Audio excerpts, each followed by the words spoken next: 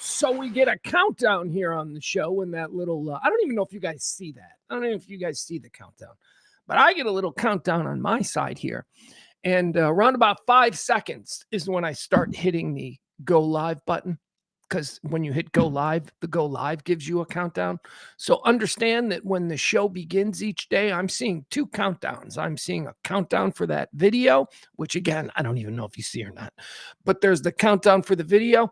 And then there's a countdown for me that tells me when we go live. Now, it is very, very tricky for me to try and match those countdowns up so that when I hit go live, it goes live at the precise moment that that video is ending. You see what I have to do? Okay. Now, in normal circumstances, when you click the button to go live, you go live. These are not normal circumstances, and they haven't been that way for, well, about 3 months now. Now, when I go, now, instead of clicking go live at 5 seconds on the video countdown, right? It's 5 seconds on the go live countdown. So after you hit go live, it goes 5, 4. So when the video countdown hits 5, I hit go live on the countdown, and we get 2 5s, 2 4s, 2 3s, 2, and boom, we're on the air. I used to be able to do that. Today, I started hitting go live at 22 seconds. 22 seconds, I'm banging it. I'm like, go live, go live. I know I've got... Anyway, those are my problems. Hi, everybody. Welcome in. It is The Rant. I'm Pugs Moran. A little behind-the-scenes nonsense for you to get today's show started, as we do it from the Kelly Moore Memorial Studios in beautiful Burbank, south side of Chicago. I'm right by Midway Airport here in Chicago on the south side. And as I was driving into the studios here, planes take off. Midway Airport, don't know if you've ever flown into it, but it is widely regarded by pilots as one of the most difficult airports in the world simply because, well, it's old and it's literally in the middle of a neighborhood. I know every time in your past that you've driven past an airport, there are these great areas surrounding the airport that are wide open. Sometimes they're fields, they have landing lights. I mean, just think of what Love Field's setup is right there at about the corner of Mockingbird and Lemon. Right? You got these long stretches where, you know, if a plane needs a little extra room or something, it can roll off into the grass for about 2, 3, 4, 500 yards. That's the way airports are supposed to be built. Not here in Chicago, not at Midway anyway. O'Hare's got that, but not Midway. Midway is kind of like Wrigley Field. It is in the middle of a fucking neighborhood. So when planes need to land at Midway, it's a much steeper approach than with other airports. They come straight down because also you don't want to be flying over somebody's house at 200 feet with a giant, you know, a DC-10. So it's a stranger approach. Anyway, I saw a plane take off today that I swear to God, I thought it was going to crash. I'm like, am I witnessing a plane about to crash? This plane took off from Midway, and this is the way a plane should fly, right? Let's pretend this is the way a plane should fly. This plane takes off from Midway. It comes out of Midway like this, like a rocket ship, right? So it's going straight up. And I'm like, yeah, I don't think that's going to get enough lift. I completely thought the plane was going to go and then, like, you know, belly down. I'm like, that plane is too steep to get out of here. And then it went like this. It went straight up, and then it like turned on its side kind of to like grab more lift, and it just shot up. It was awesome. It was awesome. I don't know if it's particularly windy. It seems like a nice day around here, but man, that was cool. I thought I was going to see a plane crash. I thought my life was going to be ruined because honestly, that's a good 6 months of me just in a dark room crying after witnessing a plane crash. I'm too sad. I don't think so. So anyway, fucking pilots, man. That dude was awesome. I don't know how that thing stayed. It was going like this. Planes can't take off like this. Planes take off like this. They get to a point where they slow down and then they just start to come back down. And no, this thing went wham, turn, caught some wind, and just shot up. It was awesome. It was awesome. You know, look, pilots are cool. I think pilots and chefs, right? These are the 2 groups of people I don't think we give enough love to. Yeah, all right, nurses and teachers too, if you're going to twist my arm. All right, let's say hi to the chat room. We've got Al, we've got Leslie, we've got Maddie, we've got Adam, we've got Barney. Taronda. There we got Taronda. Are you sure you want to end the stream? No, I don't want to end the stream. Why did it just do that? Restream just popped up. Did you want to end the stream? Fuck you. All right, we got a lot to get to today. Again, this is talk radio for normal people. Normal, non-radicalized people. Radicalized being, of course, the 15% on the right that have a closet filled with campaign gear. I got $4,000 in MAGA merch. Yeah, you're in the 15%. I can't deal with you. None of us can. You're gone forever. And yes, you're on a list. Look, it's not a physical list, but we have taken note of who you are just for future. Put it this way. You're never going to be in charge of the remote control, okay? You have no credibility. That's the 15% over there on the right. But then we got the 15% over on the left that, they might be the criminal fucks, right? These are the ones that are building Molotov cocktails and planning on how to blow up Tesla dealerships and all of that shit. So we've got about 15 on the right and 15 on the left that are gone. That leaves us the 70%, and that's who we do this show for every day. I don't like MAGA.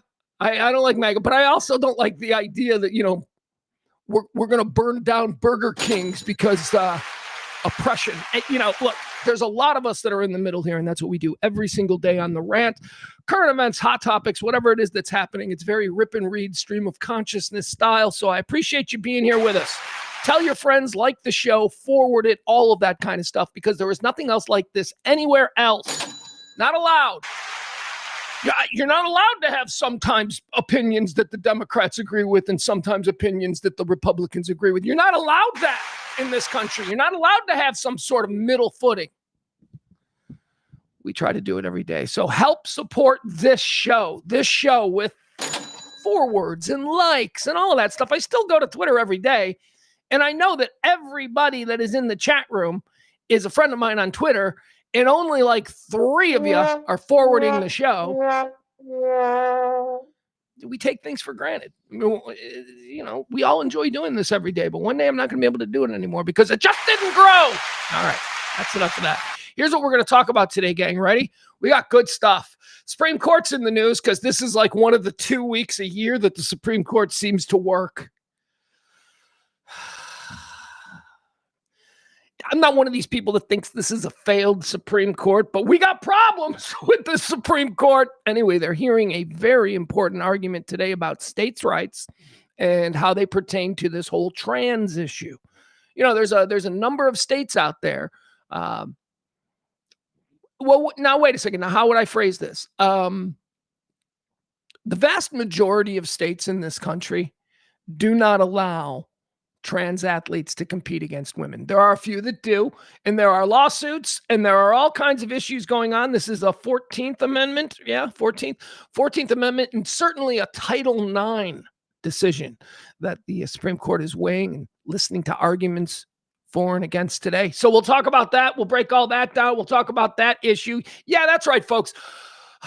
We're talking about the trans issue again. Oh, jeez. But now is the time we should, because the Supreme Court is talking about it. And this is the only time it's important to talk about this issue. Not when Jesse Waters is ranting, not when Rachel Maddow is ranting. No, now the Supreme Court is talking about it. So now we should probably talk about what they're hearing. So we'll get into that.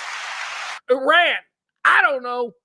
It's funny. My buddy Ed and I, we follow this thing called the Pizza Index. I don't know if you know what the Pizza Index is, but it's a legit form of journalism in 2026. The Pizza Index tracks the pizza orders in and around the White House. So if the White House is in your delivery area and you are a pizza company, you are a part of the Pizza Index. Now, why is this important? Because on days when the White House staff are working late, they order a lot of pizzas. It's if they're staying late because something globally is happening that hasn't been reported yet by the regular media or even on Twitter. If something is happening, the first indication is almost always that nobody at the White House is going home tonight, and they are ordering copious amounts of pizza.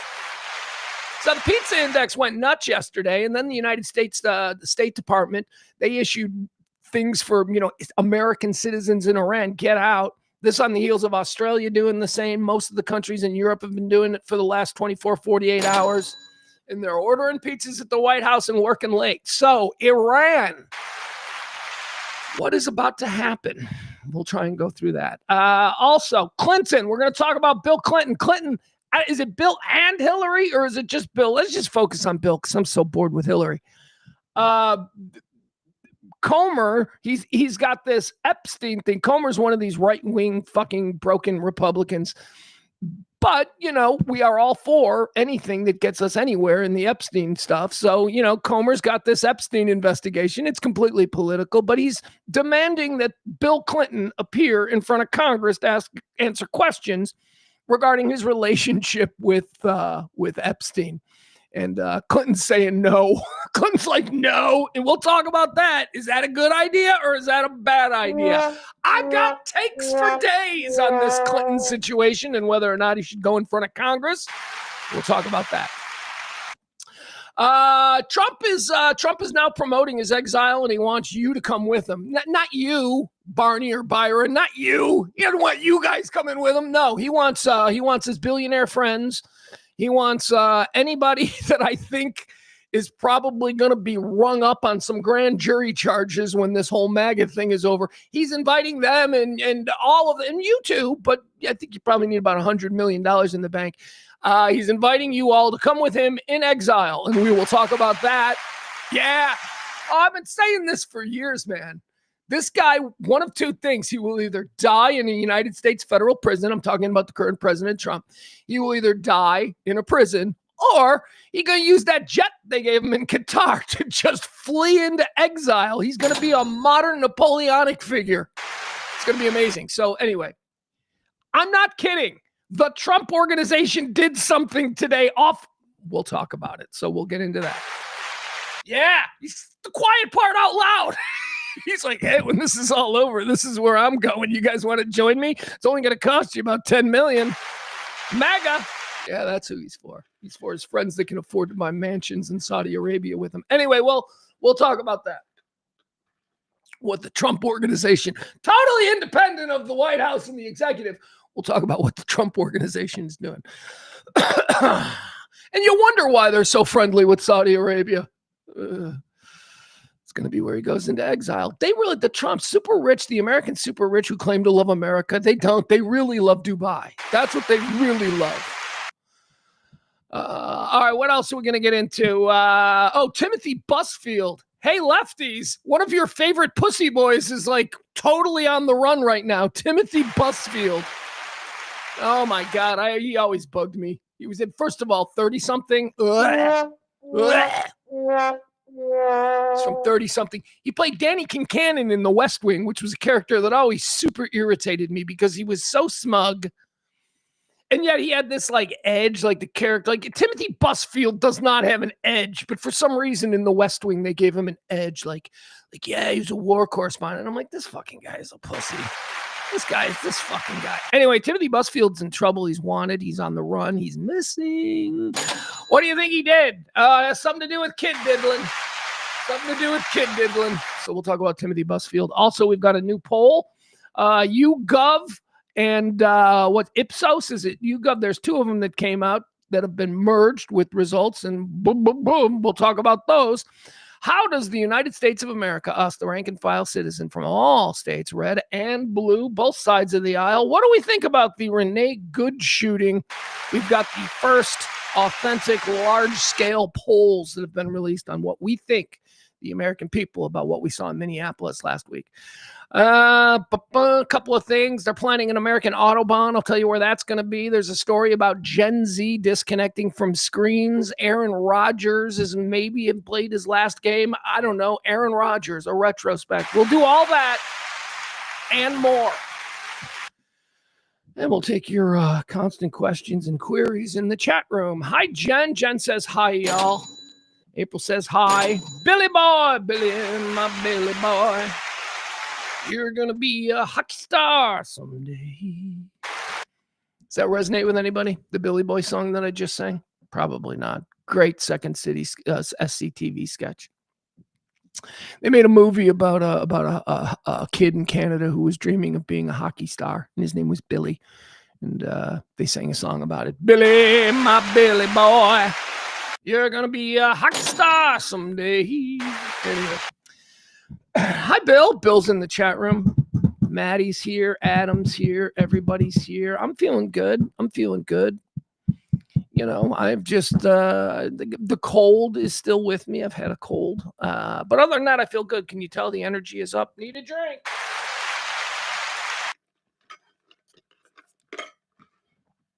By the way, all this chaotic energy that I give you here during the show, this is why when this is over, I go and sit in a room and stare at the ceiling for 3 hours. I'm exhausted. Should we get started? All right, let's get started. Here we go. Once again, yeah, I want to, hold on, let's do this. We have zero executive producer on today's show. That sucks. Nobody tipped the show, and the show does rely on your tips. So if you are so inclined to support this kind of talk radio, the kind of talk radio that doesn't carry water for anybody, I carry water for me, and I'm kind of a madman. If you appreciate that, then please drop a little something in the Venmo or the Cash App. Don't make me fucking beg. We are $250 behind the 8 ball this month. That is what behind. And it's like, you know, the 13th. We haven't paid anything. Help out the show if you can. That'd be great. We have no executive producer. If we have an executive producer that tips the show today, then they will be tomorrow's executive producer. And that's all I'm going to say about it, because it's humiliating. All right, let's go. Supreme Court is in the news. The Supreme Court is hearing arguments from states. Well, here, you know what? Let me give you I'll read it, because, you know, I'm just gonna say some shit. I'm just gonna kind of, you know, tell you what I think. But before we do that, maybe we ought to I don't know. Let's see. The New York Times. All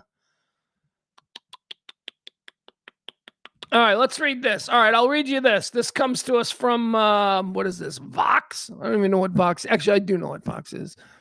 The Supreme Court is about to confront its most embarrassing decision. The court must deal with the chaos it created around trans and guns. All right, well, we're going to do trans today.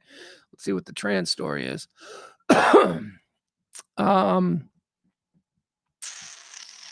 This has to do with like women's sports, and you know, I want to give you what's being said, and then I'll say what I think. Let's see here. In 2 cases, the court's conservative justices have showed little inclination to strike down laws in states barring transgender girls from girls' and women's teams. Here's the latest on the argument. The Supreme Court has heard the first of 2 cases that challenge state bans. Hold on. No, that's not it.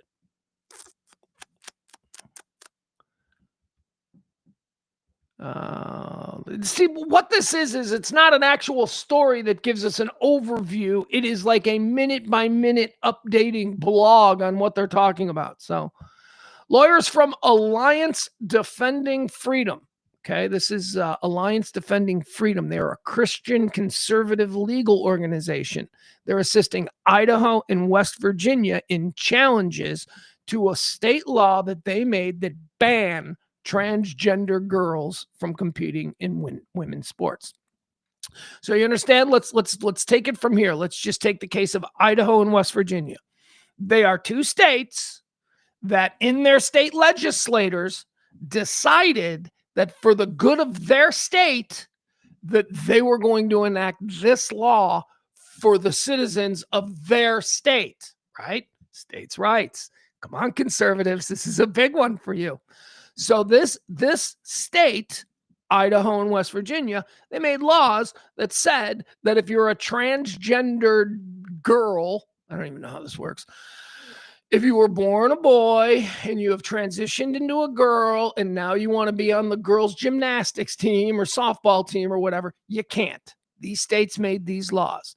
There are left-leaning organizations who are challenging these laws in these states, and that is what's going on. They're saying, no, this violates the tenets of the 14th Amendment and 1972's Title IX judgment.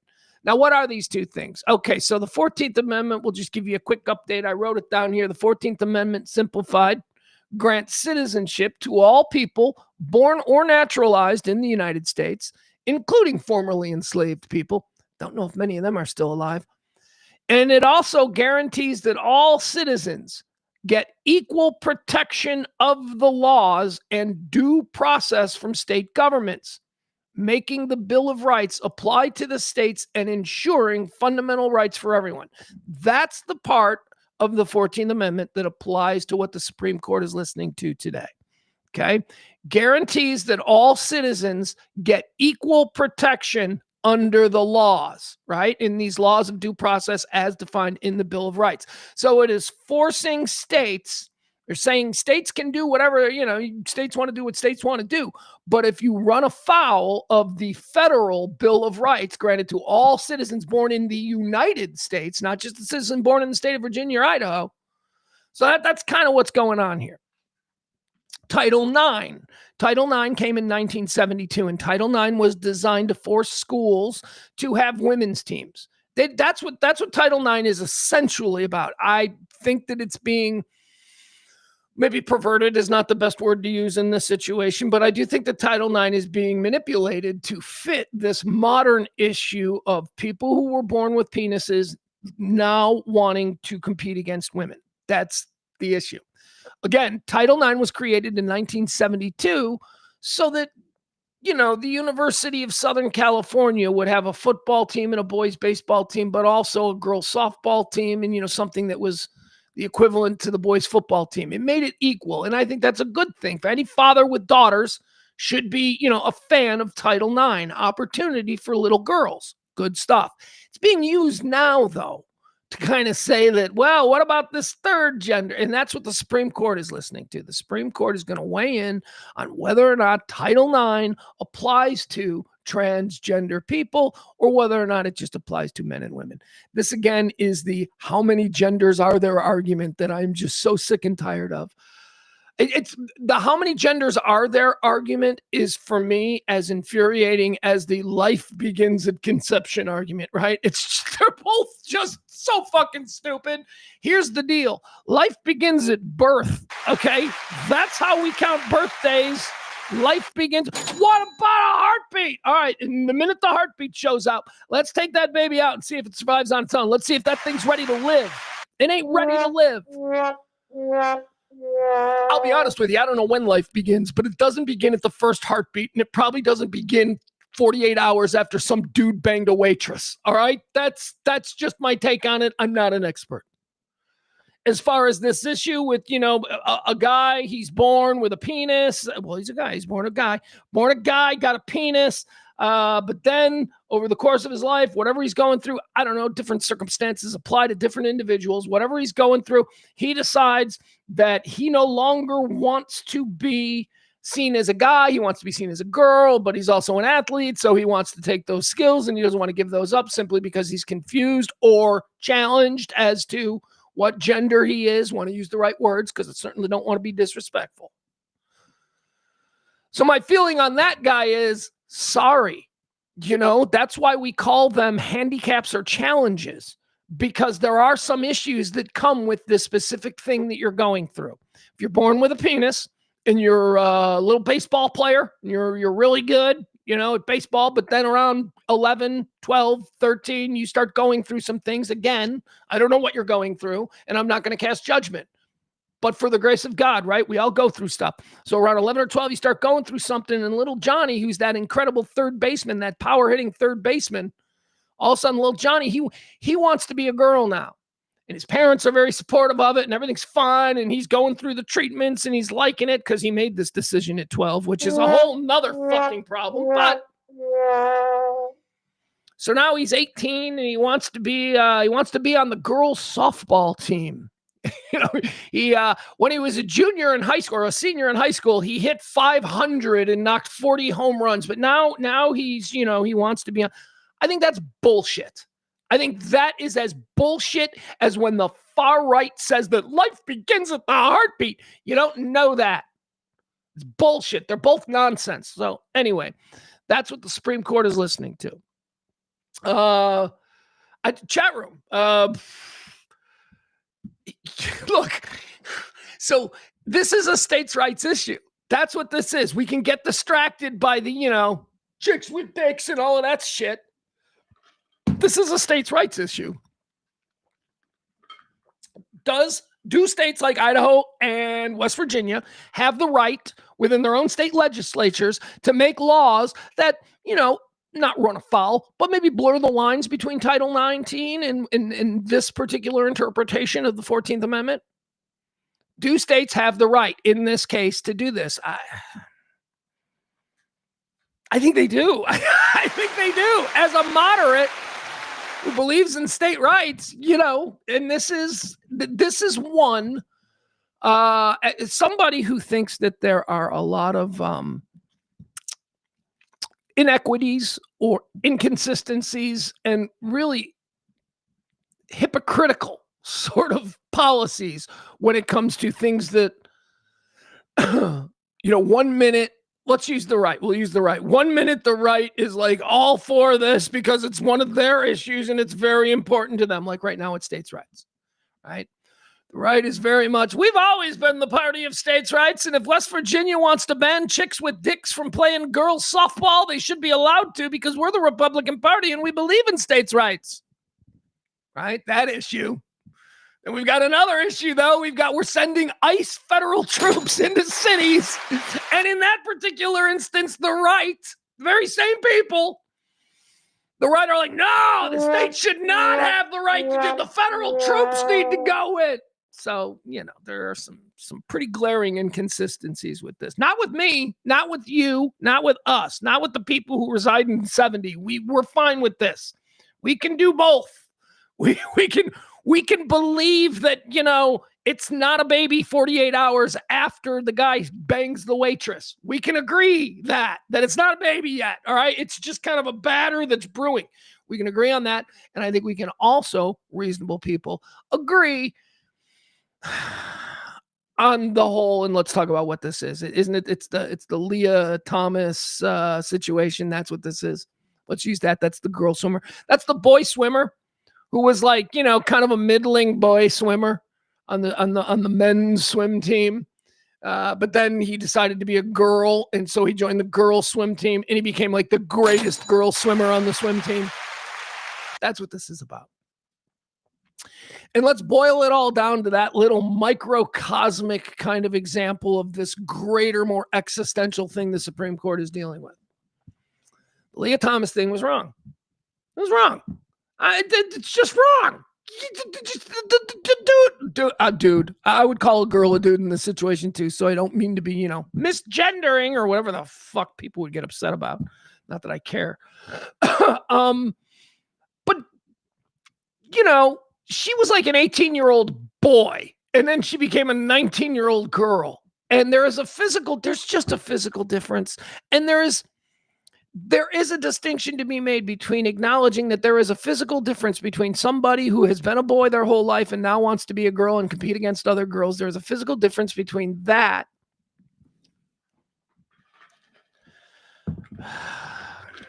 I lost my train of thought. I forgot what I was going to say. That's what happened here.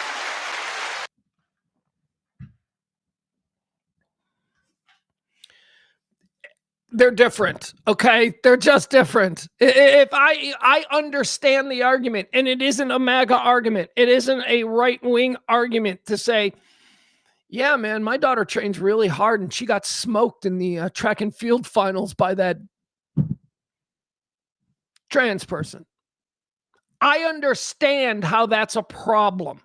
And it doesn't have to be, you're persecuting the trans person for something they're going. No, it's not that. It's, what about my fucking daughter? What about my fucking daughter who has worked her entire life for this?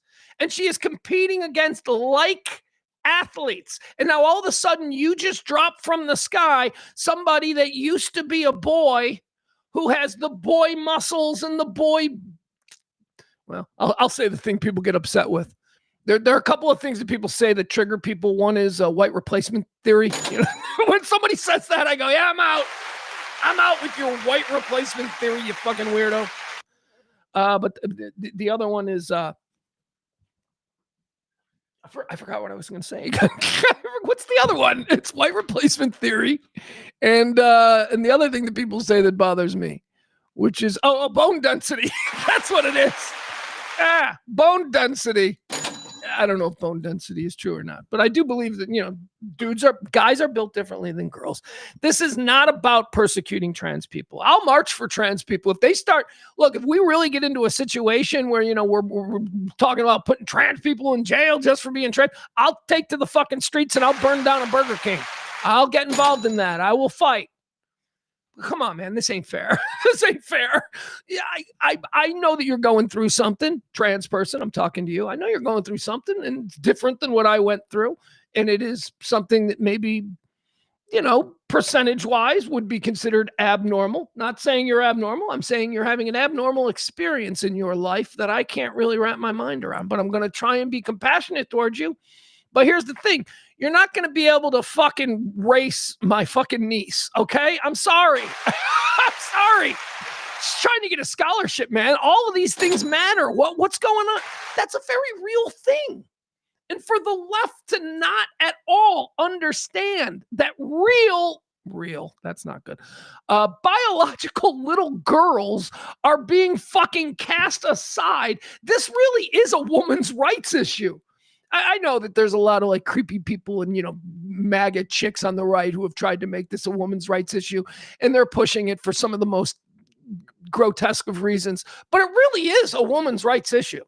If you're a father with daughters, you can both support people who are transitioning. You don't have to be someone who hates them, but at the same time, you can be like, yeah, they do. There is a physical advantage that they bring in competition against girls their same age. That's just, I believe that. I'm not going to back off that. I also believe that there are two genders. There are two genders, and then there are people who have something going on, and I believe that it's probably in their head. But the mind is so powerful. The head then creates situations where biologically you react. I mean, I'm sorry. There's two genders, okay? Why do I have to fucking sugarcoat it like that? There's boys and there's girls, and then there's other people, and we need to love everybody and understand that everybody has their place in this crazy world, okay? Supreme Court is hearing arguments about whether or not states should be allowed to ban trans athletes from competing against women. That's what's happening today. We'll tell you if there's any breaking news.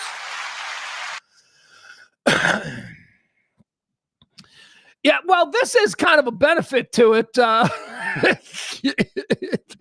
Here we go. Bill Falk says, I'm for anything that pissed off Riley Gaines. Riley Gaines, in this Leah Thomas issue, if you can just sift through all of the obvious bullshit that she really leaned into her place and saw a way to sort of create her brand as this shit-talking, sports person. She's not wrong. She is not wrong. The heart of Riley Gaines' argument is the same thing that I just said about dads and daughters and this being a women's rights issue. She's just such a bitch. She's just such an unlikable, mean-spirited bitch. She was obviously raised by an asshole father. Whenever I see a daughter, a girl like that, a girl who's just like, take notes, I'm like, oh, your dad sucks. Your dad sucks. I'm glad he was in your life. That's good, because it's a whole nother set of problems if he wasn't in your life. But when a dad is in a daughter's life and that dad fucking sucks, that daughter is going to suck. And that's how I feel about Riley Gaines. Well, she rode that MAGA right-wing hate fucking media train right to the very top, and she's got herself a little career, so good for her.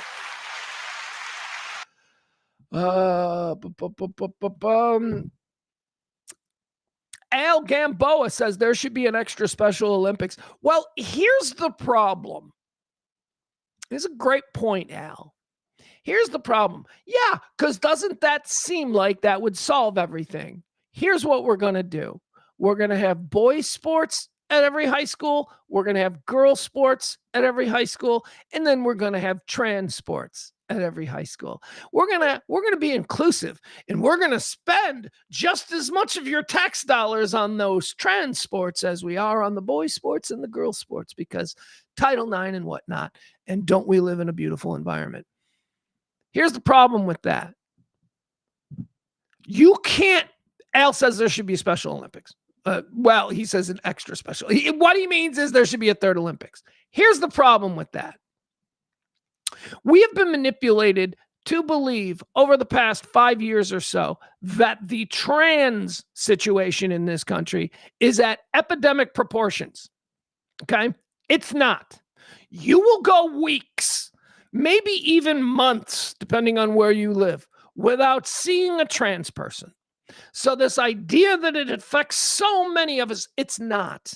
It's a moral grandstanding issue that people are like, I want to defend them. And the others are like, they're weird. Let's kill them. They're different. There's those two sides of it. But it's not enough of a situation where if we did decide, let's create trans sports for high schools nationwide, there wouldn't be enough people to fill those teams. There's just not enough. That's the problem with this idea, right? There's just not enough. Yet, the media would have us believe that this is like the biggest story going. It's not. It affects some people, and we need to be compassionate and decent towards them. But it's not like we now have an equal third gender, boys, girls, and there's just as many trans. That ain't true. It's not true. Here's the thing. It's an interesting situation. It is, oh boy. So the media, they like to talk about it because they get us all going, ooh, wait a second, there's penises and there's vaginas. Those are dirty words. Ooh, I'm going to stay tuned through this commercial break. And they're going to talk about this fucking issue like it's an everyday issue that affects everyday Americans. It doesn't, okay? It just doesn't. Not enough. Who would they play? Are you saying that every high school, let's say, we're going to do a trans softball team? What is that, 10? Girl softball is 10, right? They have a short center. It's one more than baseball, I think. All right, so we're going to do a trans softball team. How many players do you think are going to come out for that squad? Not enough. That your school doesn't have 11 trans people who want to play softball. They don't. It's not a realistic thing. And it blows apart this whole idea that this is the most important issue facing us, because it's not. The Supreme Court will also hear arguments on guns. I will argue with you that is a far bigger situation that we need to follow much more closely than how they rule on chicks with dicks.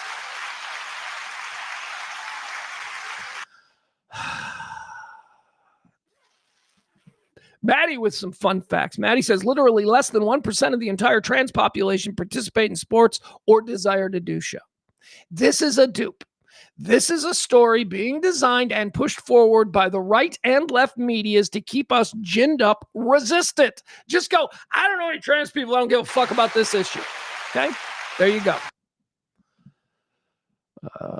Adam says probably not so much about high school sports as it is for college sports, since many states have effectively banned transitioning under the age of 18. Yeah, I don't want them taking scholarships. I don't want them taking scholarships. If it does apply to college sports, they shouldn't be allowed. I can't even, but isn't that the preferred pronoun for them? Because in the context of me using it that way, I felt like it was disrespectful, but then I went, no, they probably want to be called they. They can't be taking scholarships away from, little girls who wake up early and train every day, and now suddenly they can't go to their school because that one went to some dude who was a dude until, decided to go to college. And I know, here's the thing, I sound like an asshole. I sound like an asshole phrasing it that way because it's not that big of an issue. This is going to affect like one person in every state over the next 5 years. This is not a huge issue. But thank you, Adam. All right, let's see. What else do we have today? Let's see here. Iran. Oh, yeah. What's going on with Iran? Let's see what the latest is here in Iran. Last night, I swear, I thought that people were buzzing. We're going to invade. Everybody's telling their people to get the hell out of Iran. All the governments, they all issued these edicts. If you are a citizen of Switzerland, you must leave the country now. I mean, that's what's happening in Iran. Governments from around the world are telling their people, their expats, their whatever, to get the fuck out of Iran. Now, that usually indicates that there is chatter among those people that something's about to go down, and bombs are going to fall, and we need to give our people a chance to get out. So that is kind of what we were thinking last night. And it never happened. Nothing happened. The pizza index was going nuts. The White House was ordering pizzas left and right. They were issuing, the State Department was issuing these things. You better get out now. Hell, leave Iran was trending for the most of last night. Iran is 9 hours ahead of us. So what is it? It's like evening as evening falls. Usually any kind of an attack, and this is what we're talking about. They're like, is Trump about to attack Iran? And what does that mean, attacking Iran? Is he gonna blow up downtown Tel Aviv?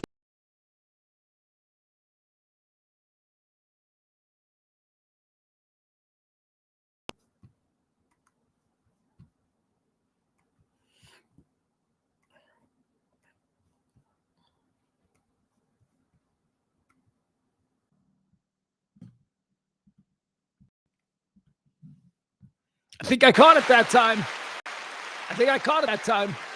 The minute it went, see, it did it again, though, every single day. For some reason, Restream, or maybe it's this browser I'm using. I don't know what it is, but every single day, the show takes a big shit.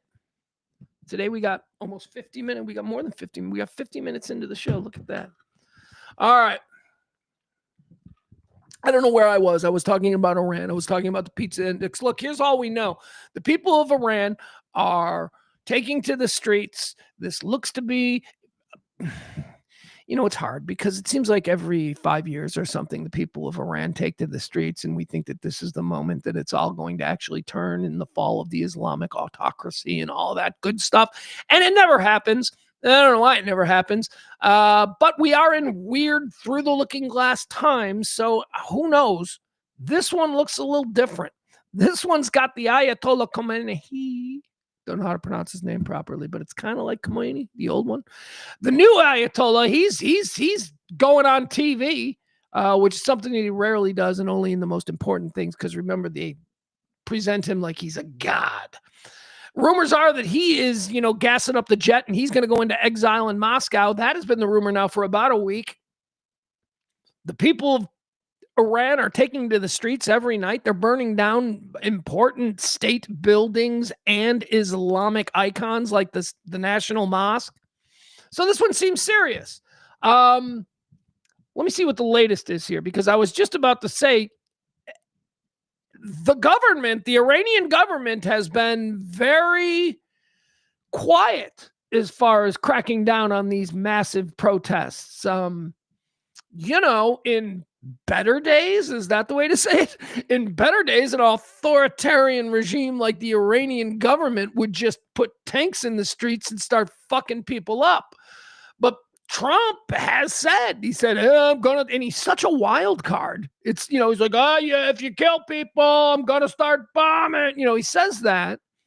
And everybody thinks he's a fool, but part of the reason they think he's a fool is because he's so unpredictable in these situations. So it really does, to me, far be it for me to ever give Trump credit, but it really does look to me like, his threats have really backed down the Iranian regime.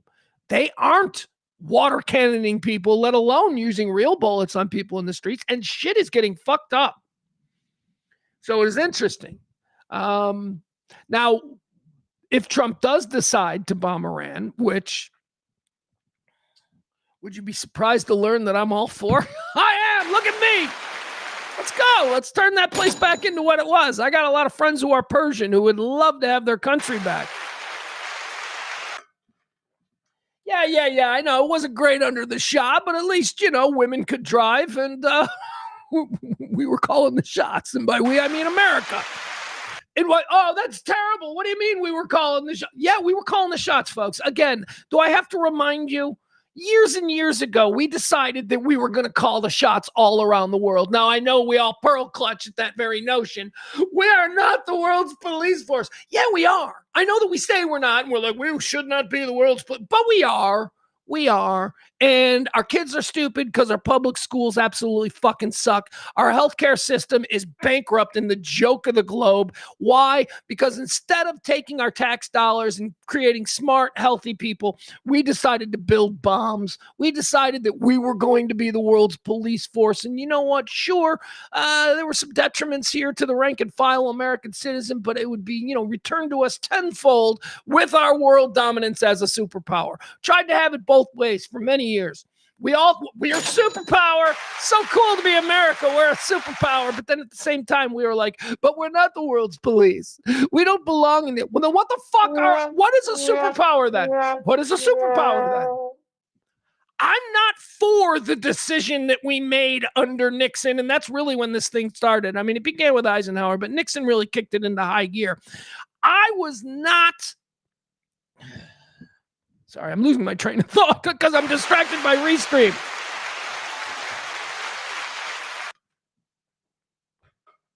Anyway, my point is this. I'm all for using what we've built and fulfilling the promise. And here's the promise. This is the only thing I've got to hang on now.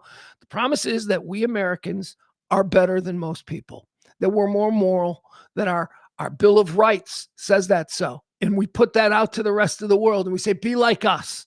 And if we're going to be a superpower, it's because we believe that we want to influence people to be like us. And if that's the case, let's go, Iran. Because that fucking country has been a big problem for a long time as far as Middle East unrest and all that nonsense. That country's got to go. Got to go.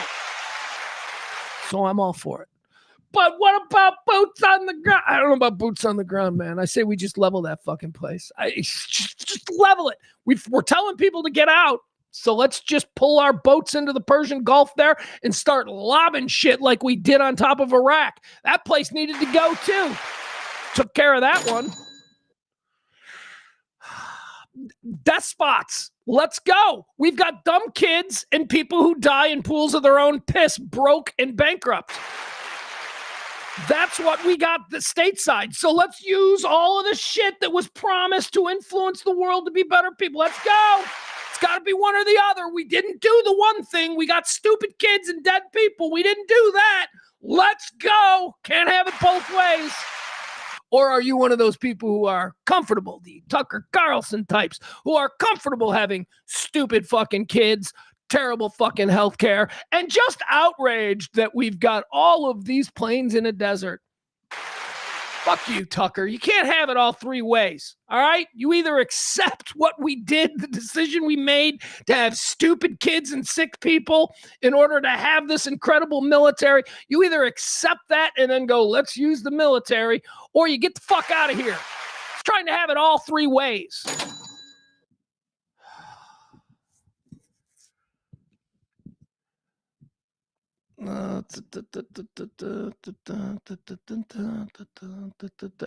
Iran, Haiti, Iraq, Afghanistan, Haiti. Adam's talking about regime change. He said, regime change doesn't work. Yeah, it does. Yes, it does. Almost 100% of the time for a period of time. Regime change has always worked out so well for us. It always has. Hold on. 70 years we're a world fucking power. We've been doing regime change all 70 fucking years. Nobody has challenged us. Adam, it has worked out well for us. And he's talking about, here you go. Okay, so look, Iran. Well, Iran is we don't know. We did do regime change in the 1950s in Iran, and they were pretty good people by our standards for about 40 years until the Islamic Revolution occurred. So, yeah, let's do it again in Iran. Let's put it back. Let's get the Shah back, and let's have him cut thieves' hands off in the fucking town square. It's appalling to us, but they seem to be okay with it. And hey, states' rights. So Iran, let's get rid of that. Haiti? The fuck are you talking about, Haiti? That place has, first of all, has no oil. There's no investment other than maybe Hilton in making Haiti a fucking place. Haiti is just a garbage dump in the middle of the Caribbean that nobody can figure out how to develop properly. That's what Haiti is. If Haiti had oil, there would actually be some fucking attention paid to it, but it doesn't. It's just fucking Haiti. So don't use Haiti. like Iran, not the same thing at all. Afghanistan. Okay. You just can't just throw out Afghanistan. Tell me what's wrong with Afghanistan. The Taliban is no longer in charge there. They do have some kind of fucking democratic government. We don't agree with what they do all the time, but when you force democracy on people, you got to step back and let them make the mistakes. So what exactly is the problem with Afghanistan? I mean, you can just throw out all of these places. I will throw out about 15 countries in Africa that were fucking bloody hellholes for much of the 60s and 70s that quieted down under American imperialism. We got them diamonds. We went in there and we got everything that we needed. I mean, yeah, you can throw out examples of places where shit has gone haywire, but, it's harder, I guess, for you to throw out examples of places that have worked.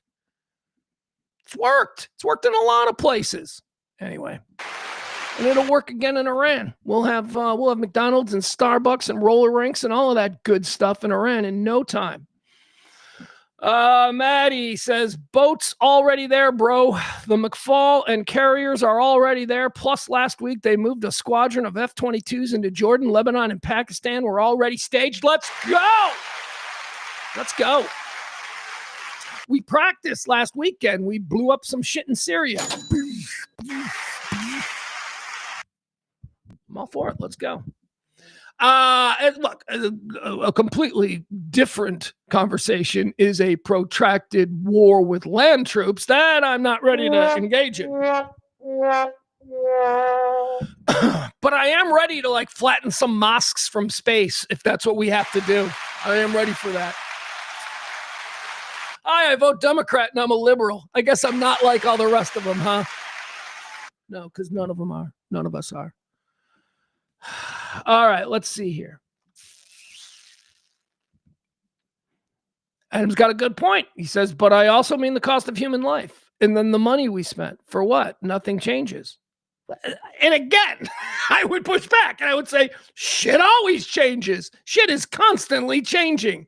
And the money we spent? Were you not listening to what I was saying? We already spent the money, the defense budget. There isn't anything that we're going to drop today that isn't already paid for with our tax dollars. We've already spent that money, dude. And now we're just going to I get sick to my stomach every time I see those depictions of great deserts in the Southwest, just filled with our tax dollars sitting there.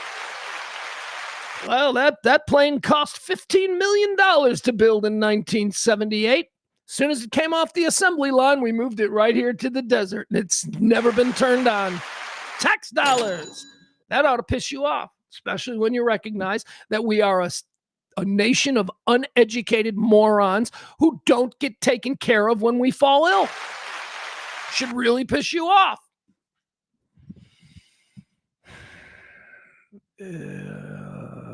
Hold on. All right, it's apparently Barney? What you think, Barney? Hold on. What is going on here? Adam says, hold on. Adam says, read what Barney is saying. If you find yourself aligning with that moron, you're definitely on the wrong track. Okay, let me see what Barney is saying. And again, I will point out to Adam, who is very left-leaning, very, very liberal, and also at the same time, one of the most bigoted people I know. He hates white people. I'm going to keep saying that, Adam, because you've said some things, and as a white person, it'd be like somebody saying the N-word to a black person. You think that black person is supposed to forget it? He has, over the course of our existence, referred to me as cracker, a racist, a bigot, an imperialist, a colonizer, even though I'm fucking Irish Catholic, which is like, what? You got the wrong white dude, motherfucker.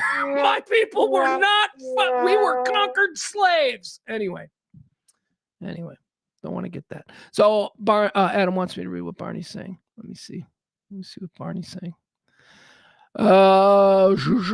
Barney, where are you, man? No, I can't find what Barney's saying. I see one thing from Barney. It says, am I a bad influence on pugs? All right. Anyway, I don't care. Adam says, you're justifying us to build and spend more. I'm fine letting go the vestiges of our past. So you're fine just getting nothing for our money. Is that okay? All right. See, I'm not. If you're right, let's change. Let's let go of the vestiges of our past. But again, this is the disconnect. Adam exists in the liberal world where this is how everything should be.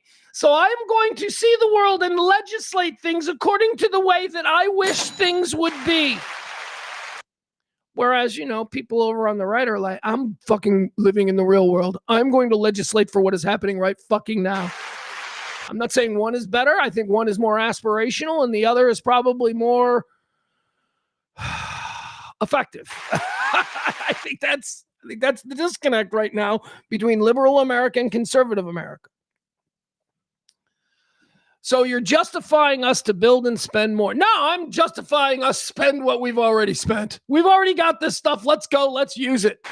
Moving forward, if you would like to maybe elect and campaign and work for people that will wholly change our defense budget and all of that, go for it. I'll be right there with you. I would love for the next couple of generations of Americans to have really nice fucking schools and universal health care. I would love that. And I will fight for that. But we're not there yet. And right now we got people acting a fool around the world. And it is still our job as a superpower to make sure that people get punished for bad behavior. But who's going to punish us? Well, nobody, see, because we're a fucking superpower. And that's how it works. And that's the real world. Just how it is. That's not right. The world aren't in right. Who taught you that shit was always right or wrong? Who taught you that shit was black and white? It's not. This is a gray, murky world that we live in.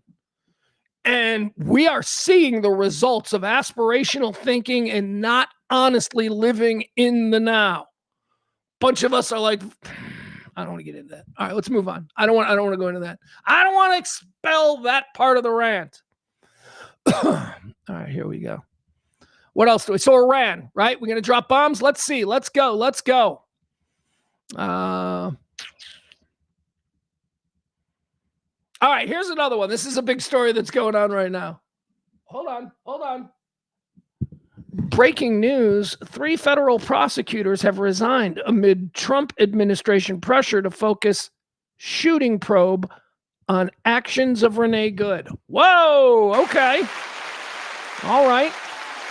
So 3 federal prosecutors, not Minnesota lefty libtards, right? Somali terrible people, right? That's what no, these are not Minnesota. These are feds. These are lifelong federal prosecutors in the Department of Justice. They have resigned, 3 of them, claiming that the Trump administration is pressuring them to focus the shooting probe on the actions of the victim. Fuck. That is breaking news. All right, so look, we got that breaking news. Let's go to this story instead. We'll jump out of order just a little bit here. I told you about a new poll. This is was it Ipsos? Who is it? Anyway, they released a new poll this morning, which asked people across the country. It was a sizable poll, 10,000 plus people across the country, all voting records. These are American citizens, all lopped together, not broken down according to, party affiliation or anything like that. This is all of America, okay? This is an Ipsos poll. It's the first one that was put in the field after the shooting last week of Renee Good. Renee Good, of course, Renee Nicole Good, we're calling her. I guess we don't want to confuse her with any other Renee Goods out there. By the way, how about that name? Her name is Good. I mean, that's just, again, we're talking about optics and branding. The right has definitely come out and try and branded her. Try to brand her as a monster. And, I think that reasonable people, we understand the propensity for gaslighting on the right. I think reasonable people can look at this woman and go, yeah, she doesn't look that terrible to me. I'm sorry, she doesn't look terrible. I know, you wish she looked like George Floyd because George Floyd looks scary. A lot of people would see George Floyd and go, across the street, that's a big black guy. Now, I know that this is like a white soccer mom, whatever. Oh, she's lesbian. I know you guys like that. You're like, see, she's bad. Obviously, lesbians are bad. I know that you love all that shit. But fucking guys, this is not It's not an easy one for your side to demonize, but you're out there doing it. The president was doing it on day one. Hell, Kristi Noem did it minutes after the actual shooting occurred. They got out in front of it. I told you, we covered the story as it was breaking live on the air, and I said, oh my God, they are getting way out in front of us. Never in history has somebody in a position of authority, at least not somebody that we look to for answers in times of crisis, never before have they, in the moments following this, come out and said, here's what happened, here's what we know, it's this person's fault, and we did nothing wrong. That has never happened before. The Department of Justice and all that say we're investigating, blah, blah, blah. So why did they do it this time? Because it's a manipulation, you guys. They knew it was fucking bad from the very beginning, and they decided to flood the fucking zone. Flood the zone with bullshit so that their people could now argue with the people that their people argue with in life, their daughter, their wife around the kitchen table, their coworkers, whatever. They flooded the zone very early with bullshit so that their army of morons who don't actually use their mind and process what they saw, the army of morons would just repeat what they were getting in arguments with the smart people in their life. That's what it was. It was flooding the zone with a bullshit narrative from the very beginning. It was unnecessary. It was wrong. It was morally wrong. This is a U.S. citizen who is dead. You don't know what the fuck is going on, and you're already calling her a terrorist because that suits your party's narrative. You're fucking garbage.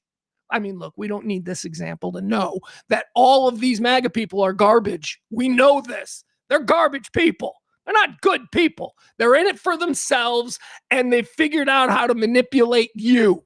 They figured out they like a pretty girl. Let's put the pretty girl out there. Hi, y'all. Kristi Noem. I'm totally unqualified for everything, but don't you want to fuck me? She was a domestic terrorist. I mean, it's crazy. The manipulations at every turn, you people, you're either not processing it or you don't care. And I don't know what is worse. People who are incapable of processing an obvious manipulation in front of them, or people don't care that there's an obvious manipulation in front. I don't know which is worse. So anyway, there's a new poll out there about this fucking shooting, something that we all saw. Yet we're being told that what we saw, don't believe your lying eyes. Same as January 6th. Motherfuckers climbing up, scaling the side. It was just an innocent protest.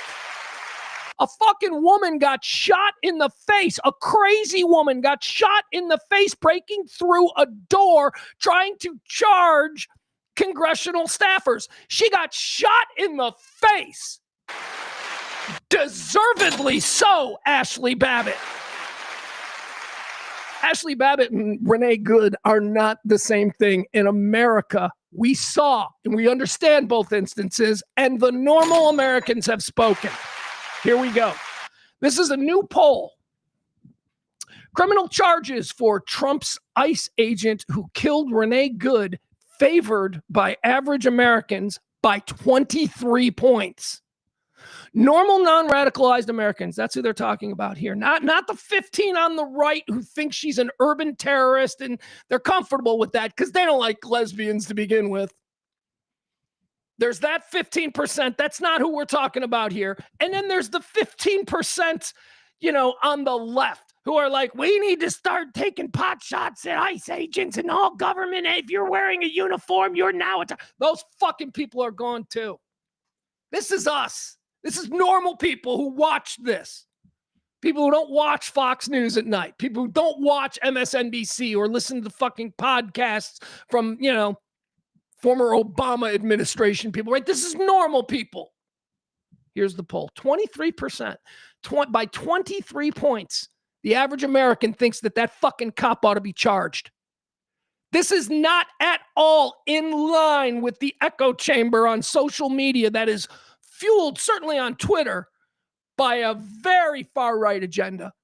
Blue Sky's a little bit different. That's why I like it. There was a little bit more balance there on Blue Sky, but Blue Sky is nowhere near as interesting as Twitter. I got to be honest. I keep going back to Twitter because you people, I just can't quit you. I can't. I don't get the kind of action on my Blue Sky feed as I do. Anyway, let's get into this poll because it breaks it down. It says here that Americans favor the filing of criminal charges against U.S. Immigration and Customs Enforcement agent Jonathan Ross for the killing of Renee Good by a whopping 23% point spread. On Wednesday of last week, Ross shot and killed Good in Minneapolis during a hotly disputed incident that was caught on camera. Trump Department of Homeland Security Secretary Kristi Noem rushed to label the 37-year-old Good a, quote, domestic terrorist whose killing was justified, and Trump himself attacked the woman. But video and police statements contradict their version of events. Now, remember, we're tagging this with the big breaking news right now that 3 federal prosecutors in Trump's Justice Department have resigned today, citing pressure from the Trump administration to focus their investigation solely on Good. Just so we know that that is what happened. 3 admirable, moral professionals said, this is wrong. You're not letting us do a real investigation. You're forcing us into areas that we would, anyway, that's what's happening today. Days after the shooting, Americans disagreed with Trump and Noem by almost a 2-to-1 margin. These were respondents to a Ipsos YouGov poll taken between January 9th and January 11th. These polls uniformly showed opposition to ICE on every question. Americans were asked, do you think ICE agents should face criminal charges for shooting that woman in Minneapolis? 53% answered yes, versus only 30% answering no, including 54% to 23% among independent voters. 54% of independent voters say that that was a bad shoot, with the remainder of the people responding not sure. I love the not sure people. This is not the time for you to be not sure. This is the time for you to fucking think about the question and answer it. I'm not sure. I'm not sure. What kind of a person participates in a poll and answers not sure? Think about that. Wrap your mind around that person, that insecure, lacking confidence, lazy-minded. Now is not the time to be not sure. Now is the time for you to think about it. Here's the question. How about you take a moment and think about it, you fucking idiot? I'm not sure. Nah, I don't know. Whatever.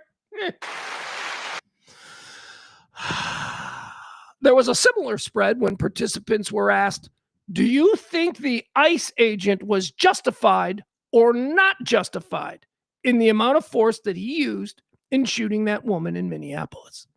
On that question, 53% said no, Ross was not justified, to only 26% saying yes, he was justified. And of course, the rest, I'm not sure. I don't know. Not sure. Don't ever fucking answer not sure, okay? It'll just say so much about you. And they'll use you saying not sure for another poll on idiots that they're compiling. Let's see here. On that question, 53% no, that Ross wasn't justified. Elsewhere in the poll, a stunning 61% of Americans said that ICE, quote, often or, quote, sometimes arrests immigrants who are, quote, authorized to live in the United States and have not committed immigration or customs violations. So in this poll, 61% of Americans in this poll said, yeah, sometimes they arrest the wrong people. Sometimes they are doing the wrong thing. 61%. Elsewhere in the poll, and similarly, 60% of people said that Trump's ICE agents use unnecessary physical force against U.S. citizens who have not committed immigration or customs violations. Wow. The survey also showed that ICE now has a net favorability. Get this. ICE's current net favorability is minus 12. They are at minus 12 in America Hates ICE. Minus 12. Now, why is that a big deal?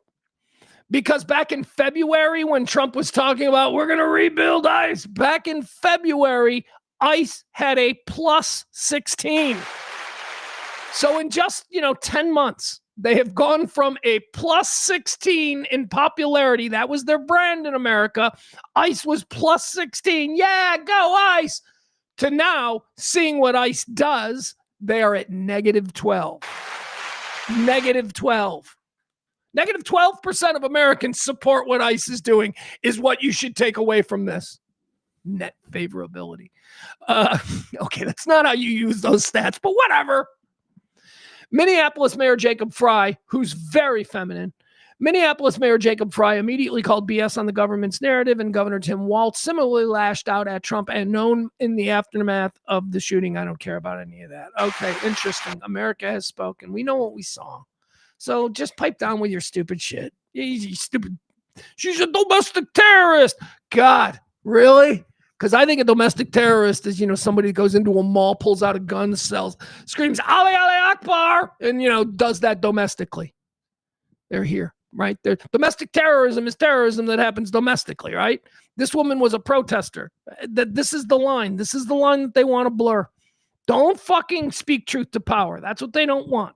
So if you are a protester, which, you are as an American citizen allowed to protest and speak truth to power, that's one of the great things about being an American. So if you are one of those people, just understand that this current administration does not see you as a protester who is utilizing your God-given rights as an American citizen. No, you are a domestic terrorist. But she was blocking traffic. Well, I think it says right there in the Constitution that if you block traffic, you get shot in the face. I think that makes sense. But she was unattractive and kind of gross, and she's irritating. Yeah, I bet she was real fucking irritating. She described herself as a poet. Okay, she was straight and married to a dude. That dude died tragically, and then all of a sudden she's a lesbian with a nose ring, and she's blocking traffic. Yeah, she seems like a real irritating person. But again, let me direct you to the fact that the penalty for that should not be getting shot in the face by a federal agent. Call me crazy. I don't know. Just how I sees it. Speaking of another big story. Oh, here, we got to get rid of this. Another big story today that I skipped over that I want to go back and I want to talk about because this is very important. You know how obsessed I am with the whole Epstein file situation and how they are just, oh my God, he's going to start wars on the four corners of the earth just to get us to stop asking about the Epstein files. I'll tell you something funny that I did see. There is a billboard on 294. You know what? No, I want to do this different. I want to take a, never mind. I'll tell you about it. I want to take a picture. I want to do it as a bit. Never mind. So I won't ruin it. Anyway, there's a very funny, there's something very funny that I want to do as a bit. So I'll tell you about that later. Not today, in a future show. All right. Clinton, let's talk about Bill Clinton. Cause there's some breaking news today. What's his name? It's not Massey. It's what's the dude's name? Forgot his name. Comer, not Comey, Comer. James Comer. There you go. James Comer, who's a real dyed-in-the-wool American piece of shit. He is just a garbage person bought and paid for by the highest bidder. What he is doing is he has opened up some congressional investigations. That's right. He's getting to the bottom of the whole Epstein thing. Of course, his fearless leader... Comer's not really upset about, the slow roll on the illegal now because there was a law passed, the slow rolling of the release of the documents. He doesn't really have a thought on that. But what he's doing is he's using his little, no pun intended, trumped up congressional hearings to drag every left-leaning or Democratic identifiable person associated with the Epstein files that he can. And he wants Bill Clinton. He wants a big show moment. He wants video of Bill Clinton being asked about little girls on Epstein Island. That's what Comer wants. So he has demanded, he has subpoenaed, what do they call it? What do they call it when you got to go to Congress? Whatever, that's the other thing. That's the other fucking bullshit. I always talk about constructs. About how you people, you little drones, you little gerbils, you live your lives according to these constructs and you depend on these constructs to hold water, but they don't. I got to go to, speaking of holding water, I got to go to the bathroom. That's the other thing about this. The whole...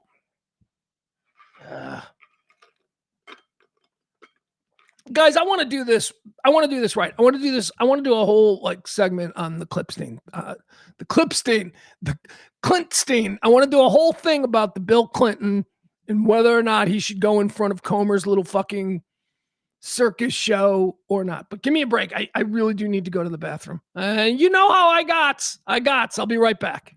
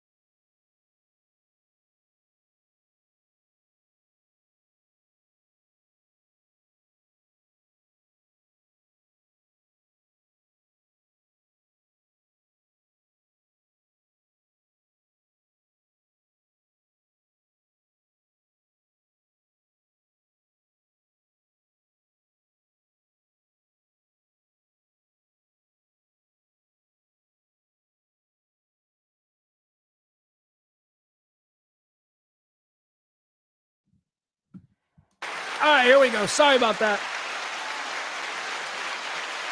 I had extra coffee today. I drank my normal 2 cups. 2 cups.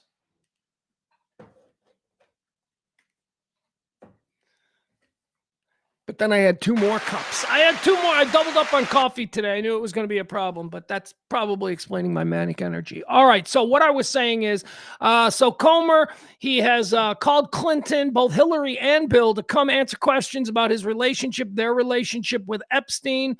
This is part of the MAGA response to the Epstein files.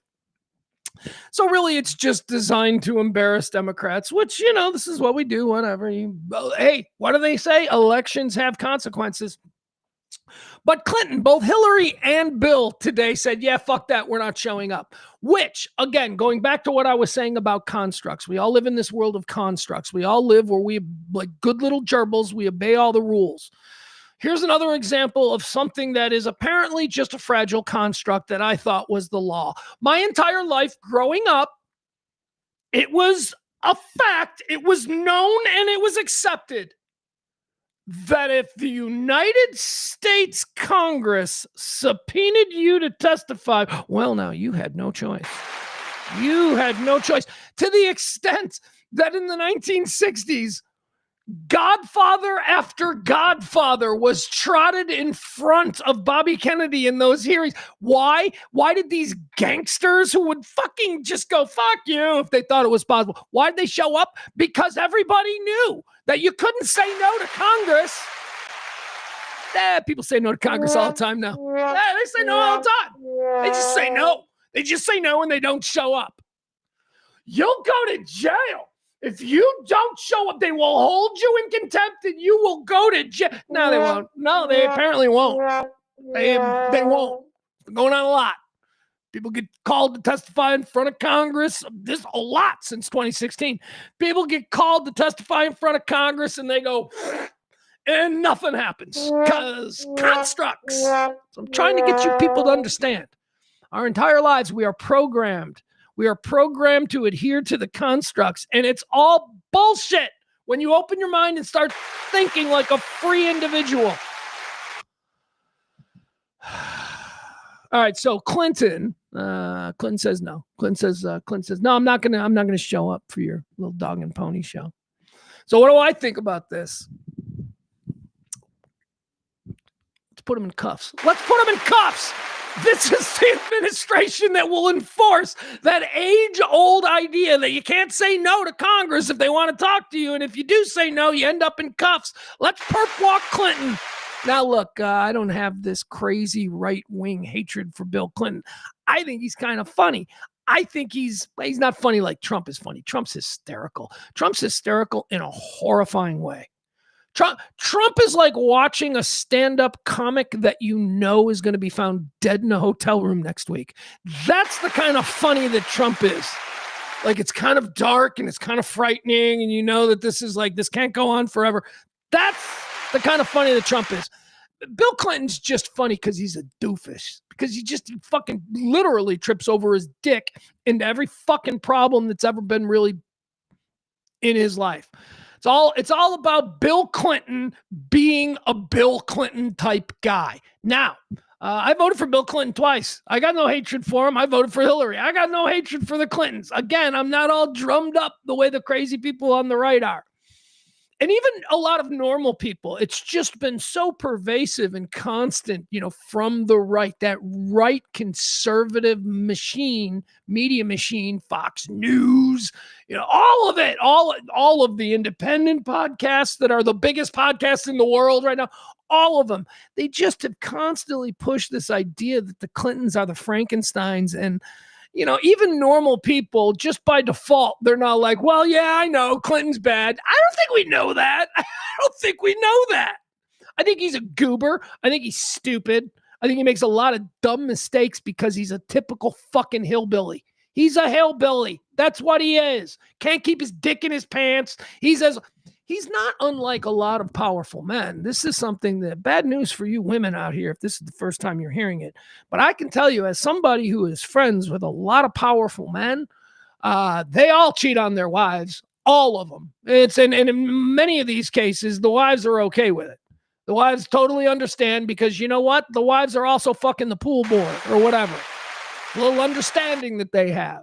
But when you put that under a lens and amplify it from coast to coast, and you got people who are supposed to represent what real America is, that looks bad. But the reality is that is real America. Real America is most dads, most preachers, especially if they're attractive, they're fucking cheating on their wives. Sorry, wives. I know you.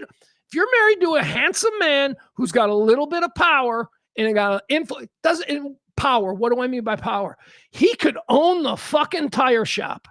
If your handsome husband owns the tire shop, when he walks in, the manager and the girls at the desk and all that, he's the fucking king of that personal universe. Yeah, he's probably fucking one of those girls. If he's good looking. If you're married to a good looking, powerful man. And well, that's not Bill Clinton. I don't know, man. I don't know. I know chicks that thought Bill Clinton was hot. And I don't get it. I don't get Pete Davidson being hot. I don't get Colston Loveland of the Bear. I don't get him being hot. I don't get women who thought Bill Clinton was hot. But my partner Kelly thought he was smoking hot. She said, no, he's a hot guy. My first wife thought he was smoking hot. Women thought Bill Clinton, so whatever. So, okay, so he's a hot guy. Yeah, he's fucking running around on Hillary because he's also a hillbilly, which means that he doesn't really have compulsion control. That's a problem with the hillbilly creature here in America. They lack compulsion control, and they will do whatever is in front of them if they think they can get away with it. It's a duplicitous way to live for sure, but is it all that different than billionaires growing up on Central Park East? I don't know. They also have compulsion control. Just look at Epstein, which brings us full circle to the Epstein situation and Bill Clinton and Hillary Clinton both refusing to testify today in front of James Comer in his little kangaroo court there. I think he should. I think he absolutely should. I think Bill Clinton refusing to testify in the Epstein trial serves nobody. And again, I'm not speaking of this from the right or the left. I'm sure there are Democrats. There are people who yell, oh, Bill Clinton's our guy. There are people out there who are like, yeah, he shouldn't be forced to answer these questions. What about what's going on with Trump? Meanwhile, I'm in the middle going, no, he needs to participate. If the left is going to stand and scream about release the file. And it is obvious, smart people know, it is obvious that this administration that occupies the executive, that they are doing everything in their power to not release the files. But if we're going to be on that side screaming about they're being duplicitous and they're not releasing the files and they're just, they're trying to hide something, we have to then just look at the Clinton situation and go show them how it's done. The left should be mad at Bill Clinton. The left should be saying, no, Bill, go. Show him how it's done. You didn't do anything. Unless he did. See, that's the thing. Unless he did. And look.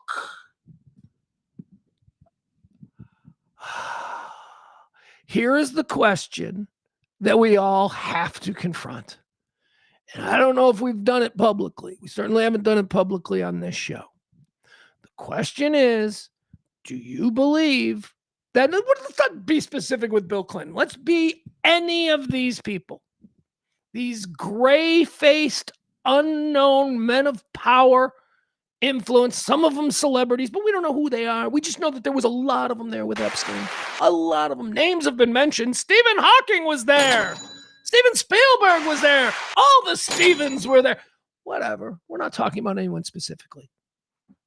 But of those people who were all interested in, finding out what their deal was there with Epstein, don't you think Bill Clinton should be the one to set the record straight? Don't you think that someone like Bill Clinton, especially if there was absolutely nothing to be embarrassed by, well, there's always going to be stuff to be embarrassed by with Bill Clinton. The pictures we've already seen of him like hanging out in a grotto and swimming with chicks, he should want to set the record straight. Bill Clinton and Hillary, but it's Bill the one who's probably in the pictures. Bill Clinton should sit there and use his superior intellect. And yeah, that's the thing about that fucking hillbilly. He's really smart. Bill Clinton is really smart. And he covers his smarts with charm so that he just fucking melts people. Let him sit there. Let Bill Clinton take these obvious political questions and, let him sit there and let him fight them off one at a time. Hillary would be able to do a really good job of it too, except the problem with Hillary is she's even smarter than Bill, but she has none of the charm. She's got none of it. So she just comes off like a know-it-all bitch. Whereas, Bill comes off as folksy and brilliant. He should be the one to do this, but he's not. He's saying no. And they're claiming that this is, a kangaroo court. I say, you got to go do it. You got to participate in it. You got to participate in it so that you can show the other side, so that the left can be like, our people are doing everything they need to do to get this fucking Epstein situation resolved. But Clintons didn't do that today. They didn't. Makes me think, and again, I'm a guy in the 70 here, it makes me think that he's hiding something. And then the question again, here we are, back to the awful question. I tried not to confront it, but here we are. Question becomes, again, not just Bill Clinton, but any of those gray people, do we believe that there are people who we know, celebrities that we know, do we believe that there are celebrities that we know that wanted to have sex with children and that would have sex with children? When the whole Trump thing is brought up, where we see these endless pictures of him and his good friend Jeffrey Epstein, and can we please just acknowledge that they were obviously very good friends for a period of time? That doesn't mean you have to acknowledge that Trump knew he was a pedophile, although he probably did, because what best friends don't know what your friend is into. Do we believe that Donald Trump, right? Donald Trump was friends with his, but I don't think he had sex with those kids. Well, do I think Donald Trump is capable of having sex with children? The answer is yes. I absolutely do. I believe that a lot of those super wealthy people do a lot of things that regular folks who operate through the programming and within the construct, they do things that we can't fucking even imagine, because what is allotted to them because of their position in life, because they were born into a family that already had billions for centuries, they do not see the world the same way as us. So if you're asking me within that peer group, and let's call it that Epstein peer group, if you're asking me,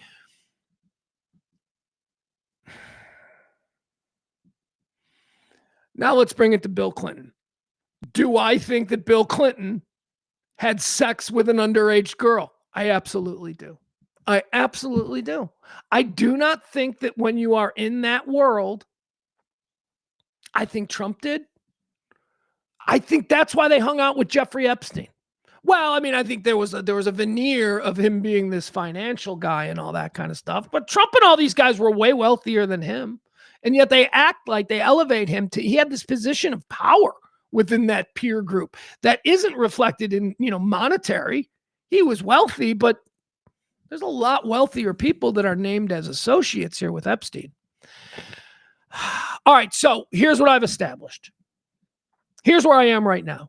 Do I think that Bill Clinton could have possibly had sex with like a 15-year-old the way that Andrew did, right? Do I believe that Andrew had sex? Absolutely, I do.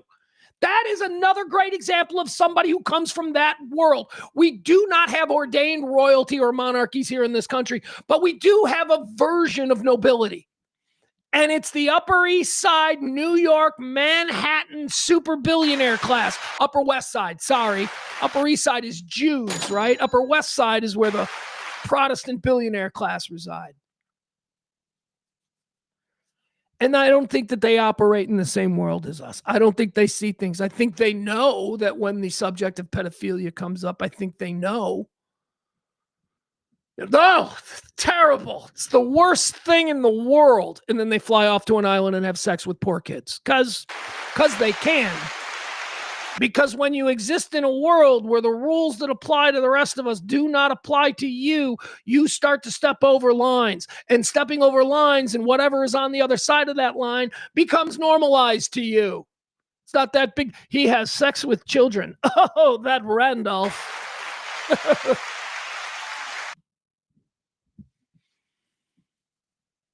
So I believe all of these people. I don't believe that it was just about money and just about this. If you went to that island, you went to that island to have sex with children. And I think that Bill Clinton is shining a light on the fact that he probably had sex with children by not sitting down and doing battle with Comer, not looking Comer in the face and saying, you've got bullshit. This is all trumped up. Clinton is not willing to do that. Clinton wants to say, do you see? They're focusing on us for political reasons. Don't fucking say that, Bill. Get your ass in that chair, sit there, and either deflate all of this bullshit, or do they actually have something that you don't want to answer for? So you're going to now pretend like this is an outrage based on Trump's behavior and slow rolling the Epstein files. It's nonsense.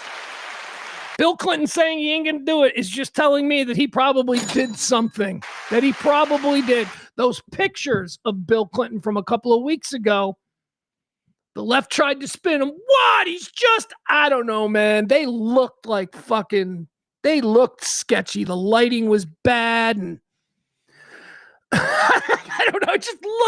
It looked like there were some other pictures that were far more obscene that were not shown to us. Breaking news. Thank you, Adam. We got some big breaking football news. Apparently, Mike Tomlin, head coach of the Pittsburgh Steelers, has been fired. Let me see if this is, let me confirm this. Thank you, Adam. Always good. Yep, there you go. Steps down. He steps down, Adam. He's not being fired. All right, let's see. Mike Tomlin steps down after 19 years with the Pittsburgh Steelers. It's happening within the past hour. A general manager with another team texted that Mike Tomlin will be stepping down as head coach of the Steelers. After 19 years, Tomlin is moving on. The expectations, we're told, is that he'll step away from coaching for at least a year. It's been believed that he has an offer in hand with a network.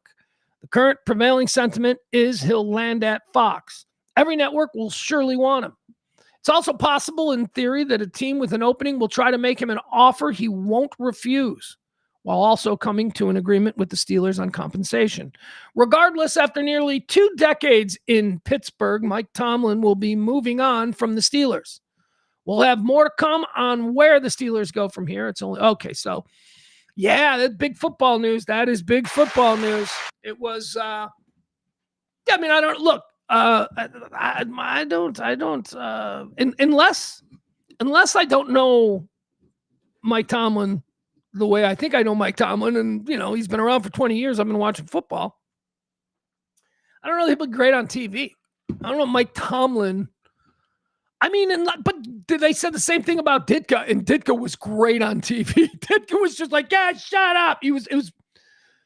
So I don't know. I don't know if modern TV is the place for Mike Tomlin. Mike Tomlin would have been good in a studio in 1994. I don't know, because he comes off as dark. He comes off as not nice. Like, Mike Tomlin does not have a warm demeanor, is what I'm saying. I just don't know how that's going to work on TV. But hey, I'll tell you this though: between John Harbaugh and Mike Tomlin, there are some. Hey, we'll find out about Curt Cignetti. How about Curt Cignetti going to the Las Vegas Raiders with his quarterback Fernando Mendoza? Never gonna happen. Never gonna happen. That's a nice rumor that is circulating on Twitter the last couple of days. Of course, Cignetti is the head coach of the University of Indiana, which is the #1 football team in the country. Let that rattle around. Just let that fucking rattle around. We haven't talked about the Hoosiers very much, but the Hoosiers are very big here. Illinois, especially the south suburbs, IU is very close. I mean, it's like, I'll tell you this, IU is closer to where I am right now than the University of Illinois is. It's a lot closer. And everybody in the Chicago area loves Bloomington. And it's just, it's a cool Midwestern college town that is not too far away. And there's a lot of Indiana alum all around. Indiana alum in the Chicago area is like Oklahoma alum in the Dallas-Fort Worth area. They're everywhere, right? So we're very excited. And the rumors are out, of course, that the Las Vegas Raiders will be taking Indiana quarterback Fernando Mendoza, Heisman Trophy winner Fernando Mendoza, that they're going to be taking him as their quarterback.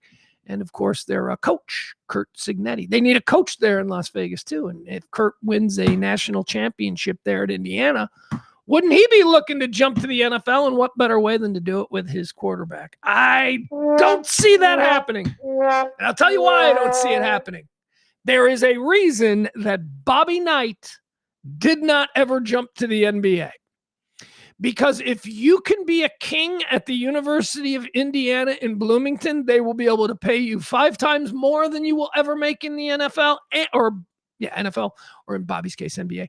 They'll be able to pay you so much more. And I'm sorry, folks, but the life experience of Bloomington, Indiana, I mean, you're going to end up having coffee every morning with John Mellencamp, and it's going to be really cool. It is an incredible place to live. And if you can live there with it's easily the best place in Indiana that isn't called South Bend. That's as far as I'll go. Anyway, Curt Cignetti is not going to jump to the NFL. He is going to be a god at the University of Indiana. He's 62 years old, but whatever. There you go. Mike Tomlin, you would have to believe that if he doesn't go to TV, that he is going to be certainly at the top of most of the new coaching vacancy talk. Right now, the top guy is pretty much John Harbaugh. Everybody's like, John Harbaugh's the guy. I don't know. Now that Mike Tomlin's in the mix, I'm sure that they'll be smart. Mike McDaniel, we got Mike McDaniel out there. Here's the rumor that I like sports-wise. And I know we shouldn't be doing our sports stuff here, but whatever. Breaking news with Mike Tomlin. What was I just going to say? The storyline that I like, that I think is really interesting, that popped up today, is Mike McDaniel, formerly he of the Capri Pants. Here's why I love this. Mike McDaniel is rumored to be the #1 choice of the Detroit Lions for their offensive coordinator position. Let's go. I'm a Bear fan, and I like the idea that the Detroit Lions window is closing. And let me just tell you, and this is no shot against Mike McDaniel, who is probably an effective offensive coordinator. We've seen it before. He can run an offense. Here's the problem. Mike McDaniel and Dan Campbell are not the same person. They are two completely. Let's go. Let's create that chaos over there. Let's see if Dan Campbell and Mike McDaniel and his Capri Pants can get along. Dan Campbell and Ben Johnson got along because Ben Johnson is fucking insane and a red ass. That ain't Mike McDaniel. Mike McDaniel coddles his players. Mike McDaniel's about hugs. Mike McDaniel's about speeches, about responsibility, and then let's go have fun out there. That's the most important thing. That's the kind of shit that Mike McDaniel's about. Dan Campbell is, of course, you take them down to the ground and you bite their kneecaps off on the way up. Dan Campbell's nuts. Anyway.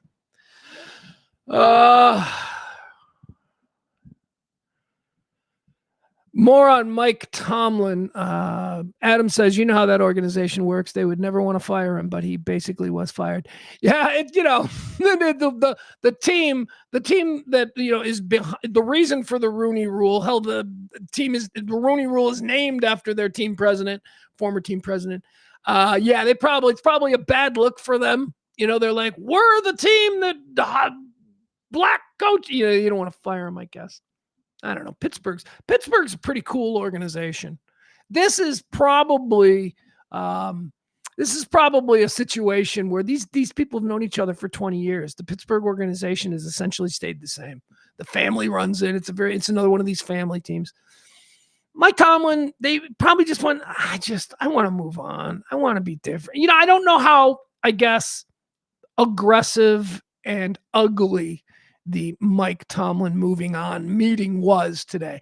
I bet it was pretty mutual. I bet it was because Mike Tomlin's still a young man. He's not an old guy, right? He's still got, gas in the tank. He can go somewhere else. He might want a clean slate. And why wouldn't you? Why wouldn't you want a clean slate? He had some fun. He won some Super Bowls. He's a legend there in Pittsburgh. Let him move on and see whatever. We'll see what happens. Hey, maybe he wants to go into the college ranks. I think Tomlin would be a great college coach. But he's going to be a very highly desired NFL coach if he so chooses to do that. That's a big one. Mike Tomlin out in Pittsburgh. Where are we? All right, so Clinton's doing the wrong thing by not testifying. It's just a bad look, and it just makes everybody go, oh, he's guilty of something, isn't he?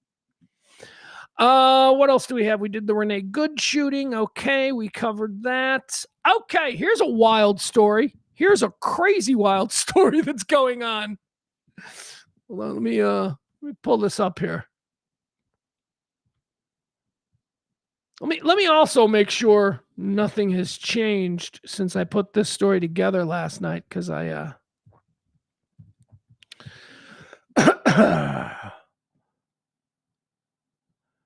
okay. All right, just wanted to make sure.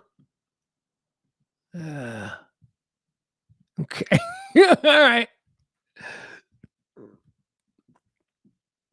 This is not good for the left. I don't mean to just be terrible to the left, but hey, look at this guy.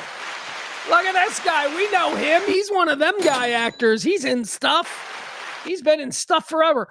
You know where I think I first saw him? This is Timothy Busfield, ladies and gentlemen, and he is currently on the run from United States Marshals. They are looking for him. He's got a couple of warrants out. He is, of course, a beloved television actor of the past 30, maybe even 40 years, has gone on in the last 20 or so to become one of television's most prolific directors. This guy directs everything.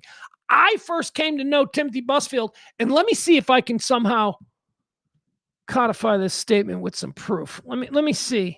Let me see if I have this right. First time I saw Timothy Busfield. Filmography, television. Yeah, let's see here. I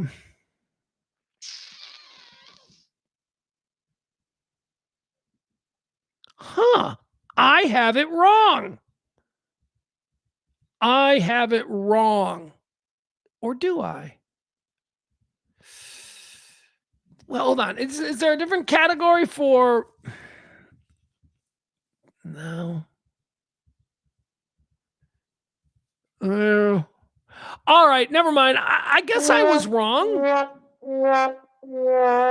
I thought Timothy Busfield, I first came to notice Timothy Busfield from, do you remember in the 1970s, the Brady Bunch variety show? I thought he married Cindy. I thought he was the guy. But Wally, right? Remember Wally who married? I thought he's not Wally. Never mind, he's not Wally. It's a different actor. Timothy Busfield, of course, was a star in the late 1980s on the hit television show 30-something, which I've never seen a goddamn episode of. Here's why. I was 17 years old when 30-something was on, and I remember looking at that going, that's a show about old people. Couldn't imagine watching a show about people who are that old. So I never watched 30-something, but he did, Timothy Busfield. He did pop up on all kinds of television shows. That's right, Maddie. He is the 30-something guy, but also Danny Kincannon from The West Wing. That's where he really earned his liberal Hollywood stripes, as Danny Kincannon, a reporter who was in a secret at first, but then a publicly acknowledged relationship with C.J. Craig there in the West Wing. I never liked his character. I always thought his character was so fucking irritating, so righteous.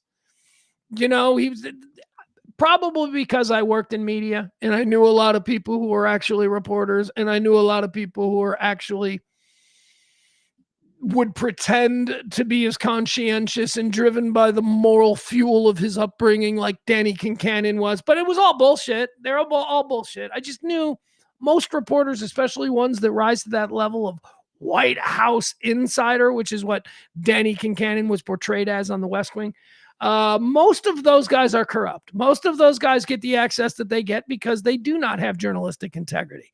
Most of those guys get to walk behind they get to walk in outside of the gaggle with the press secretary and get to just walk right into their office. That's what he always did in the West Wing. Like, he was allowed to just walk into the communication director's office as just a random member of the press. Now, he was portrayed, or at least he was framed, as this great Pulitzer Prize winning writer, but that doesn't matter. Anybody who is allowed to do that, if you have that kind of access to the press or to the press room or to the communications department at the White House, you're probably corrupted. You have that kind of access because you write what they want you to write. And I'm not talking, this doesn't matter if it's Trump or Obama or anybody. That has always been kind of the thing. And yet that's how they portrayed Danny Kincannon. That he had this access, that he could do all this stuff, and he's nonsense.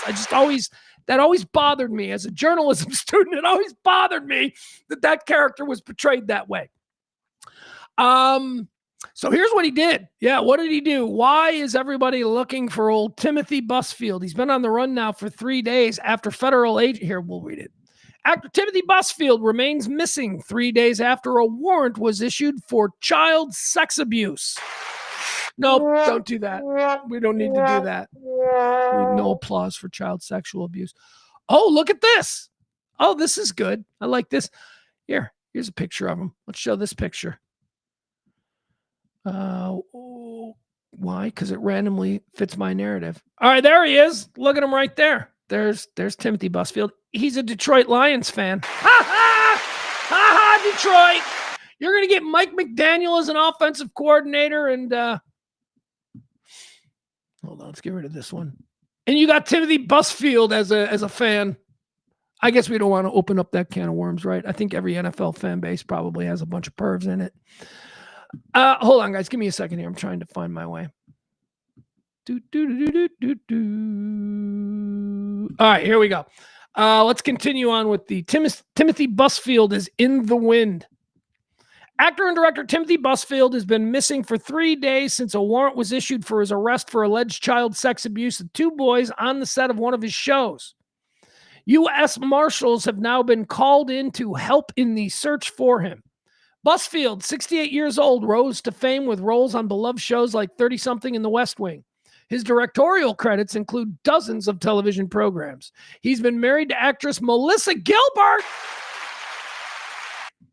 Melissa Gilbert, Half Pint, right? And then what she was called on Little House on the Prairie? Half Pint is married to a pedophile. Alleged. I know. Look, hey, I know. Pugs, what are you doing? It's only alleged. Why is he running? Why is he running? And these charges seem like we'll get into what the charges are, but these charges are, look, we live in some pretty wild times. Got to be honest with you, right? This government, I would not put anything past this government. Like, I'll give you this. If one of America's, if a Trump critic, if like a guy who streams or a YouTuber who's a Trump critic or something like that, why did my phone just turn off? This is weird. Hold on. My phone just turned off. How the hell am I? All right, never mind. I'm not going to get into it. Like if a Trump critic, Like if suddenly the headline is, hey, this Trump critic, this house got raided by the FBI and they found all kinds of kiddie porn, I'm gonna be like, yeah, I don't believe that because this government as it current stands, you know what I mean? You know what I mean? Like that's computer crimes, like, oh, he had or whatever. I don't even know what the crime would be. But that kind of shit I wouldn't believe. Like I would be like, yeah, that seems like they're just rounded. They're just trying to saddle any critics as pedophiles or whatever. You know what I mean? That kind of thing. These are real charges. These are human beings who picked up the phone and they called the police department and said, the guy from the West Wing molested me. This is not that. So this feels real. Actor and director Timothy Busfield, he's been missing for 3 days. He rose to fame on shows like 30-something and West Wing. He's married to Melissa Gilbert. On January 9th, the Albuquerque Police Department issued a warrant for Busfield, 68, listing 3 counts. 2 counts of criminal sexual contact of a minor and 1 count of child abuse. According to the police affidavit, the 2 boys, 11-year-old twin brothers, were child actors who met Busfield on the set of the Fox television series, The Cleaning Lady. Now, I'd never heard of The Cleaning Lady. I'd never heard of this. I did some research. I looked into it. They only give the initials on these kids, but it was the kid. If you ever saw the show The Cleaning Lady, there was a main character who was a sick 11-year-old boy. Okay. That's who we're talking about here. It's the twin actors played the sick 11-year-old boy in the short-lived show, The Cleaning Lady. These 2 twins who played the sick boy in The Cleaning Lady are the ones who are charging the director of The Cleaning Lady, Timothy Busfield, with these sex crimes. Okay, so let's get into the details here. Yeah.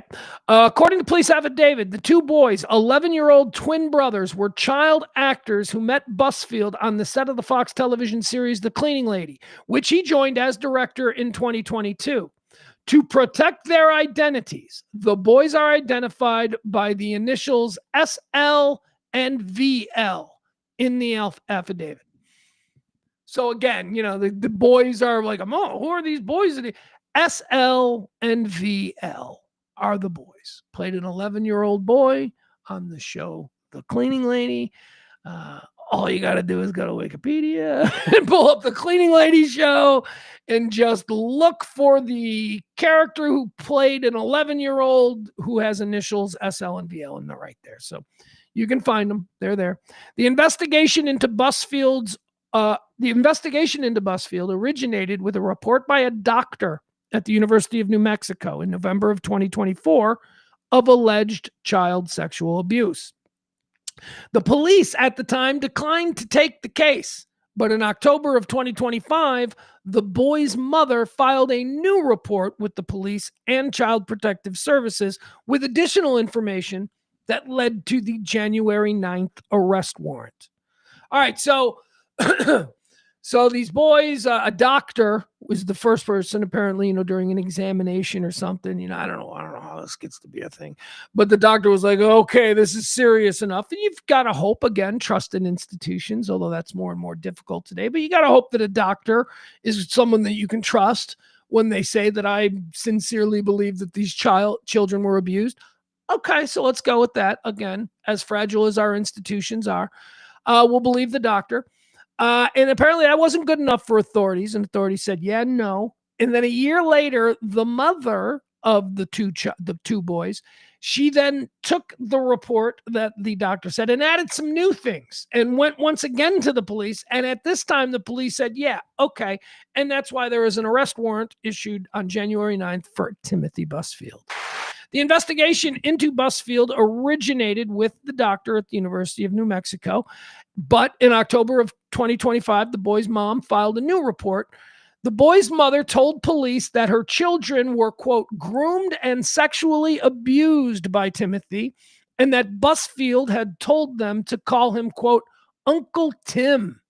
She also added that before Busfield joined the show, it had been common practice for the crew to pass around iPads for parents of their child actors to be able to monitor them.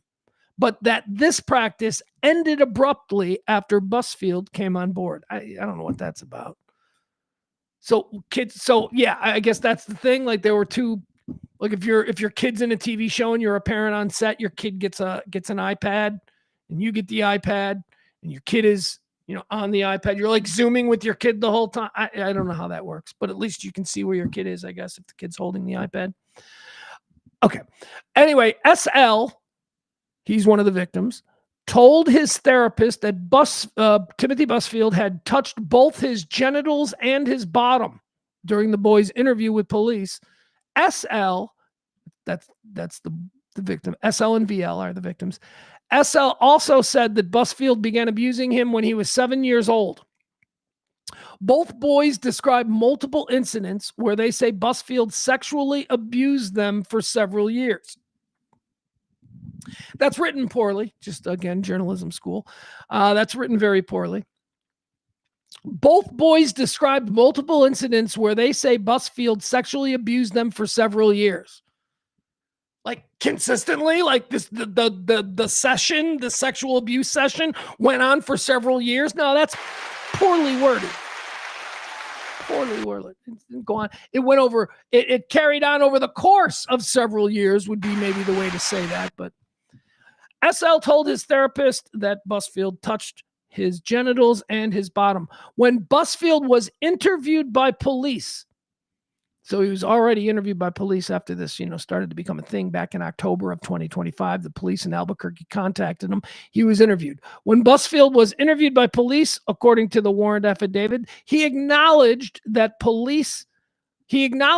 the phone interview with police that he probably tickled the boys, describing the set as playful, and suggested that these allegations were a form of revenge by the boys' mother after the children were terminated from the show. The latest update. Now, here's another thing, right? What do we think of stage moms, right? Don't we think that stage moms are kind of rough? They're not always like the best thing. So now we've got a stage mom who's being accused by Timothy Busfield of just making this up because Busfield had the kids removed from the show, which is true. They changed those characters in like the second or third year or something. These kids were replaced by two new kids who then played the role. So maybe the mom was upset about that. I mean, that's a very real thing. We have to consider it. Although, I don't know. I'm just telling you, we don't know. That could be real. But also, Timothy Busfield could be a pervert. The latest update on the case was reported by People magazine on Monday evening, noting that Timothy Busfield had yet to be located in the 3 days since his arrest warrant was issued. The U.S. Marshals Service was called. U.S. Marshals Service was called in by the Albuquerque Police Department to help find Busfield and execute the arrest warrant. An Albuquerque Police Department spokesperson did confirm to People magazine the presence of the U.S. Marshals, blah, blah, blah, blah. The spokesperson also confirmed that Busfield had not been located, detained, or arrested. All right. Timothy Busfield, Danny Kincannon, he's on the run. What happened? Oh, there we go. Do I think he did it? I don't know. There's certainly not enough information for me to decide whether or not I think Timothy Busfield did what they want him for. But there's another question. It's a little bit different. This goes back to what I talked about at the start of the show. We are not gray and we are not white. We're not white and black, right? That's not the world. The world is very gray. So the other question is not, do I think he did it? The question is, do I think it's possible he did it? That's the gray area that we live in. Yeah, I do. I think it's possible. He's always struck me as a little weird, a little different. He's always irritated me. Timothy Busfield. So do I believe, this again goes back to Clinton. Do I believe that Clinton and that peer group of Epsteins, the Epsteinettes, do I believe that they are actually having sex with, 13-year-old kids? Yes, I do. I do. Do I believe that, lifelong Hollywood guy, Timothy Busfield, all that? Do I believe that he might be A pedophile? I believe it's possible. I believe it's possible. I long for the days when I was cynical. I long, or not even cynical, but I long for the days when I had this. Oh, that's probably bullshit. That's I can't believe that. That's too hard for me to believe. That's terrible for me to believe. I don't want to believe. I long for those days. I don't have those days anymore. Everything's been ruined. Everything. If you did the worst thing you can tell me about somebody, I'll go, yeah, I guess it's possible. Because turns out everybody's a piece of shit. All right, let's go. Let's keep going. See what else do we have here? Well, what do we got here? We got Byron. He's got a red alert. He turned himself in an hour ago. There we go. Hold on. Wait, you know what? That's funny because before I did the story, I actually did a quick Google search. That's what if you back it up. I was like, let me see what the latest is here. I didn't get that. I didn't get that he turned himself in. All of that U.S. Marshals. Here's the 3 hours ago, 1 day ago, 55 minutes ago. There we go. TMZ has it. Good job, Byron. Good job. Yeah, I didn't see that. That didn't come out first. All right, here we go. Breaking news. Timothy Busfield surrenders on child sex abuse charges. He says, I didn't do anything to those little boys. Ugh, that's a weird way to say it. That's a weird way to say it. I mean, say I didn't do this. Don't say little boys. It's just you don't want that soundbite out there with you going little boys. AI, they'll make it sound even worse. All right, hold on. I have no idea why this is. I've got a thing playing here. It says Timothy Busfield just surrendered. This comes to us from TMZ. Timothy Busfield just surrendered to law enforcement in New Mexico after an arrest warrant was issued earlier this month. Hold on. I guess I'll just show you the breaking TMZ thing. See, look at that. I came back, I checked out the chat room, and there was a red alert. All right, here, let's watch.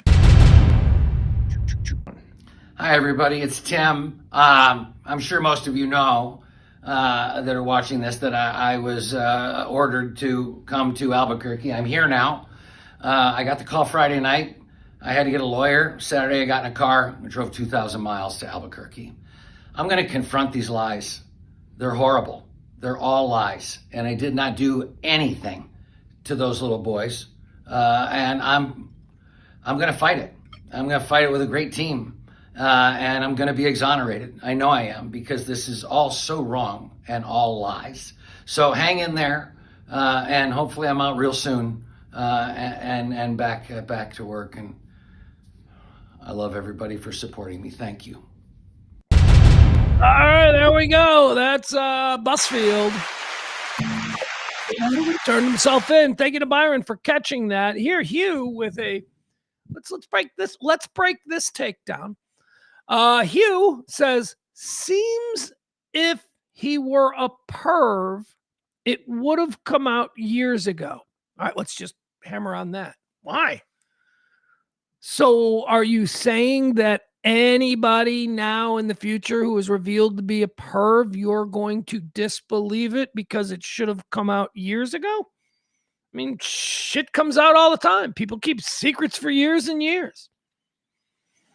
All right, the second part of the Hughes statement here is, it says, it is the only acting role these kids ever had.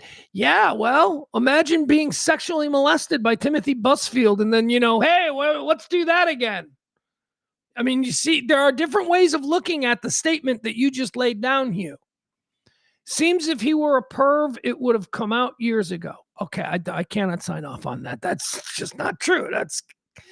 In the second part, it is the only acting role these kids ever had. I don't think that means anything. They're 11 years old kids. They're little kids. What do you want them to have? Fucking Michael Caine's resume here? Come on, you. What's going on?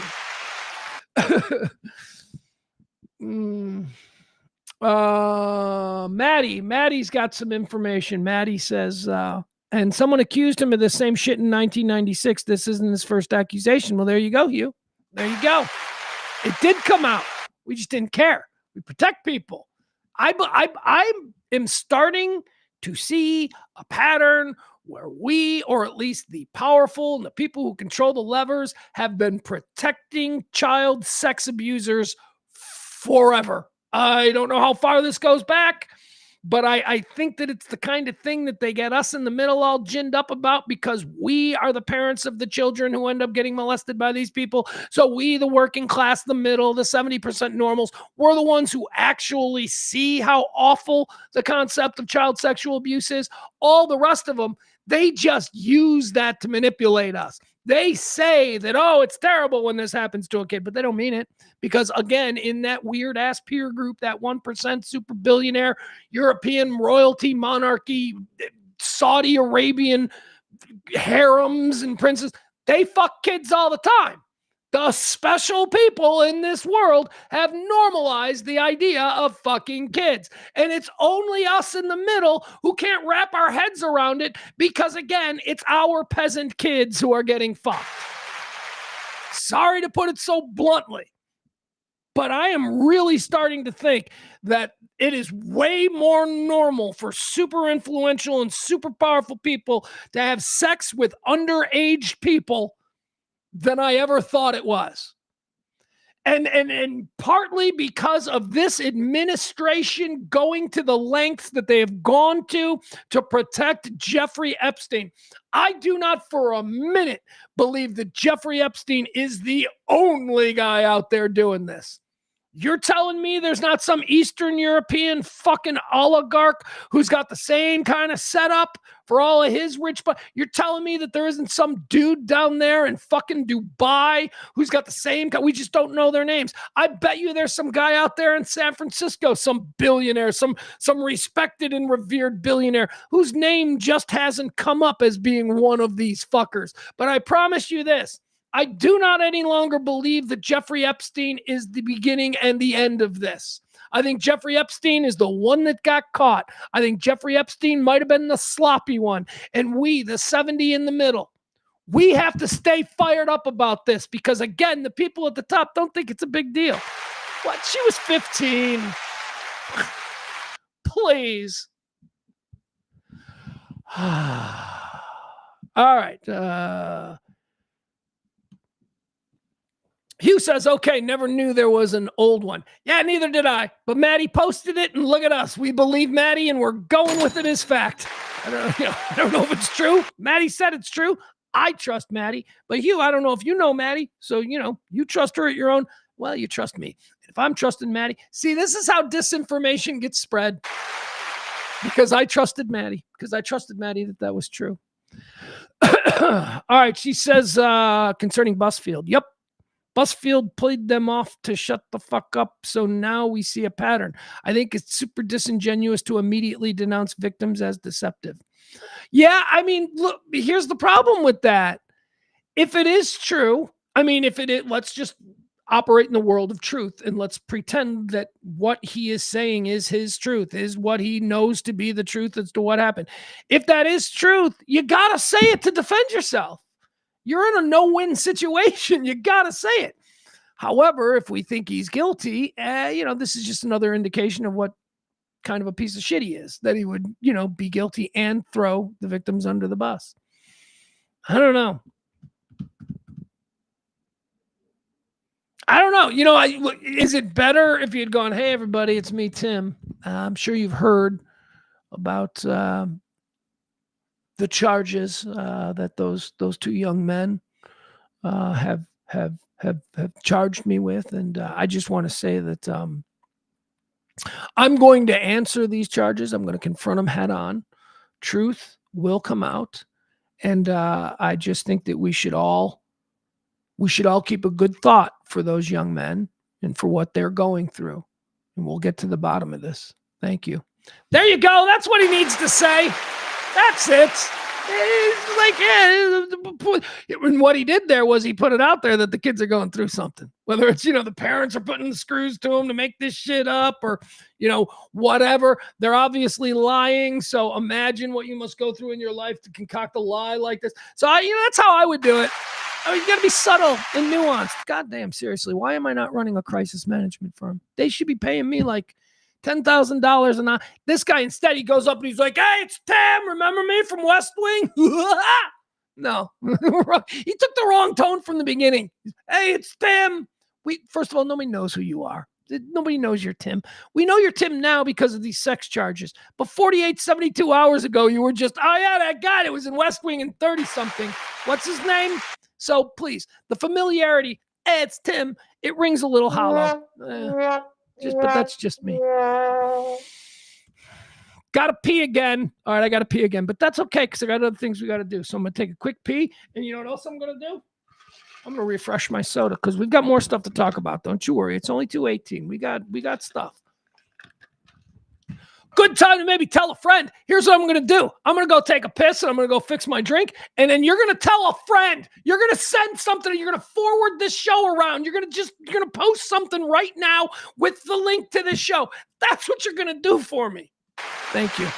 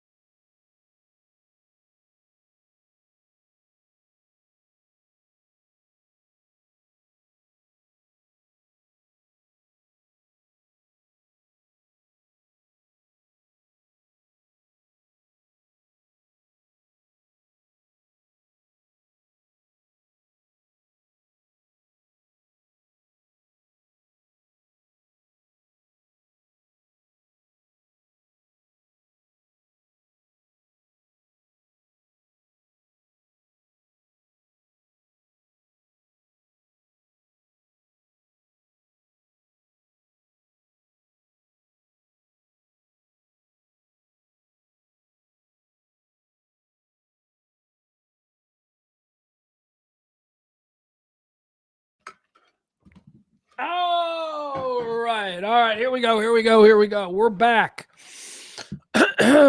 Let's see here. One more time. Maddie's got something to say. She says, so we were just talking about Timothy Busfield. He turned himself in there in Albuquerque on charges of sexual bad stuff.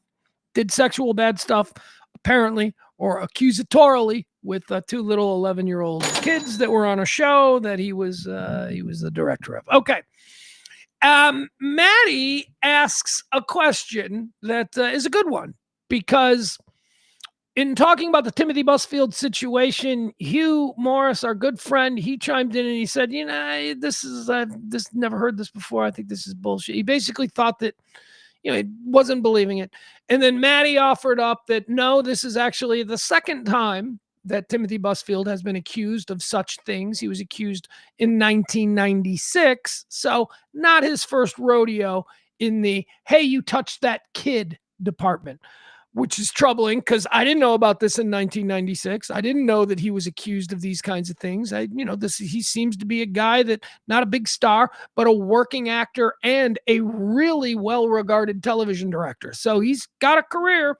He goes to parties with A-listers and stuff. And so Maddie then asked this question, and I wanted to talk a little bit about this. She says, so how many times should a person be accused of crap like this before we believe it's possible? Well, I don't know. Probably just a rhetorical question on her part, because who would have a real answer for that? But I do want to remind you all one more time of something that is happening right in front of us, and it's been happening for decades, and it drives me absolutely insane that this is happening. Over the weekend at the Golden Globes, I was watching the red carpet show, and that for some reason, and I don't understand why this is, I really don't get this. For some reason, Anthony Anderson was a big part of the red carpet. He's so charming. He's great. Blackish. We love Anthony Anderson. Hollywood loves Anthony Anderson. You know where I'm fucking going with this, right?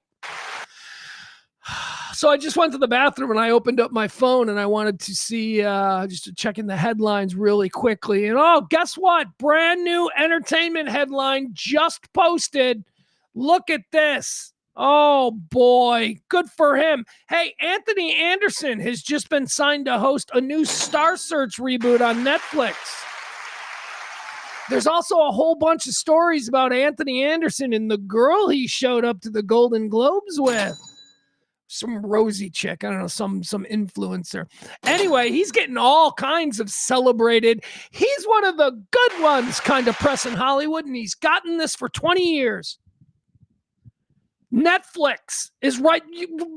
Let's get Netflix to not give this show to Anthony Anderson. Can we do that? Why, Pugs? What's your problem with Anthony Anderson? My problem is that over the course of the last 20 years, this guy has been credibly accused of rape like 4 times. And Hollywood just fucking ignores it. Hollywood's like, no. Well, those stories didn't get enough attention. He wasn't real famous when he was, in handcuffs at LA County Jail for 3 weeks. He wasn't famous yet. He got famous after that, and we're not going to remind anyone. Why is nobody talking about this? Why is the headline today a new entertainment headline? Anthony Anderson to host Star Search reboot on Netflix. Maddie just asked a great question, about Timothy Busfield. How many times do these things have to happen before people take it serious? This guy has been raping people since the early 2000s, and all he does is get fucking work, and not just work in movies and shit, work on American mainstream network old-timey fucking TV. That is the most bread and butter, wholesome, we're the good people place in American entertainment. It doesn't have swearing. It's not like FX or an HBO Max series. No, this motherfucker plays on Disney's playground.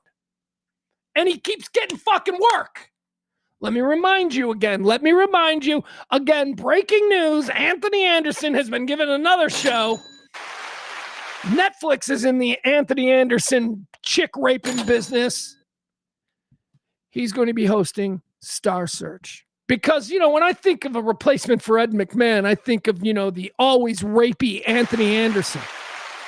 All right, let's go. Let's just remind you one more time. Rape and sexual. When you've got an entire category on your Wikipedia page about various rape and sexual assault allegations from the past 20 years, and you still get consistent work in Hollywood when the landscape is just littered with the carcasses of other people for much lesser offenses who have never been allowed to work again.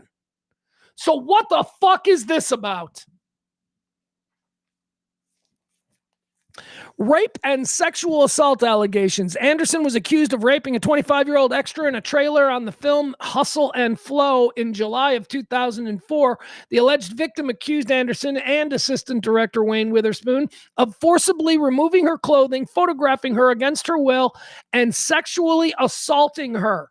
A witness to this claimed to have heard the alleged victim's screams coming from Anderson's trailer and to have seen her run naked from the trailer.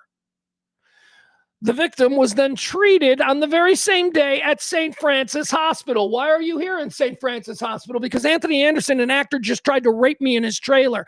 Oh, that's very interesting. Can I talk to the police? We're going to speak to PR from Paramount Pictures first. Let's talk to them and see if. Why is this guy protected? He's not that fucking talented. Let's see here. She was treated at St. Francis Hospital. Charges were then dropped against Anderson on October the 6th because the judge ruled that there just was no probable cause to make this a case. No probable cause? Think about that. A Hollywood judge. Do you think this Hollywood judge was gotten to by the studios or whatever? I don't know. But why on earth would a Hollywood judge decide that there's no probable cause for this to be a case when there is a witness who is testifying that she saw the victim running naked from the trailer and before that heard the screams? Why would a judge say that there is no probable cause when there was a rape kit done at the hospital? Why would a judge a couple of months later say no probable cause? Unless, of course, the victim decided not to press charges because she was paid. She was paid to be raped and to shut up and to not get in the way of Anthony Anderson's career, because in about 10 years, he's going to be offered Blackish, and that's going to make a lot of money for Disney. All right, that's one. Anderson was sued for sexual assault again in September of 2004 by another woman who claimed that Anderson made sexually aggressive remarks towards her before assaulting her in the dressing room on the set of All About the Andersons. Oh yeah, that's the first one. He had a sitcom. He had a network sitcom, All About the Andersons, and it wasn't a huge hit. It made a little bit of money, but they decided that, there was something about this Anthony Anderson guy and that we ought to keep him. Oh, sure, there was this. He was accused of rape, but that didn't stop ABC from going, let's give him Blackish next. He's only got one rape accusation. Actually, he's got two now. But he's only got one that we were a part of. What is this? This is bullshit, folks. It's all bullshit. We are told and guided into what to believe about people. Meanwhile, Anthony Anderson is as big a star in Hollywood as anyone. Anderson was sued for sexual assault. Then again, on July 20th, my birthday, 2018, it was revealed that Anthony Anderson was being investigated by the Los Angeles Police Department for more sexual assault allegations. On September the 4th, the Los Angeles District Attorney's Office declined to press charges, citing lack of evidence after the alleged victims declined to be interviewed by investigating officers. He pays, or somebody pays. He does this, he rapes chicks, and then he pays them. And today, Netflix just signed him to be the new host of fucking Star Search. Do you think old Anthony Anderson's got a casting couch in his Star Search office? Seriously. So it's all fucking bullshit. It's all bullshit. For some reason, Anthony Anderson is protected. Can't understand it. All right. But that's enough of it. Let's keep going. What else do we have here? I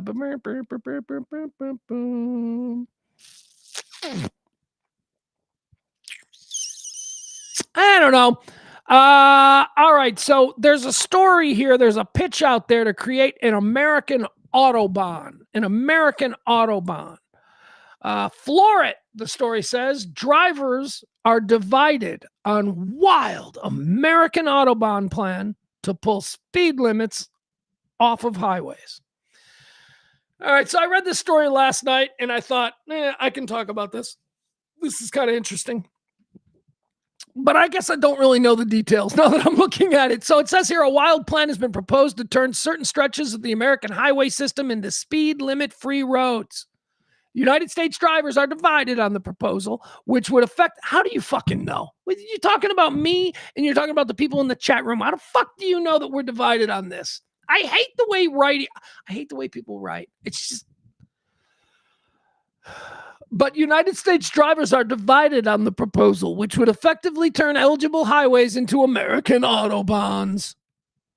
The plan, introduced in Arizona, seeks to turn certain stretches of highways into de-restricted speed zones or areas without speed limits during daylight hours. Introduced by Republican State Representative Nick Cupper, the bill establishes eligibility requirements, including being outside urbanized areas and meeting specific highway safety standards. The bill, dubbed the Reasonable and Prudent Interstate Driving Act, RAPID. Get it? RAPID? Actually, and this is a problem for Arizona, actually, it would be Rapida. But you drop the A for act, because they don't want it to be Rapida. Because Arizona, they don't like Mexicans in Arizona.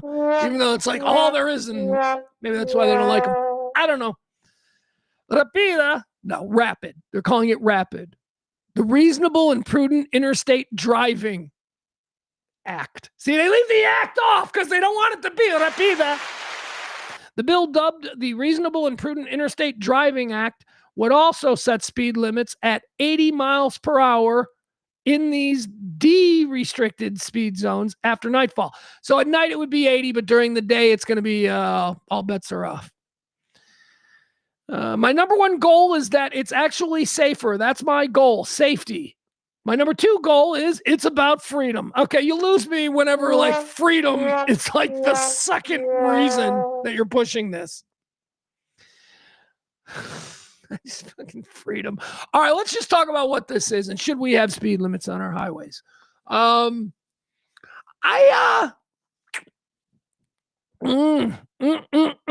you know me, I love my freedom.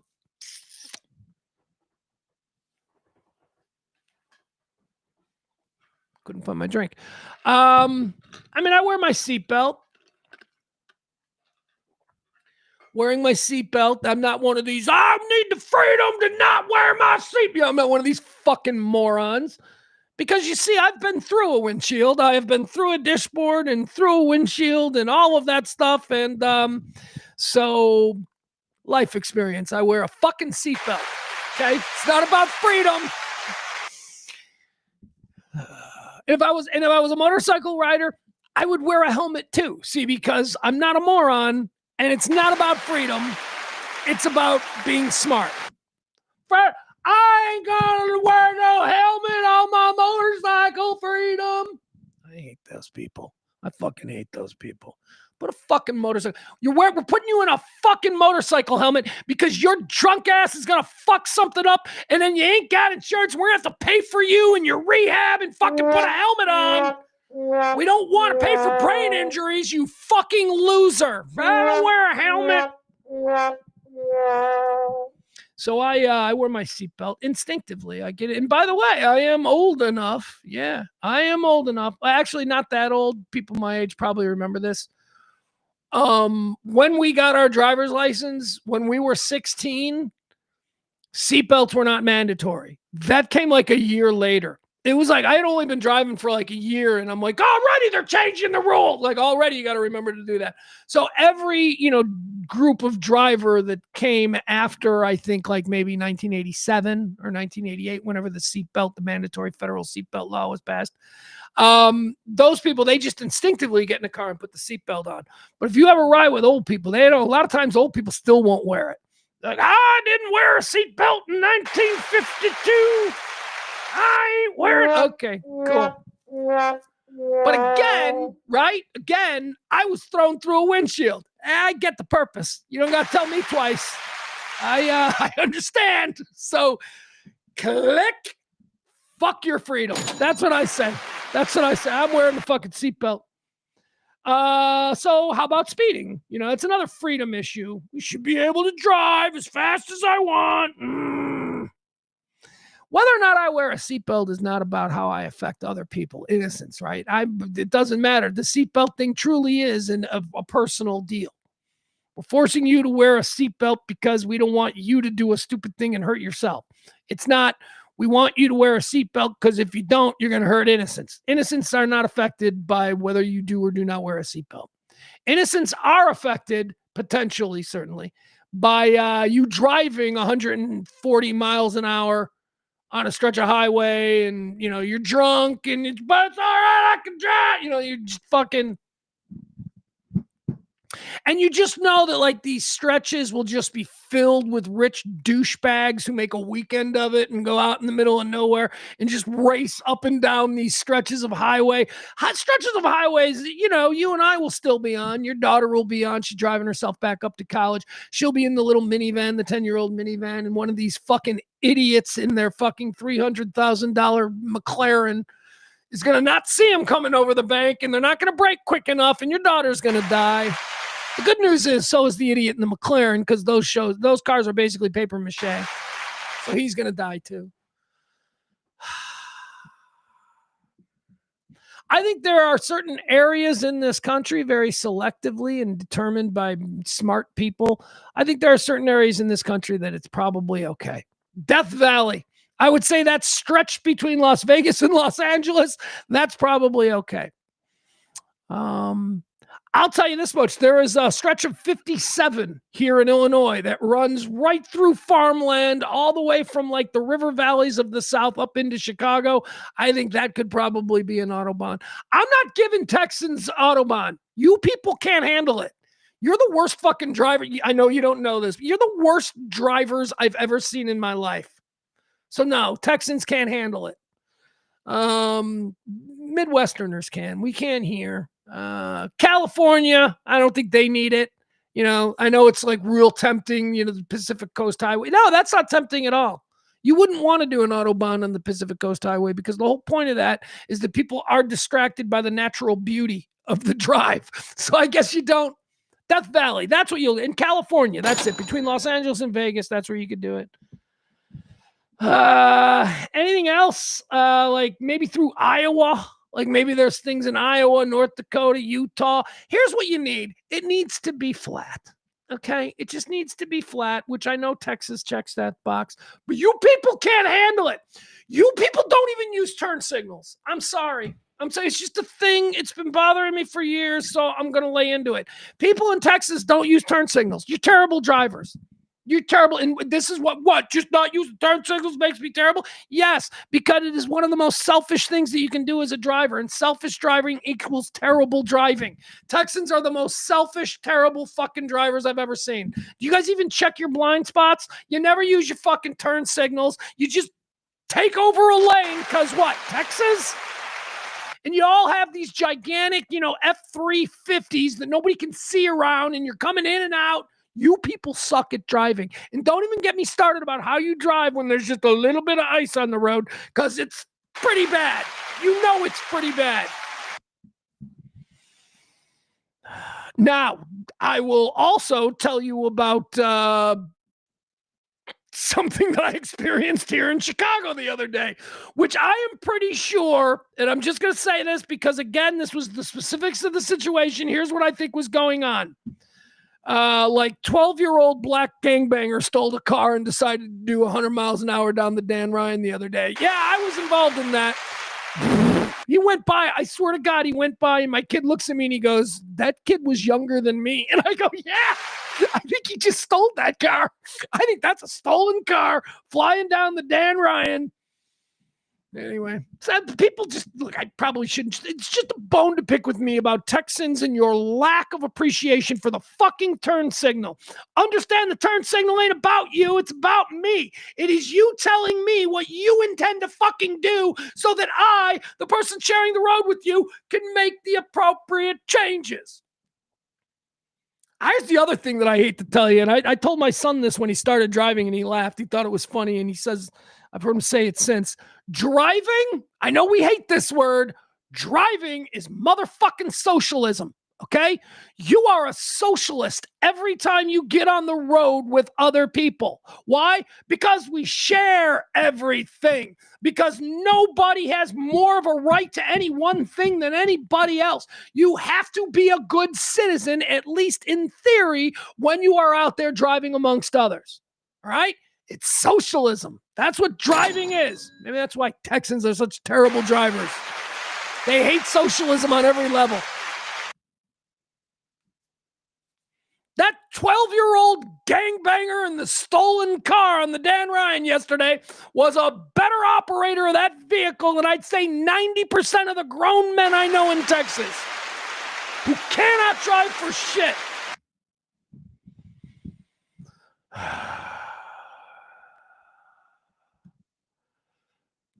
Maddie says, there's no way in hell I want to be anywhere near a bunch of rednecks with no speed limits. Have you seen what they do after hurricanes? It's obscene. No, yeah. Look, the rednecks. Look, anybody, any lesser humans, right? We're the 70% normal humans. Any of the lesser humans, whether they are rednecks or whether they are, whatever. Wisconsinites. I got a real problem with Wisconsinites this week. I love Wisconsin. I love Wisconsinites. I've always had a really great relationship with people from Wisconsin. They are our fun cousins here in Chicago. They're right there. They're amongst us. They're all over the place, but they are literally right there. You know how like in Dallas, like Oklahoma, you go up north, the border is right there. That's like right there. Yeah, no.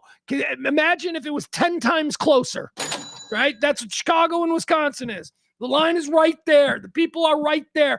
Milwaukee, you could ride a bike along the lakefront from Chicago to Milwaukee if you really wanted to. We love those people. And they've just been behaving terribly this week after the Bears sent the Packers home. They're just behaving terribly. We love those people. They're fat. They're drunk. They're funny. They're friendly. All right. What else do we have here? All right. There's a story here. Study finds. Oh, actually, let me do you this story first. Virginia has done something really interesting. I don't know if you have kids. I do. I've got a 16-year-old. He's a teen. Typical teen, I assume. And he lives on his screens. And I would love to be able to sit here and complain to you about these darn kids and their screens. I'd love to be able to do that. But hi, I'm the dad who took an iPad and shoved it in front of a 3-year-old because they were crying. And, we've created what we've created. Here we are all these years later. And, the answer to anything irritating is here. Just go fucking look at your phone. Just go, here, take an iPad. We did that as parents. Kids in the back seat of the car. Wah, wah. I want this. I want this. Wah, wah. We shove a pad. We shove a little fucking screen in their face. Here you go. Play Donkey Dump for the next. That was a game, Mason. You just played Donkey Dump. Play Donkey Dump for the next 3 hours and shut the fuck up. We did this. We parents did this. So now they're all teenagers and we're like, why are they so dependent on screens? Because we allowed screens to raise them to an extent. Look, I'm not saying, you know what I'm saying? What I'm saying is we use screens a lot to sort of handle the frustrations of being around children. And that's really what it is. We have children. We love our children, but it is very frustrating having to spend time around children. Just ask any nursery school teacher. Ask any nursery school teacher at any bar in America at 5:30 today. because they will fill those bars. It's all nursery school teachers getting drunk because kids are tough. So we stick for generations now. We stick screens in their face, and that becomes sort of their pacifier. And now we got a law here. This is a law that was passed. I think when is it going into effect? Let me see. Okay, I don't need any more of that Anthony Anderson stuff, and I don't need the Autobahn stuff. Here you go. Off screen. Americans banned from using phone from, this comes from a British paper. Americans are banning using the phone for more than 1 hour per day under groundbreaking new law. I know that makes no sense the way I read it. Here's the deal. They've got a law now. Is this Virginia? I think it is. Yeah, because Glenn Youngkin's involved. There's a law now that requires social media groups, TikTok, Instagram, Snapchat, or whatever. Again, they just made a law. I don't know that there's any technology readily available to enforce this law, but they made a law. They made a law where apparently now these social media platforms have to continually check in on users they suspect of being under the age of 16. And if the user is determined to be under the age of 16, these social media platforms now have to have some kind of a timer that will knock them off the site at 1 hour. I don't know that the social media companies are like, yeah, we'll get right on that or what, but it's a law. So, you know. So now, again, feckless, stupid. Let's see how they plan on enforcing this. Let's see. Because if that technology doesn't exist at the moment, how about this? How about TikTok and all of Twitter and all of them? What if they create something, but it's an app that's going to cost the parent like $3 to download? There you go. That's how Republicans do business in Virginia. Yeah, make a little money for the tech companies. So what happens if a parent doesn't pay the $2 for the subscription fee to have this new app that TikTok has put out so that their young child there in the state of Virginia doesn't run afoul of the new law? What if they don't pay? What if they throw them in jail? Throw them making new laws to throw more citizens. This is bullshit. This is so stupid. But let's talk about why some people think it is a good idea. The new measure limits certain people to just 1 hour per day on each social media app in Virginia. These include TikTok, Instagram, and Snapchat. The law came in on January 1st after Virginia politician Wendell Walker compared social media to a drug addiction. He ain't wrong. I think that we will find that social media and the ramifications that social media and the behavior of us on social media is probably the most detrimental thing that has ever happened to this country. So go ahead. You got a war on drugs? I think we need a war on social media, and I ain't fucking kidding. I am not kidding. People been broken. So many of you are fucking broken.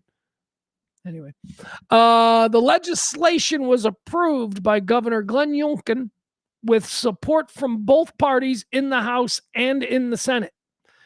He said social media was causing a mental health crisis. He's absolutely right. He is absolutely right. The law requires social media. Here's what the law requires. I don't know how this will be enforced, but okay.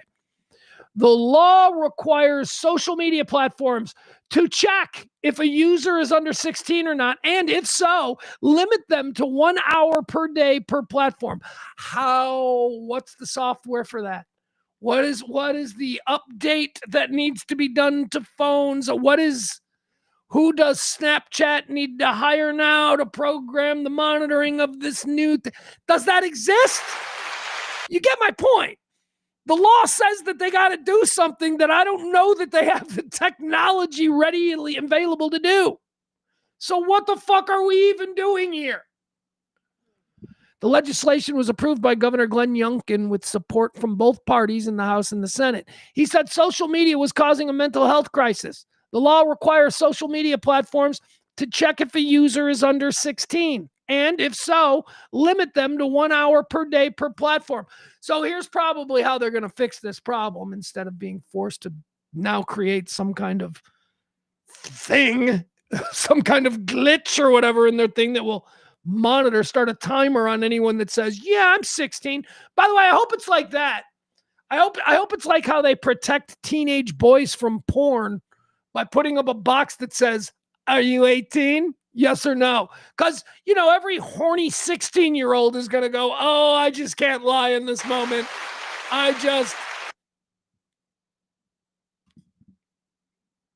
That's normalized. That's normalized. It's normalized and okay, and we just accept it. Seriously, wrap your mind around all the shit that is normalized that we just accept. Like, we just accept that it is a big problem, the over-sexualization of teenagers. We should always be incredibly, incredibly diligent in how we address the situation of over-sexualization or overexposure to sexualized content that our young people are subjected to, because porn will fuck you up. Porn will fuck you up. My generation, thank God we got out of it. Porn wasn't around in Gen X. We had Playboy magazine and National Geographic. We were fucking animals. It's why we are the way we are now. But these other generations, I mean, it's so easy to look at porn. It is so easy to have your first sexual moment. If you're 13-year-old discovering what this is, and oh my God, that feels good. We go through it. It's a human experience. But to now be able to supercharge that simply by going to a website on your phone, and the only line of defense is, before you go to this site as a 13-year-old, it asks, "Are you old enough to be here? Yes or no?" And we're okay with that, to the extent that you've never heard anybody else talk about it the way I'm talking about it right now. We just go, that seems good, and we move on. Fucking bullshit. Everything in this world is bullshit. That is so nonsense. So now we got a law. In Virginia. Kids can only be online for 1 hour at a time. You can be online on Twitter here's how this is a flaw, though, I see in this law in Virginia. So a teenager who's, let's say, under 16, so he's 14. So a teenager can do 1 hour a day on Twitter, and then it'll say, "You can't be on Twitter anymore." And then so he'll go to 1 hour a day on TikTok. Can he jump back and forth? Like, can he be like 5 minutes here and then 5 minutes here? Anyway, I don't understand this law. I think it is important that we address the influence of social media on our young people. Incredibly important that we address it. This is just something that looks like they're addressing it. This is something so that when they campaign in the midterms, they can say, "And we fought to protect your..." Oh, fuck you, you fought. How about force all these companies to not allow anyone under 18 on their platforms? How about that? You don't want to do that. I know you don't want to do that because there's too many advertising dollars being targeted to young people, especially on TikTok. So fuck that. Rich guy's going to make less money. Nope, we can't do that. But we are serious about protecting the kids from these things. So we're going to put up a second bubble that's going to ask. The first bubble is going to say, Are you over 18? Are you allowed to see porn? Click yes or no. So that's going to be the first one. But then another one's going to pop up that's going to say, Are you sure? Are you lying? We are fools. We're not fools. We're not fools because we're calling it out and we're seeing it right here. But these people that think that we don't notice what's happening, we want to wring their necks. All right, let's get more into this. Social media platforms are being told to use neutral commercial. Social media platforms are being told to use neutral and commercially reasonable methods to verify users' ages. All right, so the state of Virginia is, saying, "Hey, social media, you need to use neutral and commercially reasonable methods to verify users' ages."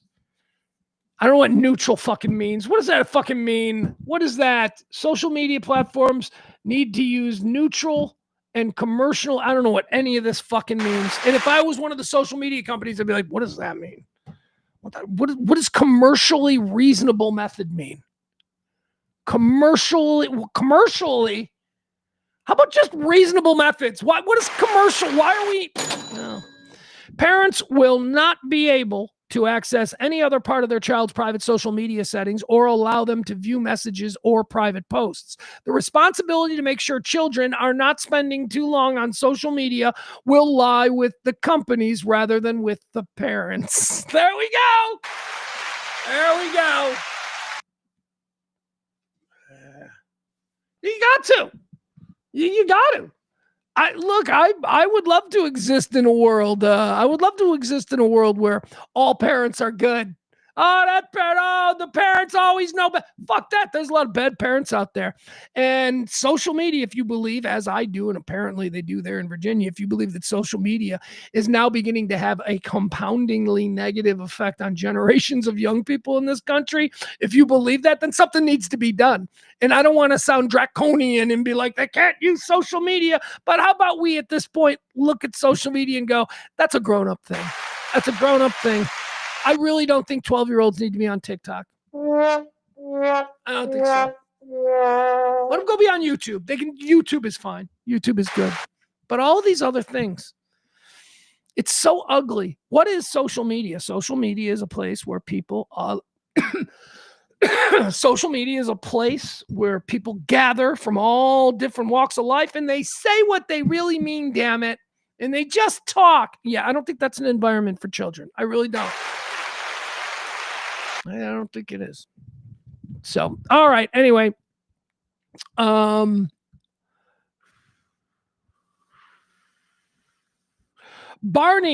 says third party sourcing and reasonably priced is how I understand neutral and commercial. Yeah, commercial made me think pricing too, and I'm like, so let's really cut to the chase here. Did the state there in Virginia legislate something now that parents must be financially responsible for? Like, even if it is just download the app for $1.99 or whatever, so what? You shouldn't. No, we're doing it for your own good, parents. I don't know. I don't know what this is. I don't know how they're going to do it. I think that the end result of all of this is that the social media companies, they all get together at some fancy Swiss ski resort. Right? All of them. You got your Zuckerbergs and your fucking Twitters and your TikToks and all that. And so they all get together for a weekend at a ski resort. And I think they all just got to come to an agreement that nobody under 18 is allowed on social media. Let's do that. Let's just do that. I know we're leaving a lot of money and a lot of marketing dollars on the floor there, but fuck, man. Kids don't need to be ruined at 14. All right. We're seeing how everybody is ruined by 30 these days. Nobody over 30 is cool anymore. They're all fucking jerks. Present company excluded, of course. All right. So on that same note, there was a poll that was done here. Gen Z that suggests that Gen Z on their own. You know, I know Virginia's over there. Virginia's out there. They're making laws say kids can't be on TikTok for more than an hour a day. That's what's happening in Virginia. But, larger scale in America, there is a study that is out today that says that young Americans are unplugging and that they are becoming happier. All right. Gen Z leads the way when it comes to taking a much needed digital detox, according to a new survey. In a nutshell, here's what the survey went into. It says, despite growing up with smartphones, 63% of Gen Z now intentionally unplug. This is the highest rate of any generation. Fuck you! 63%! Just fucking please. Pulling numbers out of your ass. Come on, man. No way. I have a 16-year-old. I have spent time around him and all of his friends, and I've observed them. I go to football games. I go to rallies. I go to award ceremonies. I am around him, and I see all of the people that he is around, and I swear to God, some of them, probably their phones are now literally melted into their hands. I think their phones have become an extension. You're telling me 63% of Gen Z is now regularly just disconnecting. That's a fucking lie. That's pie in the sky. I don't see it. Where? In Appalachia, where fucking, internet connectivity isn't great? You people are nuts. Guys, not only are you people nuts, but apparently I am nuts because I got to pee really bad again. This one will be quick. I promise. This one will be quick. Frankie's in the chat room. Hi, Frankie. Frankie says, should we show adult images to people with developing brains and morals and ideas? All right. Morals, Frank, is not something that we, and when you say we, I imagine you're talking about the collective us as a citizenry, as a government, as an apparatus that guides future generations. Should we show adult images to people with developing brains? No, I don't think that we should. I don't think that anybody should be sexualized until they become naturally sexualized, which typically occurs, 11, 12, 13 years old, right? That's nature. It's when you go through those changes and all of a sudden these chemicals are going, you're feeling things that are different. All right, there's the first part of Frankie's comment. He then says, should we show adult images to people with developing brains? One thing. And morals and ideas. All right, morals and ideas are totally different than brains. Your morals, your parents instill you with morals. And by the way, here's a shock to a lot of people, especially you fucking Christians out there. Apparently, there are different kinds of morals. That's what I learned. That's what I'm learning. I am learning that there are, parents. Some parents believe that this is moral, and some parents believe that that is moral. So morals, sliding scale. You got to leave that to the parents.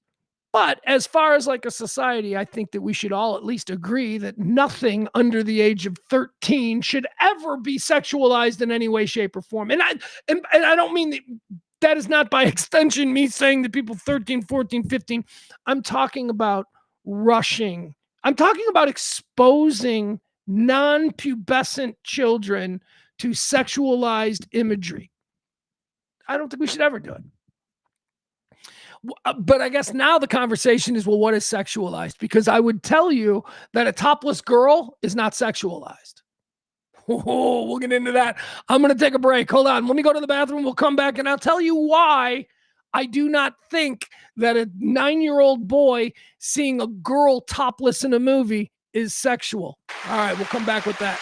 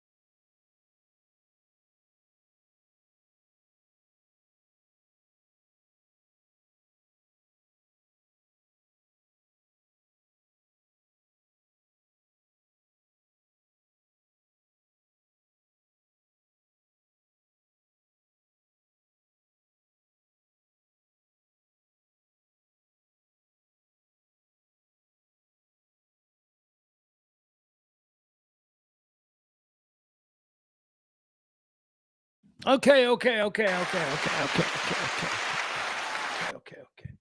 Thank you for that. Appreciate you.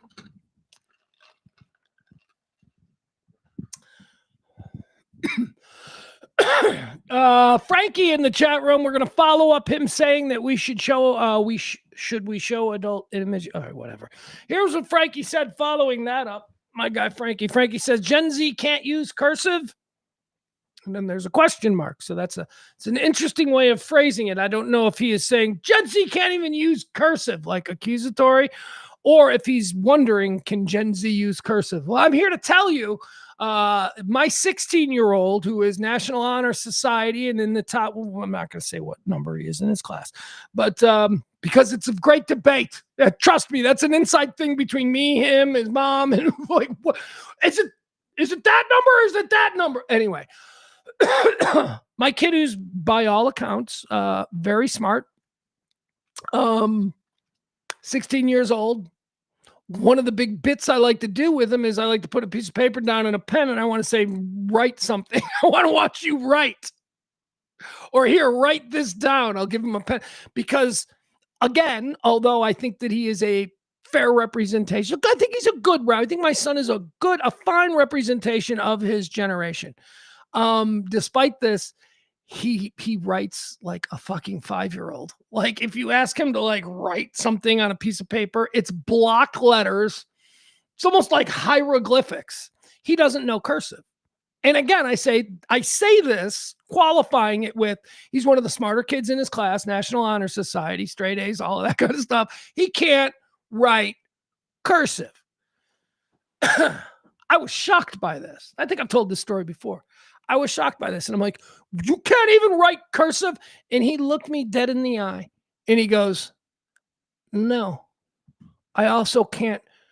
Wait, what is it? He said, I also can't shoe a horse. Yeah. I was like, oh my God. Woo, you put your old man dad in his place. Woo, that is true. That is true. It is not a slight. I mean, I went from being absolutely appalled at the concept that my 16-year-old couldn't write in cursive to immediately getting a bucket of cold water dumped over my head with the question attached to it. Why the fuck should he need to know how to write in cursive? He can write in block letters if he needs to communicate by scrawling, some message for help in the sand when he's stranded on a desert island. He can do that in big block letters. But seriously, cursive and the ability to write in cursive is not a skill that has been taught to any young person in the last 15 years. And actually here, I think didn't somebody kind of say that? Maddie says on the subject, she says, you're right. They don't teach what we know as cursive in elementary school anymore. It's considered archaic and unnecessary.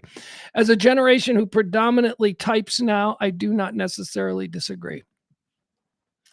I'm totally with her. I'm totally with her. I do not disagree. I do not think that we should be wasting time with kids teaching them how to write in cursive when they are never going to use that skill. But I also feel that we could extend that to any number of kids for other subjects. I'm sorry. I know my GPA suffered greatly, but I was never going to need to know trigonometry. Was never going to be a thing. Never. I'm jumping through hoops for you in this moment because you think this is something that I need, but I am here to tell you, I don't need to know trigonometry.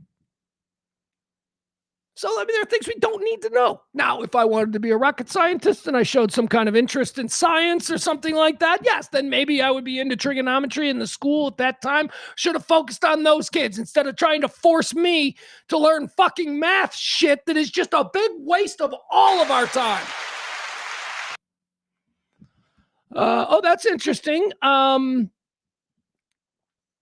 says Denton ISD may be an outlier because my daughter knows how to write and read cursive. I guess an outlier is a positive way to say that they haven't fucking changed their education process in 70 years. They're still. Do they also teach them? Do they also have a quiz on hands on the clock? Do they like this? All right, we're going to spend 6 weeks today. We're not going to talk about the Civil War and slavery and all that. We're going to spend 6 weeks in Denton teaching kids how to read a fucking old-timey clock. I don't know. That's good though. I mean, they know. I think my kid can do a signature though. My kid can do, that's fucking the little narcissist in him. I can do an autograph. I go, oh, really? Because you're gonna need a signature. I think still at some point, an individual signature is something that is used in business. I mean, I don't know. It'll probably change. At some point, it'll be DNA, right? That'll be our signature. It'll be our DNA. There will be a way to put our DNA on documents so that is without doubt Instead, it's not forgery. He didn't forge his signature. Nah, it'll be fucking DNA or something. So maybe my kid doesn't even need to have a signature anymore.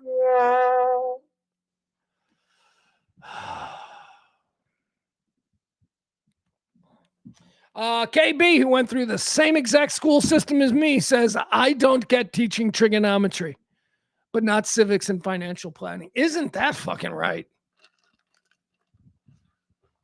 Every fucking high school in America should have mandatory civics classes and financial planning classes. Every fucking school in America needs to teach 15 and 16-year-olds about how to, one, be an American and what your responsibilities, not here's an invitation to participate in the American experience. No, fuck you. It's a responsibility. You were born here. This is what you as a fucking American must do. Yeah, we should teach that in school, but we don't. We don't. Because an educated and involved electorate is not good for the con man class. Not at all. So we stopped teaching them those things. We stopped teaching civics. And Kevin's other point here about financial planning, I mean, I remember business or economics or what, those were all electives.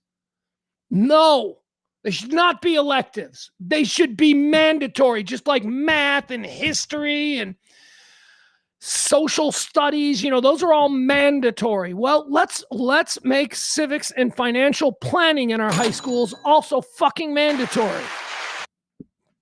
Good post, Kevin. Absolutely. Mikey D is in here. Mikey D says, hell, I can't think of the last time I wrote in cursive other than to sign my signature. Yeah, I mean, we're caught in these in-between times, Mikey. You and me, we got this incredible skill. Oh, we can write. We got this skill. Nobody wants it anymore. Nobody wants to see it. I'll tell you, I get fucking angry. I get fucking angry when suddenly I got to read cursive. Have you had this experience lately? Like maybe you're scrolling through TikTok or something and there's something you want to read. And then, whatever it is, here's a letter that my mom left me, right? And so now you're like trying to make it larger and you're reading it and you're finding out that like nobody can write in cursive anyway. Everybody's got a different style. It's like, wait, what is that word? I get angry now when I'm forced to utilize my cursive reading skills. All right. What else do we have? Let's see. Let's move on. What else do we have here? All right, we talked about teens online. We talked about them. We talked about the Gen Z disconnecting. Oh, wait, hold on. I didn't even go through this story. Gen Z leads the way when it comes to taking a much-needed digital detox survey. I call bullshit on this survey. Despite growing up with smartphones, 63% of Gen Z now intentionally unplugs. This is the highest rate of any generation. On average, 70% of time Americans spend online leaves them feeling disconnected and lonely rather than genuinely connected, leading to feelings of being overwhelmed, say 25%, anxious, say 22%, and irritable, say 18%. Put me down in that 18% because I get irritable on, oh my God. Is anybody else like me? Does anybody else get fucking... By the way, this is my new thing that I do when someone triggers me, because I'm not going to fight the triggering, because there is a bit of a benefit to the triggering, and that is the endorphin release and the, I can't believe it. It's fun. It's fun, and I'm a junkie. But now I do this thing when people trigger me, especially on Twitter or Facebook or whatever. Somebody triggers me into something. What I do is I will response. I go hard in the response. It's awful. I try to not only destroy them, but I try to destroy their fucking grandchildren's children. I go hard. And then I delete it. That's what I do. And then I delete it. I get it out, and then I delete it. And then I think to myself, it's lucky he didn't read that response. That would have changed his entire way of thinking. I do that. 84% of Americans have adopted analog lifestyle choices. Gotta call bullshit yet again. 84% of Americans are adopting analog choices. You're fucking out of your minds. Let's see what they mean by that. 84% of Americans have adopted analog lifestyle choices, with 32% writing in notebooks, 31% reading printed books, and 28% using paper calendars to create boundary screens can't provide. Fuck you. That's not happening. It's not happening. Wishful thinking. Who fucking paid for this study? It says that half of Americans now deliberately spend less time on screens, and the choice is paying off. La, la, la, la, la. And the choice is paying off.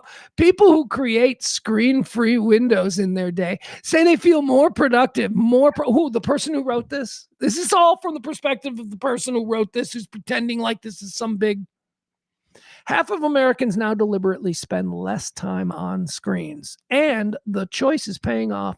People who create screen-free windows in their day say they feel more productive, more present, and or say they feel more productive and more present with loved ones, and more aware of what's happening around them.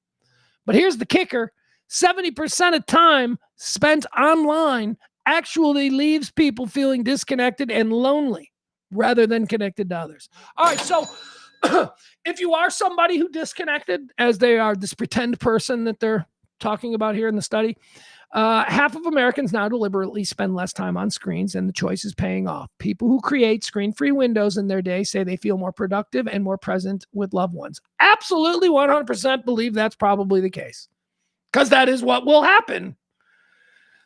I don't doubt that. I doubt that people are actually disconnecting. That's what I doubt. But I have no doubt that disconnecting would make your life better.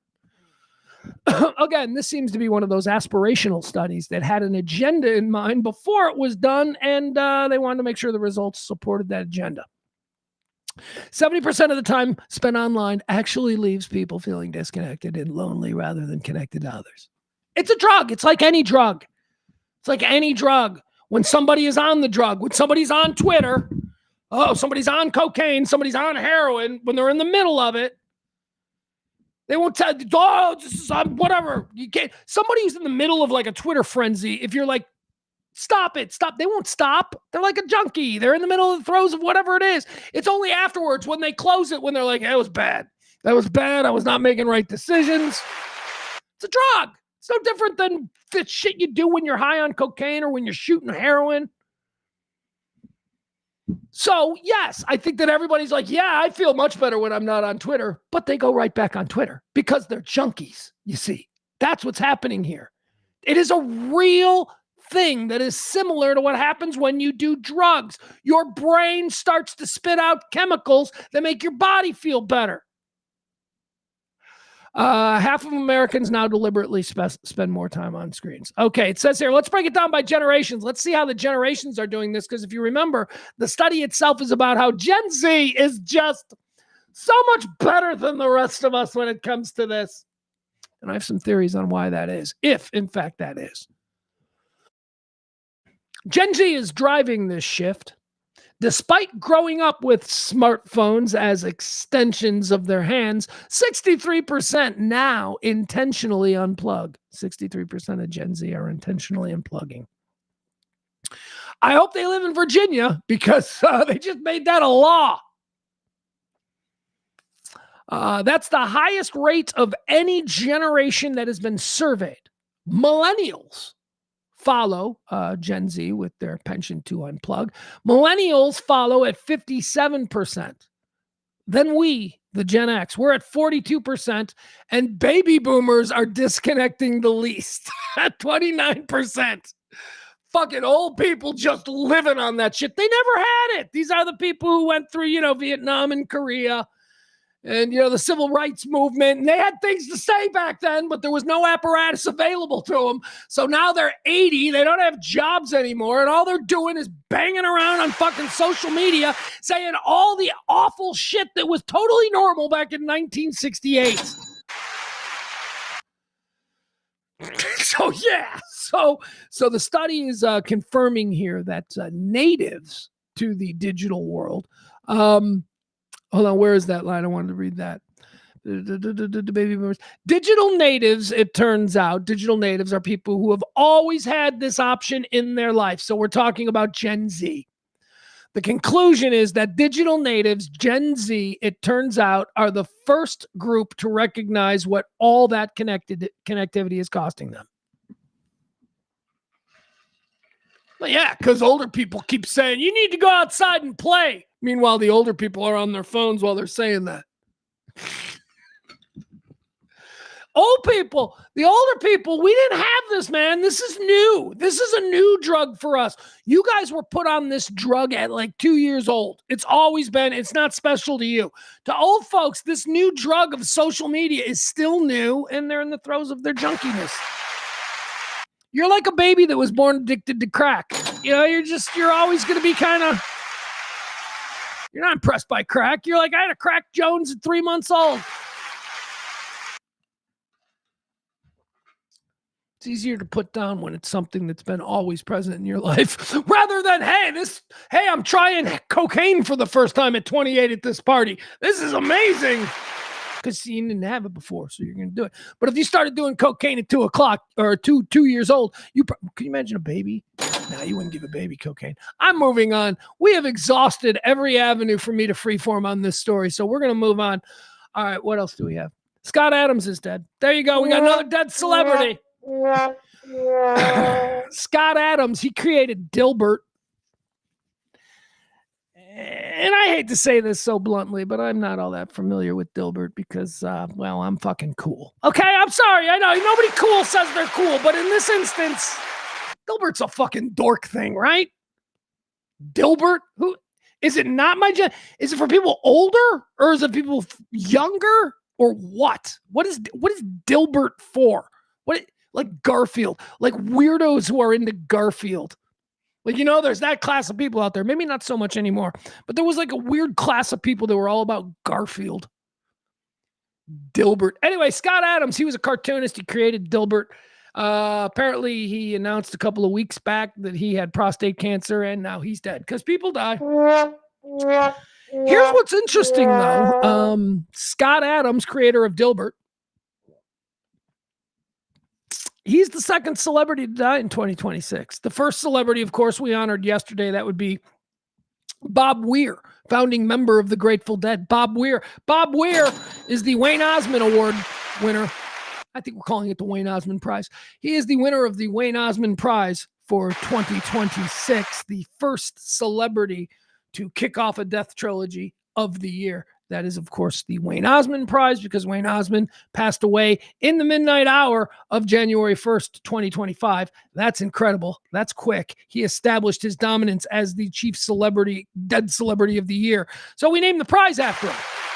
And this year was the first time we awarded the Wayne Osmond Prize, and it took us like 10 days. Wayne Osmond had the good sense to die on January 1st. Bob Weir didn't wait. He waited till like January 10th. So Bob Weir is first. Bob Weir starts the death trilogy. Now, here's what we're looking for in the first death trilogy of 2026. We're looking for 2 other celebrities to pass away within 10 days of Bob Weir. Well, it's only been one, and we got Dilbert creator Scott Adams. So Scott Adams and Bob Weir, the Grateful Dead, will now be spending eternity together in a condo. I don't know who the third is. We're going to keep a lookout. Maybe in the next couple of days, we'll get a third and we will close out the very first death trilogy of 2026. But right now, what we got is an interesting pairing.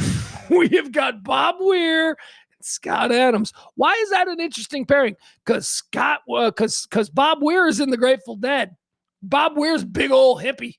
Bob Weir's big old leftist, liberal, hippie music guy, smoking pot, you know, liberal, that whole thing, San Francisco, right? Scott Adams ain't that. Scott Adams like all MAGA. Scott Adams like all MAGA, and he seems to have a lot of hate in his heart. He was always, back before he admitted, and this was just a couple of weeks ago, Scott Adams came out and said, I got prostate cancer, I'm going to die. But before that, for like 10 years, he said a lot of shit on social media, said a lot of really which wasn't really a big deal to me because, again, like I said, Dilbert is something for fucking the dork class. So whatever, if the king of the dork class is out there saying stupid shit, it's really easy for me to just ignore that. And that's who Scott Adams is, king of the dorks. He's dead now, and he's got to spend eternity with fucking Bob Weir. That's going to be weird. They are not going to get along, is my point. Here's what we need. The third person needs, because they have nothing in common. They have nothing in common other than I think Bob Weir is also an artist, so he draws and shit. But Scott Adams draws Dilbert. So I don't really know if Scott Adams is an artist the way that Bob Weir is. But okay, so maybe that's something that they can do together for eternity, Bob Weir and Scott Adams. I don't know. We need a third. A third's got to break this up. A third's got to be someone that both of them. Who is the third that would be perfect connective tissue to create a harmonious condo up there in heaven for Bob Weir and Scott Adams? We need an interesting third. I don't know who that is, but anyway, Scott Adams is gone. Scott Adams is dead. All right, let's move into football. Aaron Rodgers, we talked a little bit about this. We mentioned earlier that Mike Tomlin, head coach of the Pittsburgh Steelers, he's out. He gone.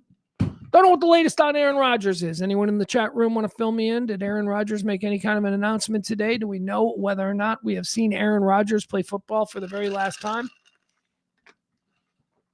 I'll tell you this much. I made a point to watch that game. Certainly made a point to turn in the fourth quarter. If I'm being honest, I was flipping around, didn't really care. It's AFC. I don't give a fuck about the AFC.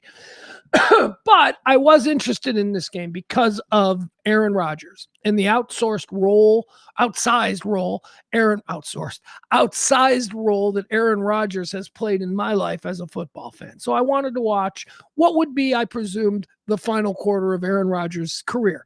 Fingers crossed. Well, the Pittsburgh Steelers lost to I almost said Tennessee Texans, but that wouldn't make any fucking sense. The Houston Texans. And many people are speculating as to whether or not Aaron Rodgers' career is now over. Let's take a look at something here. All right. I'm going to make a statement, but I want to show you this as a visual aid. Okay. So this is Pro Football Focus. Picture of Aaron Rodgers in his Pittsburgh Steelers uniform. It says, first ballot Hall of Fame career for Aaron Rodgers if he decides to retire. He's 42 years old. He's got 612 total touchdowns. He's got 76,000 yards. He possesses a 102 passer rating for a career, and he is the four-time league MVP. I believe one Super Bowl. One Super Bowl is the reason that a lot of people sort of turn their nose up at Aaron Rodgers. All right. Now, why do I say that Aaron Rodgers has played an outsized role in my life as a football fan? It's because the vast majority of that career was played in a Green Bay Packer uniform. And many of those games, at least 2 a year, were played against my Chicago Bears. I despise Aaron Rodgers with every fucking fiber in my body. I don't like the guy. He's a jerk. There are a lot of things that I can concede, and I will concede here as we talk about Aaron Rodgers and what maybe was the last game he'll ever play in an NFL uniform. In any uniform for that. He's not like I expect him to go to Canada. Although this fucking lunatic might. You never know. He'd end up in the Arena League just because he can't get enough. Aaron Rodgers is the greatest regular season quarterback in the history of the NFL. Very comfortable saying that. Greatest big game quarterback in the history of the NFL is still, in my opinion, Joe Montana. I know what I saw. And I know what I watched. Whether he was in a Notre Dame uniform or a fucking 49er uniform, I know what I watched out of Joe Montana. So greatest postseason, my favorite quarterback of all time is Joe Montana. I think he's the greatest postseason quarterback. I know that, Tom Brady is certainly out there looming and he deserves all the respect that we can muster. But I'm a kid from a certain era and Joe Montana is always going to be that guy. But the greatest fucking week 10 quarterback I have ever seen, the greatest week 3 quarterback, the greatest week 12 quarterback that I've ever seen play the game of football is this motherfucker right here. Respect is the only word that I can throw out. I hate him. He's a jerk. If he was on fire, I wouldn't piss on him. But respect. he could play football. So many fucking times, this guy. I mean, you got to understand, you have to understand that as a Chicago Bear fan, we spent a decade with Brett Favre, who was a throwaway from the Atlanta Falcons. He was supposed to be nothing, and then all of a sudden he becomes Brett Favre, and we get to the end of Brett Favre's career, and we in Chicago are like, oh, thank God he's moving on. And then they go and they draft this new kid out of Cal, Aaron Rodgers. So we Bear fans, we paid very close attention. Who the fuck is this guy? We never in our wildest dreams imagined that Aaron Rodgers would be better and more dangerous towards the Chicago Bears than Brett Favre on his best fucking day. It's not even a comparison. Brett Favre versus Aaron Rodgers. Aaron Rodgers is so much better of a quarterback. This guy is a general out there. Brett Favre is a hillbilly who's got some skills and can play fucking football, and for some reason always turned it on in the most important moments. That's who Brett Favre was. But Brett Favre was a pick machine. You know, Brett Favre threw a lot of dangerous passes and made a lot of mistakes. He won a lot of big games. He was exciting. He was brash. He was fun. Aaron Rodgers is a goddamn God-made quarterback. Everything about him is perfect as far as the skill set goes. Probably the greatest thrower. Still, he's probably the greatest thrower in football. You can talk about Josh Allen. You can talk about Patrick Mahomes. You can talk about John Elway with that fucking cannon. Dan Marino. Talk about all these people. I think Aaron Rodgers is a better thrower of the football. This guy made plays where there just were no plays, and he did it for years and years and years. He is the greatest single season quarterback, I believe the NFL, or not single season, regular season quarterback the NFL has ever produced. And he's a son of a bitch. So get the hell out of here, Aaron Rodgers. Get out of here. Be gone. Of course, you're a first ballot Hall of Famer. Can he play again, I guess is the question. Like, there's two questions here. One, does he want to play again? And two, does anybody want to pay him to play again? Because it wasn't that easy this time with Pittsburgh. There was kind of a prearranged situation in worst case scenario that he had a friendly relationship with Pittsburgh and all that. So it was a soft landing spot for him, and everything landed up nicely. After the situation with the Jets, he was a pretty polarizing figure around the league, and people didn't really want to waste their time with him. Nobody that didn't feel, I mean, you would have had to have felt like you had everything except the quarterback in order to take a chance on Aaron Rodgers.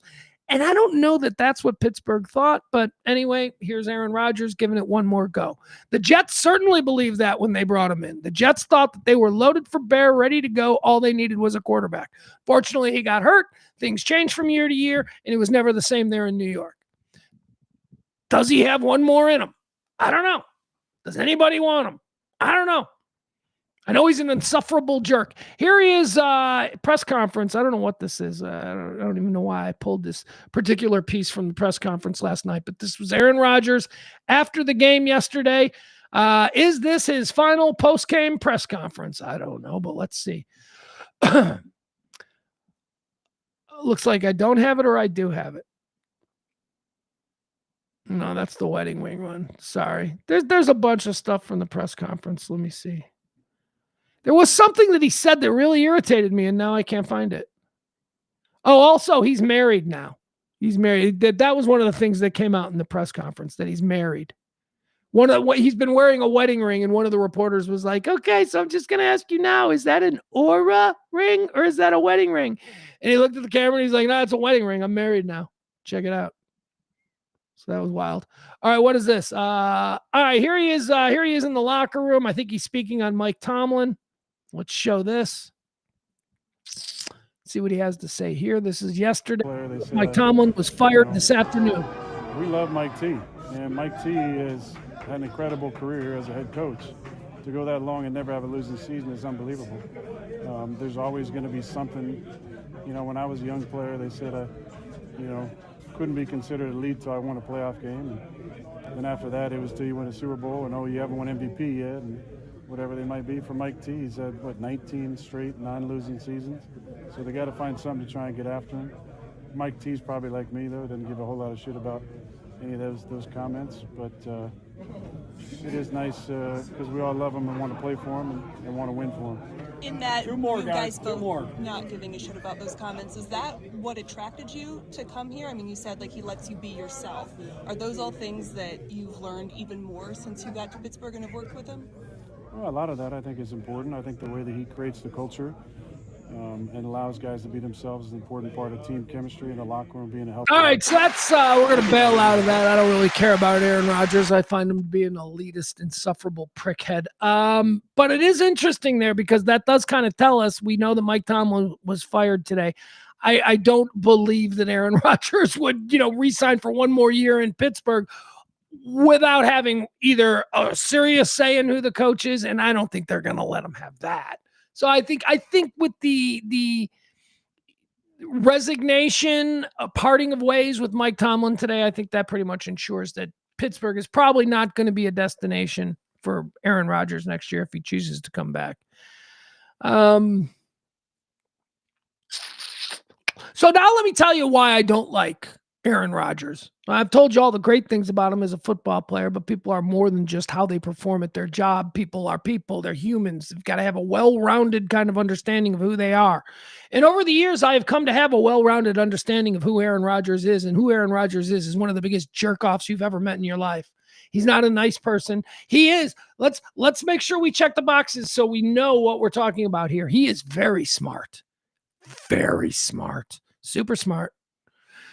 Smarter than you. Smarter than me. His brain, the way he processes as a quarterback is like a fucking computer. I mean, he is a very smart man. Smarter than me. Smarter than you. Here's the problem. He knows it, and he's got no problem letting you feel that he knows that he's smarter than you. That plays into why he's a dickhead. Also, he's not nice. He isn't. Look, there are so many stories in the Chicago and in the Wisconsin area about people running into Aaron Rodgers and just him being a fucking jerk. Just him being, I don't have time for you. Big timing everyone. He's not lovable. He goes on for these fucking podcasts and he talks like a regular guy, and some idiot in Nebraska sees it and decides that Aaron Rodgers is a tell it like it is guy. Okay, he might be, but you know what another way to describe a tell it like it is guy? An asshole who's a loudmouth.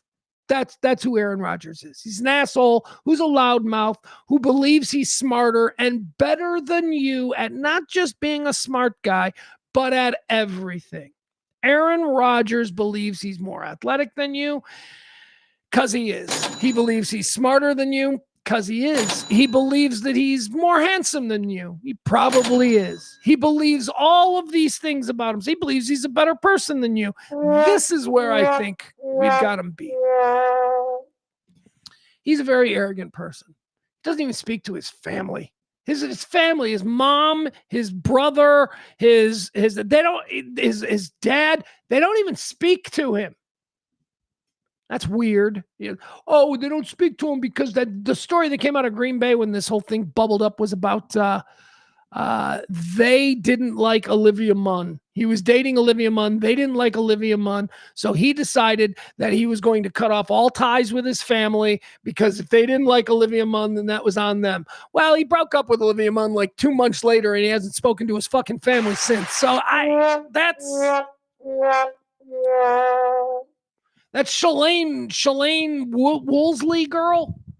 She gave an article. She gave a sit-down interview a couple of years back about her relationship with Aaron Rodgers. Do you remember? She was the one that was with him during COVID, where she gave him some special fucking warlock potion or something that, made him, safe from COVID. Do you remember that? She's a weird tree hugger actress, far left, bizarro chick. Got them all into these retreats and all that. Yeah. He's a weird guy, man. I'm sorry. Anyway, she gave a sit-down interview where she talked about just how incredibly mean he was. She couldn't believe that he was this mean all the time. So he's a jerk. He's a jerk, but he is a very talented football player. People are complicated. There are a whole lot of things. Do I wish that a guy who is that good, who I would deem the greatest regular season quarterback in the history of football, do I wish that guy was also a mensch like fucking Namath or Montana? Even Peyton Manning, all of these dudes, they're like good dudes. That is not fucking Aaron Rodgers. And as a Bear fan who absolutely hates the Green Bay Packers, I have to tell you that it does please me to no end that their two greatest stars, Aaron Rodgers and Brett Favre, are well-documented jerk-offs. Now, look, as a Chicagoan, I understand that we've got to carry around the specter of Michael Jordan, one of the biggest jerk-offs in the world, but he's Michael Jordan. It's a little different. Anyway, all right, moving on. Aaron Rodgers got 1 Super Bowl. Michael Jordan's got 6. All right, we'll let Michael Jordan be. Hey, you guys want to see something funny? All right, this is really funny. This is more football stuff. This came from the Bears game on Saturday night. Here, let me show you this to you. All right, we got to watch it. It's a video breakdown. All right, we're going to watch this video here. I'm going to set the scene for you. This is the sideline of the Chicago Bears during the Green Bay Packers game on Sunday or Saturday night, whatever it was, Saturday night. It is 2 rookies, 2 absolute breakout first-year star rookies. This is running back Kyle Monangai, who is just like a little bowling ball. It's running back Kyle Monangai and his best friend on the team, standout future superstar wide receiver Luther Burden III. All right. So this is Kyle Monangai and Luther Burden III sitting on the bench during the game. Obviously, the defense is out there on the field because the offense is just relaxing. And Kyle Monangai attempts to drink from one of those Gatorade squirt bottles. You know, the squirt bottles that you just squirt in your mouth? Okay. So that's the set. I told you what this is. We're going to watch Kyle Monangai and Luther Burden on the sidelines. Kyle Monangai is just going to innocently take a squirt of his Gatorade bottle. It's pretty cute. It's pretty cute. It's pretty funny. Watch what happens. These guys like each other. They're friends. All right. All right. Here you go. All right. So I'll introduce you to the players here. This guy right here, you see the water bottle. This is Kyle Monangai, running back number 25 rookie. This guy right here in the other white hat, you can see he's momentarily behind this guy. This guy here, this is Luther Burden. And they're just sitting there and they're talking. Hey, quite a game. Do you think Caleb can bring us back again? You know, they're probably talking about that. Let's watch what happens. Oh, no. Oh, no.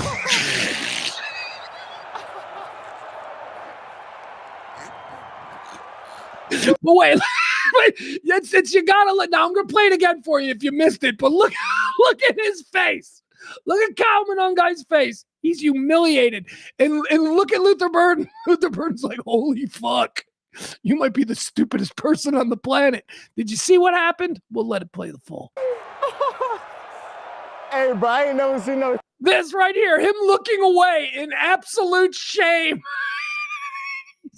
He's humiliated. If you missed what happened, I'll break it down for you. Like that, bro. Oh, my God. Hey.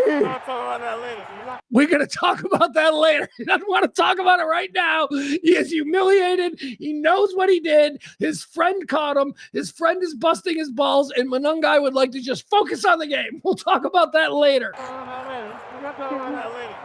Oh, my God, bro. That's hella funny, bro. After the game, we'll talk about it. All right, did you catch what happened? Because it's just absolutely beautiful. Here's Kyle Monangai taking a drink out of his Gatorade bottle. He is going to squeeze it into his mouth. Yeah, that's right. He's got it upside down. He doesn't know how to drink from a squeeze bottle. You can see it's all coming out of here. Luther is staring at him like, what the fuck did you just do? And we'll just play it again. Now that you see what happens, watch the embarrassment. Kyle Monangai is so embarrassed. It is so cute. Here we go. Look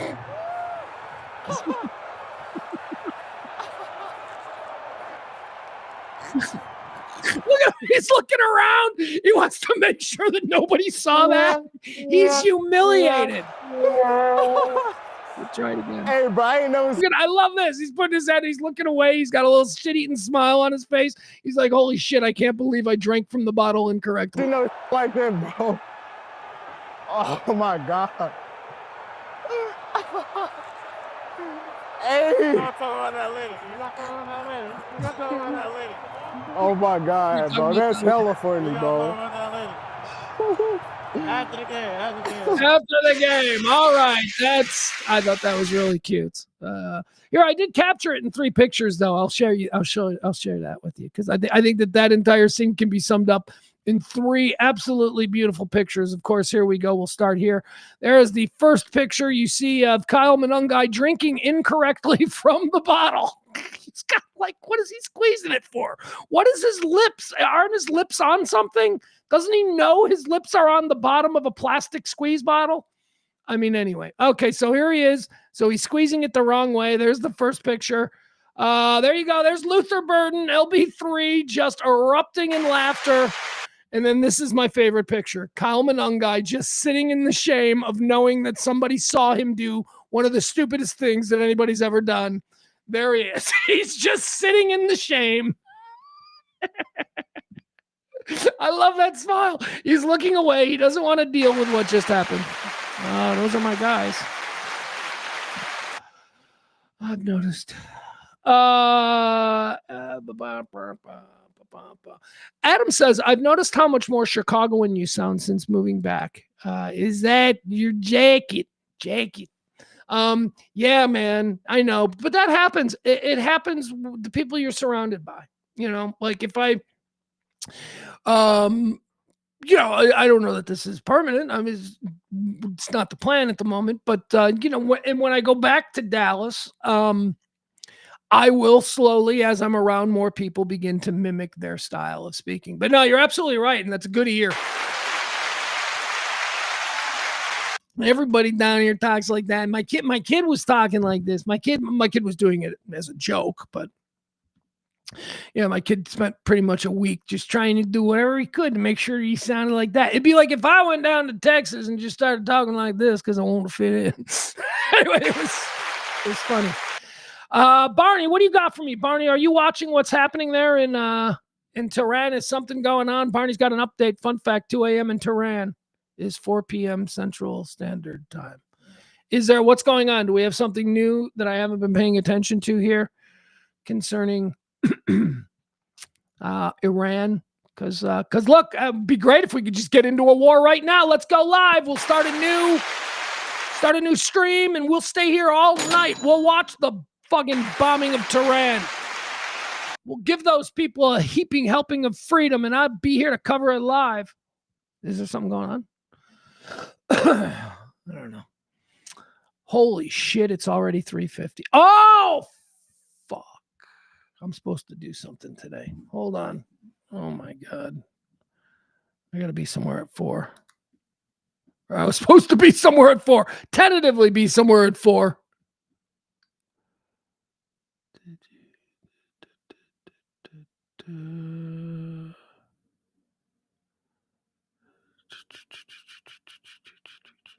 Okay. All right. Looks like we're okay for a minute here. Let's see. What else do we have here? Anything else that we want to talk about? Let's see. We did the American Autobahn bullshit. Let's see.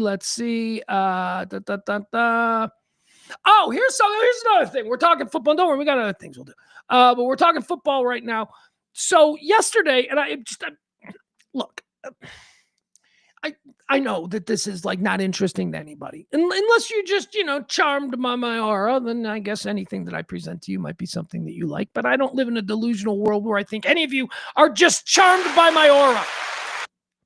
But, sometimes I talk about things that only I'm interested in. And lately, please, and I appreciate the indulgence here. Lately, it has been my Chicago Bears, my football team. And I know it gets a little heavy-handed and people are tired of hearing about it and all that stuff. But you must understand, we're in and I say the collective we here of Bears Nation, we're in a very strange spot. We're euphoric. We don't give a fuck what happens next. What happened on Saturday night when the Chicago Bears defeated the Green Bay Packers was, and I cannot stress this enough, our Super Bowl. We were supposed to be anything this year. We had a brand new head coach and a second-year quarterback, and here's what we were hoping. We'd like to go 500 because, last year, we lost 10 in a row. The year before that, we lost like 9 in a row. We are a terrible, terrible football organization, and we've got nothing but hope for the future, and that's how we went into this season. I think I predicted 9 wins. I think I had 9 wins. I think that I did look at the schedule and have 12 wins in my head. I think I looked at that schedule and went, I think we could win 12, but no, I didn't. In all honesty, I had us one game over 500. And again, we didn't expect to win the playoff. We didn't expect to even make the playoffs. The postseason was not something that we thought was achievable in year one of Ben Johnson.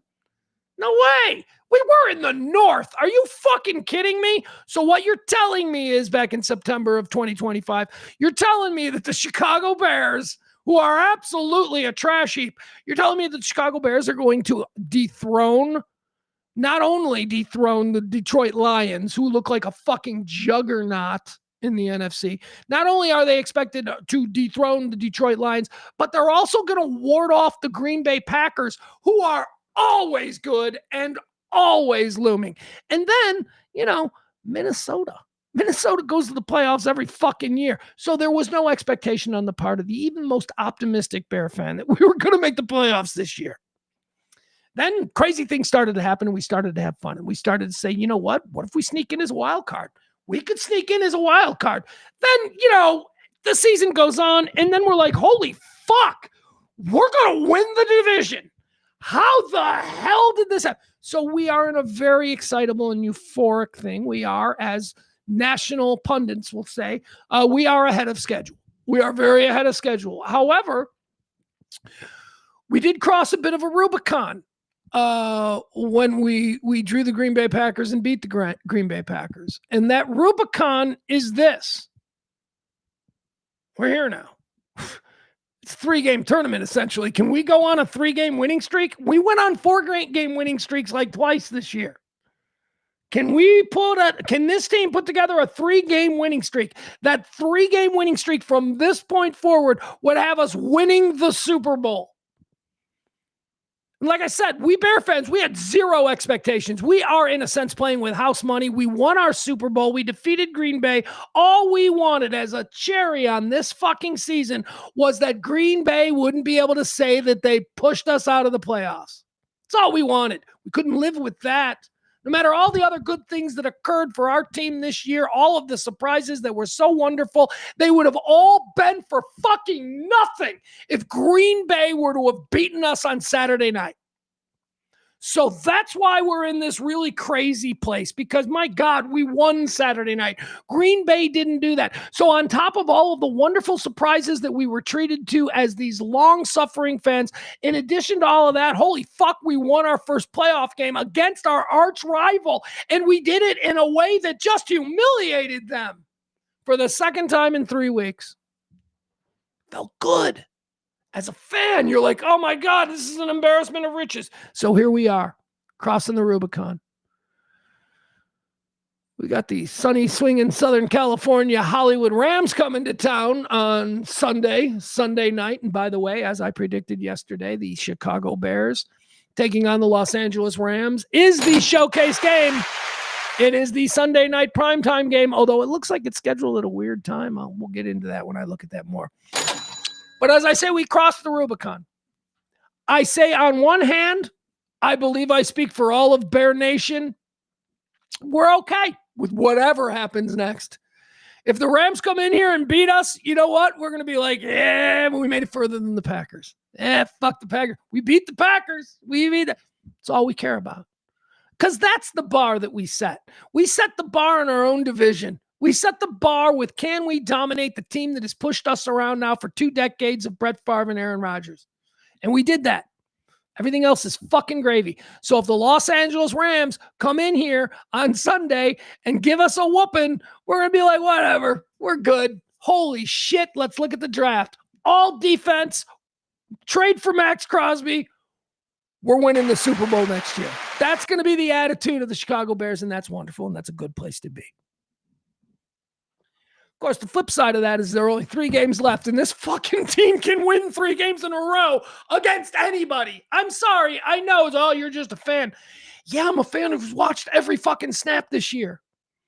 This team isn't afraid of anybody. This team doesn't give a shit. It all started in training camp when the Miami Dolphins came into Chicago to do a joint scrimmage with the Bears, and then they ended up filing fucking complaints with the league because the Bears were playing too hard in scrimmages. Boy, I'll tell you, that was the first thing that we Bear fans went, wait, what? What are you talking about? Yeah, the Miami Dolphins, they issued a complaint with the league that the Bears were hitting too hard. That made us feel good. You know, we're like, okay, that's a positive step. I mean, that's where it all started. This fucking team doesn't sweat anybody. I don't know if that is delusional or just the kind of confidence that you absolutely dream that your team can have. I don't know. Doesn't matter. They're not as good as everybody. Oh, no. We got some holes, man. We got some real holes. And not only that, where we are better or as good as anyone else in football at some of the skill positions and all of that, they're all babies. They're all just kids. And as we say, this offense, whatever the fuck you think this offense is doing this year in the first year of Ben Johnson, as James Jones, Packer legend, said yesterday, this, my friends, is the worst you will ever see the Ben Johnson-led Chicago Bears offense. It's the worst. These people are only like 4 pages into his playbook. They're all kids. So, yes, if the Los Angeles Rams come in and kick the fucking shit out of the Chicago Bears, if they are just in an emotional tailspin after the win of last week and, you know, they just can't catch up and maybe the magic doesn't appear this time in the fourth quarter, whatever. We're fine with that. But I'm here to tell you, we could also fucking win the Super Bowl. We could also beat any team that's out there. They have this kind of confidence. Now, to that end, yesterday, you know, we talked about the 4th and 8 play. The 4th and 8 play, everybody all over the place. If you listen to national sports radio, or whatever it is, you watch the YouTube clips, everywhere, Caleb in the throw, Caleb in the throw, Caleb in the throw, Caleb in the throw. And I said yesterday, how many fucking throws of the year can Caleb Williams have? It's the 3rd time that I've heard conversations in the last month. 3rd time I've heard national media talking about that was the throw of the year. Every single time it was Caleb Williams. Dude, if it was the throw of the year, the 4th and 8, when they had to have it, or else it's go home for the playoffs. If that was the throw of the year, then I guess number 2 and number 3 are also Caleb Williams. Is there any Matthew Stafford do anything? I'm sure he did. He's an MVP candidate. Let's see some of his throws. I saw Aaron Rodgers 2 weeks ago make a couple of throws that I thought, fuck, that guy's still got it. Anyway, when I pointed that out, how many fucking throws of the year can there be? Somebody put this out on TikTok who had the same reaction to me. We ought to hire this person to be a producer for the show. Here, let's show you this. I don't want to use the music. I guess I got to use, I don't know if I can or not. Here it is. This is the question that I posed yesterday that somebody put up there on TikTok. It said, which of Caleb's throw of the year is the best? Because they keep telling us every week, he's going to make a throw this weekend. And they'll say, that was the throw of the year. Okay, look, the kid's good. The kid can make fucking high pressure throws. All right. But stop with these things. Throw of the year.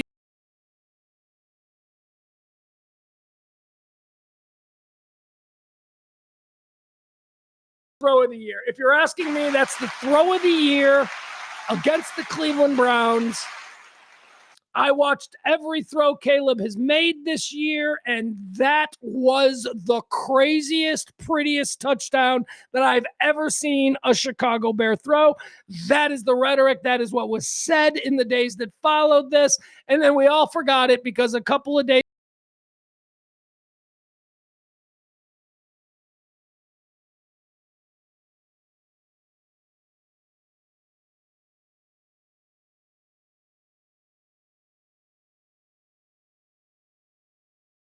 game that beat the Packers the first time 3 weeks ago on Saturday night. That was just the fucking chuck it, send DJ deep and drop a goddamn dime right where it needs to be. That was a great throw. The first one is the one that I think is better. Anyway, here's the 4th and 8. This is the one that's the most recent one, so there is a recency bias here. But this is the one that everyone's like, no, this is the throw of the year. This is important because of context, right? This is 4th and 8. If they didn't complete this, they would turn the ball over on downs.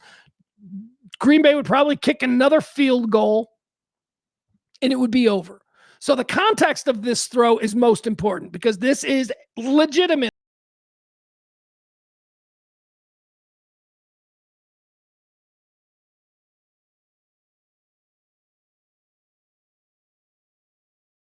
So which one is the throw of the year? And can the same fucking guy be in competition with himself for best damn throw of the year? I'll tell you, let's go back to the beginning, though. This is the one. This is the one against Cleveland. Now, again, context doesn't matter as much as maybe it does on the 4th and 8 in the playoffs. And maybe it also doesn't matter as much as the game-winning overtime bomb to DJ Moore that shut down the Packers in week 16 or 15 or whatever it was. But this was the craziest throw. This one right here is the craziest throw. Rolling to his right, four guys in other team jerseys are surrounding the guy, DJ Moore, who he's trying to hit, and he just fucking threads it. Now, this is a throw that you could certainly, if you're a reasonable person, say, that was luck. He tries that 10 times, and 8 times it gets batted down. Maybe, but all we have to go on is the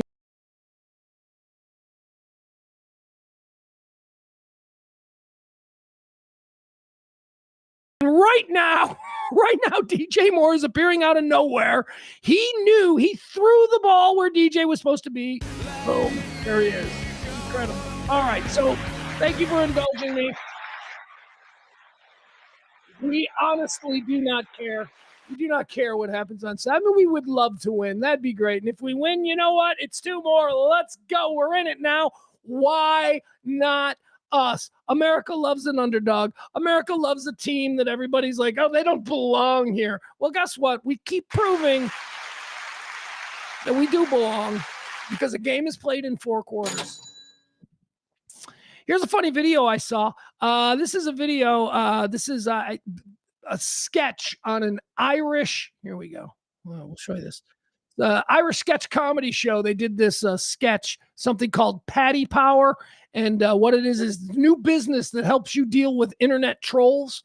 So if there's a troll in your life that's really bothering you, you need to call Paddy Power and they will handle it for you. Here you go. I thought this was pretty funny. Are you Boxing Mad 69 on Twitter? Yeah. On the 23rd of April, you tweeted, Garcia staying down after a body shot, pathetic, would never be me. So? Do you stand by that? Yeah. Okay, Joe, in you come. Joe. Okay, so maybe you want to think before you tweet next time, yeah? Good lad.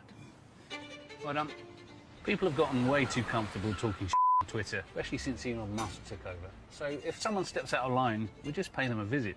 Right, next up we have a Brian Thomas, or @Haaland_GOAT2657, and he tweeted, I could be any professional women's boxer with one hand tied behind my back. Okay, Natasha, you're up. It's about providing accountability for what people say on social media. Yep, and the big fight nights are especially busy for us. Stop! Stop! I'll never tweet about boxing again. Make sure you don't, yeah? Good lad. We're done. On to the next one. Good, yeah? Okay, we'll be right there. Someone has just tweeted, anyone outside the heavyweight top 5 is a bum. Thomas, you're up. Sometimes just the threat of action is enough. I'll delete the tweet. I'll delete the tweet. See? Tweet deleted.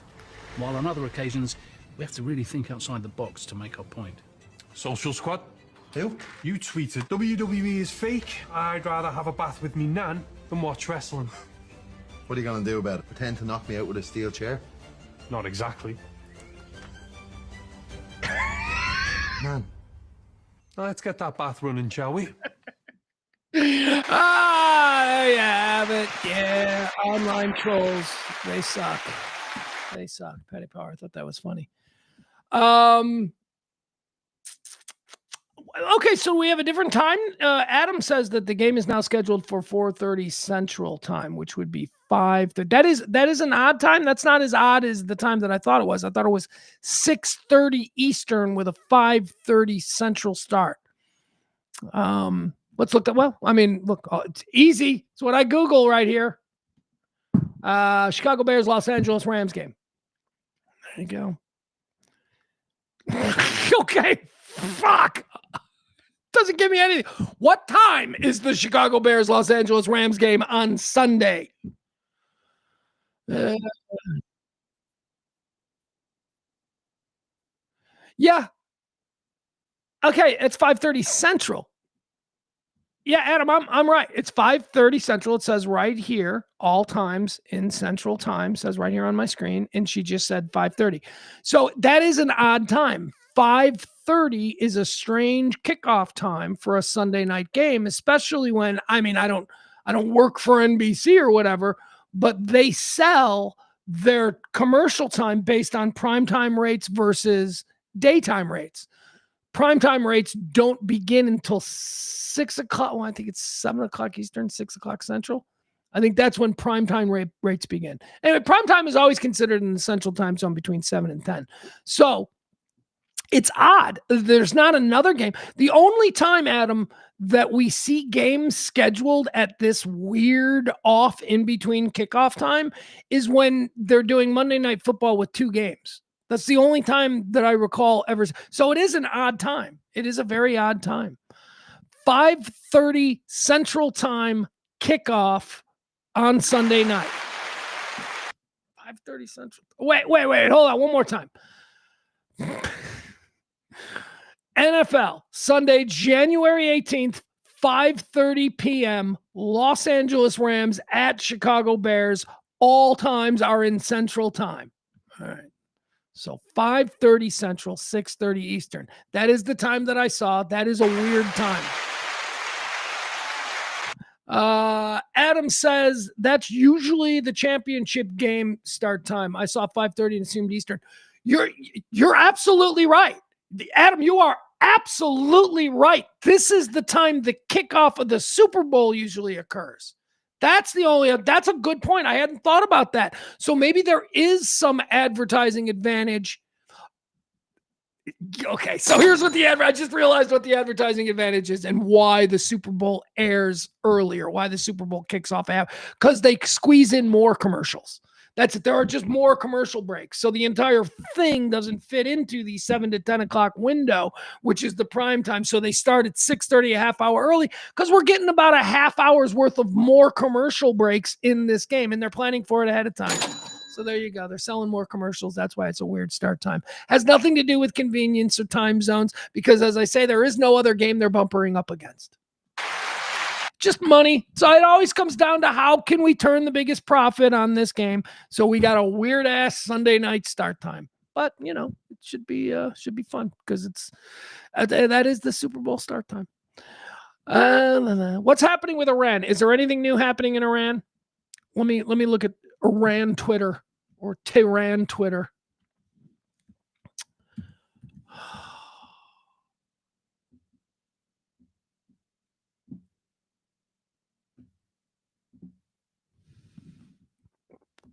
Kay Adams, who is one of my favorite sports people. Do you know why Kay Adams is one of my favorite sports people? Because one, she's really good. She's got really interesting insights, and she's got this completely different kind of perspective on sports, and I find it really interesting, and I find it really refreshing. Because she's not fucking Dan Orlovsky, okay? She's like a totally different kind of thing, and she knows ball. Kay Adams knows ball. The other thing about Kay Adams is she's a big Bears fan.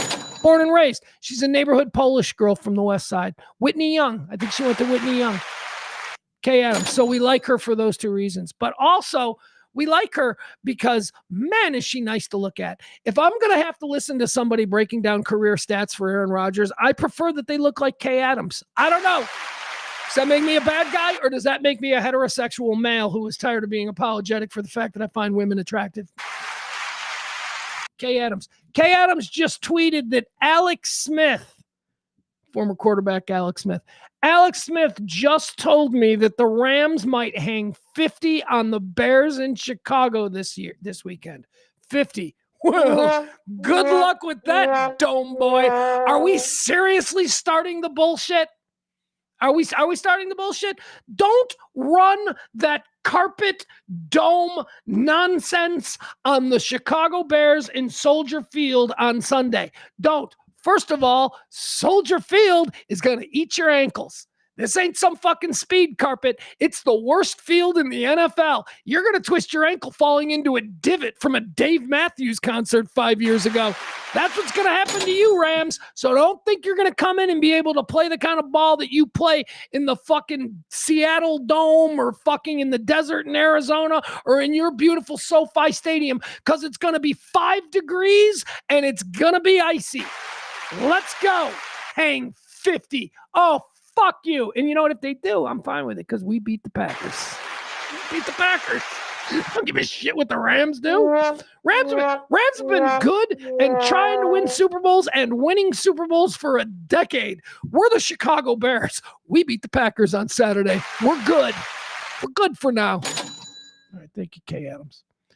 All right, let me look at Iran. Why is Iran massacre trending? Is there a reported massacre in Iran? There have been massacres reported in Iran on Twitter every single night for the last 6 nights. There has never been any codification of these reports by any kind of global or even local American institutional journalists. Nothing.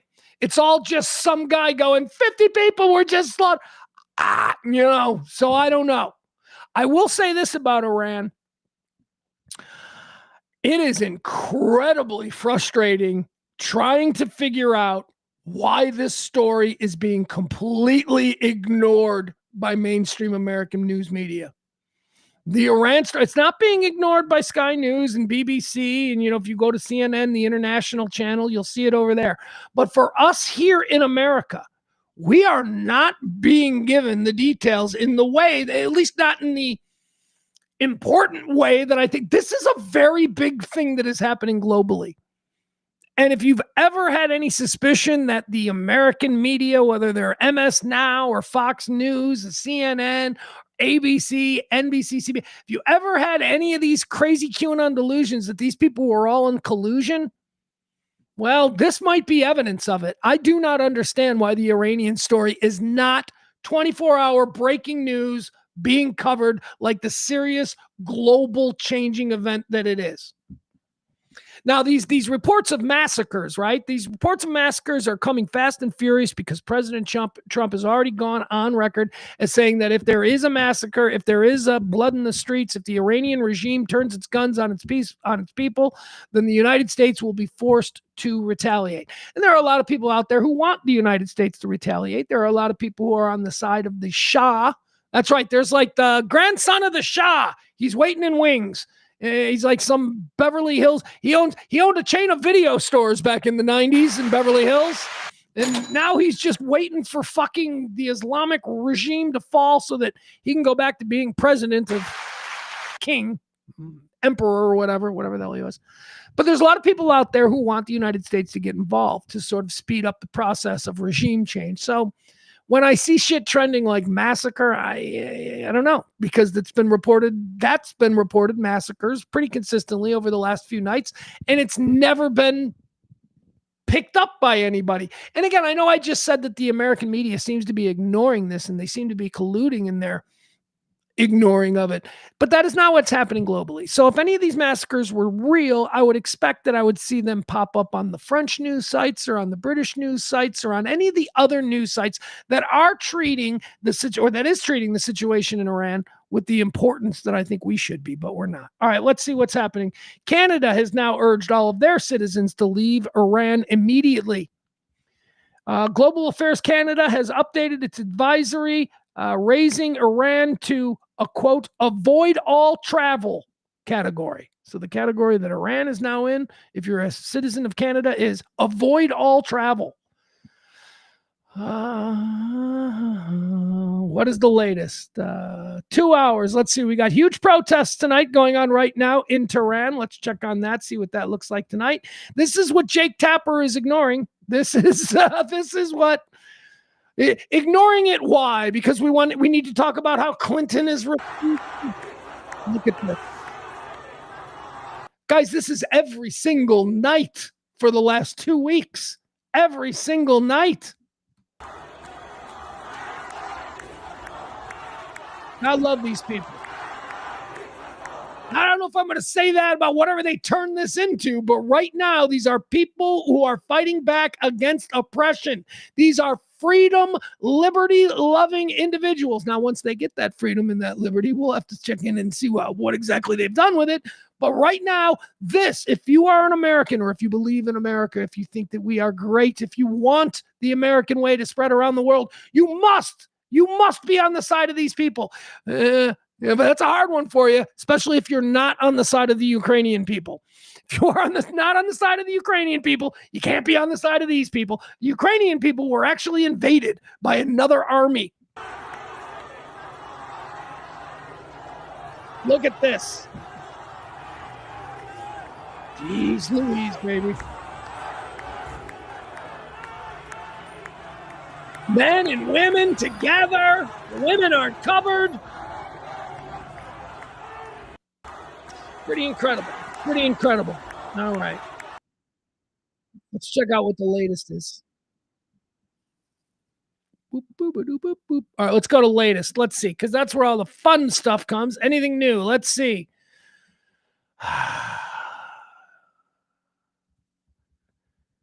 What is this? This is reporting 350 mosques have been set on fire, and no Iranian would have dared to set fire to a place of worship. The one reporting it is the Iranian foreign minister, bringing another proof. I don't know what I'm looking at here. I don't know what I'm reading.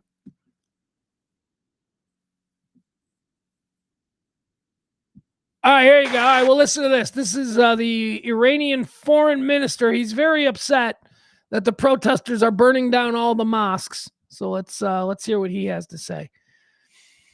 This guy better watch his P's and Q's, because seriously, within 48 hours, he could be dragged through the streets and hung up on a fucking viaduct. This guy ought to really watch his public statements. They also targeted ambulances. 180 ambulance vehicles were targeted and destroyed over 3 days only. This is like what... This sounds to me like people complaining about Burger Kings burning down in the ghettos outside Atlanta. It rings a little bit familiar to people who have, criticized American protesters. Public transportation buses were also targeted. And above all, they strangely targeted mosques. And this is really surprising. No Iranian could dare to set fire on a place of worship. 350 mosques were set fire on. They also... All right, there you go. 350 mosques were set fire on. At least that's how he said it. Set fire on. All right, you know what? Let's leave you with a song. Why not? I found this little song. I thought this was cute. So it's a talented young lady here. She wrote a little song about the times we're going through here as Americans. I don't know what her name is. It's a little TikTok thing. Ivy Alex Music. All right, there you go. Follow Ivy Alex Music. Let's listen to a little song. I think this is good. This is cute. It's always good when I think it's something cute. That's not true at all. Sometimes I think things are cute and everybody's like, that's gay. And I'm like, yep. All right, here we go. A little song for us to ride off into the sunset with. Listen to this.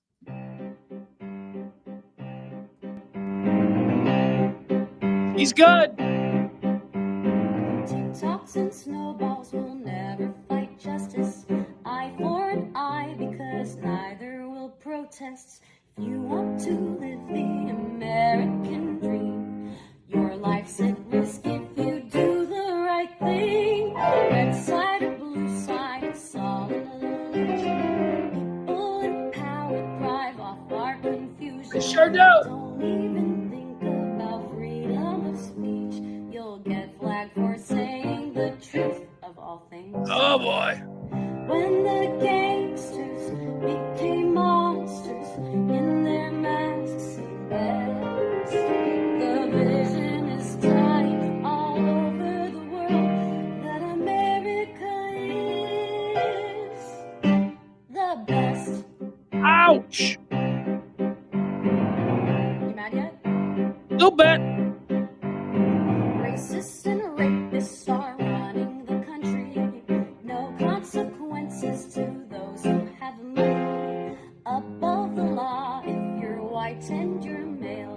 but say the wrong thing and you'll go straight to jail. All hail the great mighty capitalism, doing the opposite of their religion. Not even practicing all that they preach. Selfish until it's their own families. Megyn Kelly. We the people need a hero, need a Superman, with villains and bullies all running the show. Vote them out, make us great again. Yeah, look at her. Yeah, chick kicks ass. Loved her. Just point it out. Just point it out. We're all being fucking worked. It doesn't matter if you're on the right or whether you're on the left.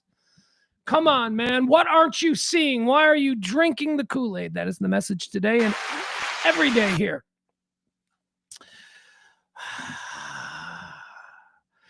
Adam with a good question. Adam wants to know why the hell Alex Smith is talking shit. He's not even affiliated with the Rams. I don't know. Whatever. It's a good question. You know, when I was reading it, I'm like, look, was he on the Rams? Was he like maybe a backup or whatever? By the way, hang 50. Yeah, if Matthew Stafford can even grip a fucking ball, Matthew Stafford's got a problem with his hand, okay? That's a problem. Matthew Stafford really needs his hand to do Matthew Stafford things. But here's the additional problem on that. Do you know how, if you got a hurt hand, do you know how fucking worse it is when it's 0 degrees? Austin Booker's coming for you. That's right. He's going to break your hand. He's going to break your hand. So that makes us wonder who is the backup for the Los Angeles Rams. Isn't this interesting? So let's just say Matthew Stafford goes and then he experiences some problems, and let's say he exits, late in the second quarter. Who do they got? Well, they got Jimmy G. Jimmy Garoppolo is the backup quarterback. Jimmy Garoppolo and then somebody else. Somebody else. So he's got third stringer. He's a nobody, but whatever. Jimmy Generous. Jimmy G. That's what I call him, Jimmy Generous. Why? Because Jimmy G is always willing to give you the ball when you need it most. He's Jimmy Generous. So let's go. Let's bring Jimmy Generous in, and let's see if the Rams, Alex Smith, can hang 50. If Matthew Stafford even has the slightest bit of arthritis in his neck or in his arms, it's going to fuck him up trying to play in this weather, especially since he's not even remotely used to it. So here I sit on the Tuesday before the Bears game on Sunday night versus the Rams, and I'm telling you that Matthew Stafford is going to have a terrible game. Of course, he's Matthew Stafford, and he might not have a terrible game. He might have a Matthew Stafford type game, and that's a problem too. But not as big a problem as it would have been had we not beaten the Green Bay Packers on Saturday. That's going to do it today, folks. I got nothing more for you. We are done here with today's show. I got to run out. We'll be back tomorrow at noon. I love you all. You're the best. Be cool with one another.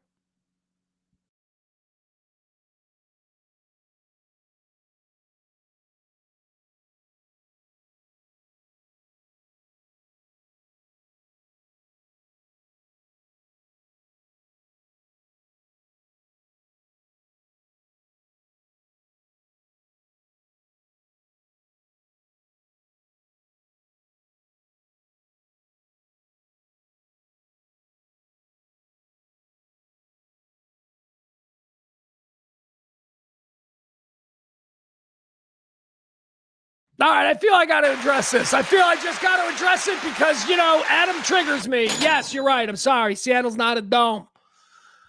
Whatever. And shut up, Adam. Shut up. You get my point. Matthew Stafford is a dome quarterback. He played in a dome in college. He played in a dome the first 10 years of his career in Detroit. He now plays in, I know SoFi's not a dome, but it's got a retractable board. May as well be a fucking climate-controlled person. That is who Matthew Stafford is. He is Dome Boy. And how do I know that he is Dome Boy? Because we started calling him Dome Boy every time he had to play the Bears in Soldier Field and absolutely shit the bed. That has been Matthew Stafford's history, playing in Soldier Field in the cold. We know it. He's great, but not in the cold. Ask the Packers. They can tell you the same thing about old Dome Boy back in the day. Back in the day. All right. I love you guys. And I'm sorry. I know Seattle's got that really cool outdoor stadium. And Seattle gets weather. But whatever, fucking whatever. They play in Southern California. They play in Southern California and they play Arizona in the desert twice a year. He's dome boy, Matthew Stafford. Love you guys. Bye.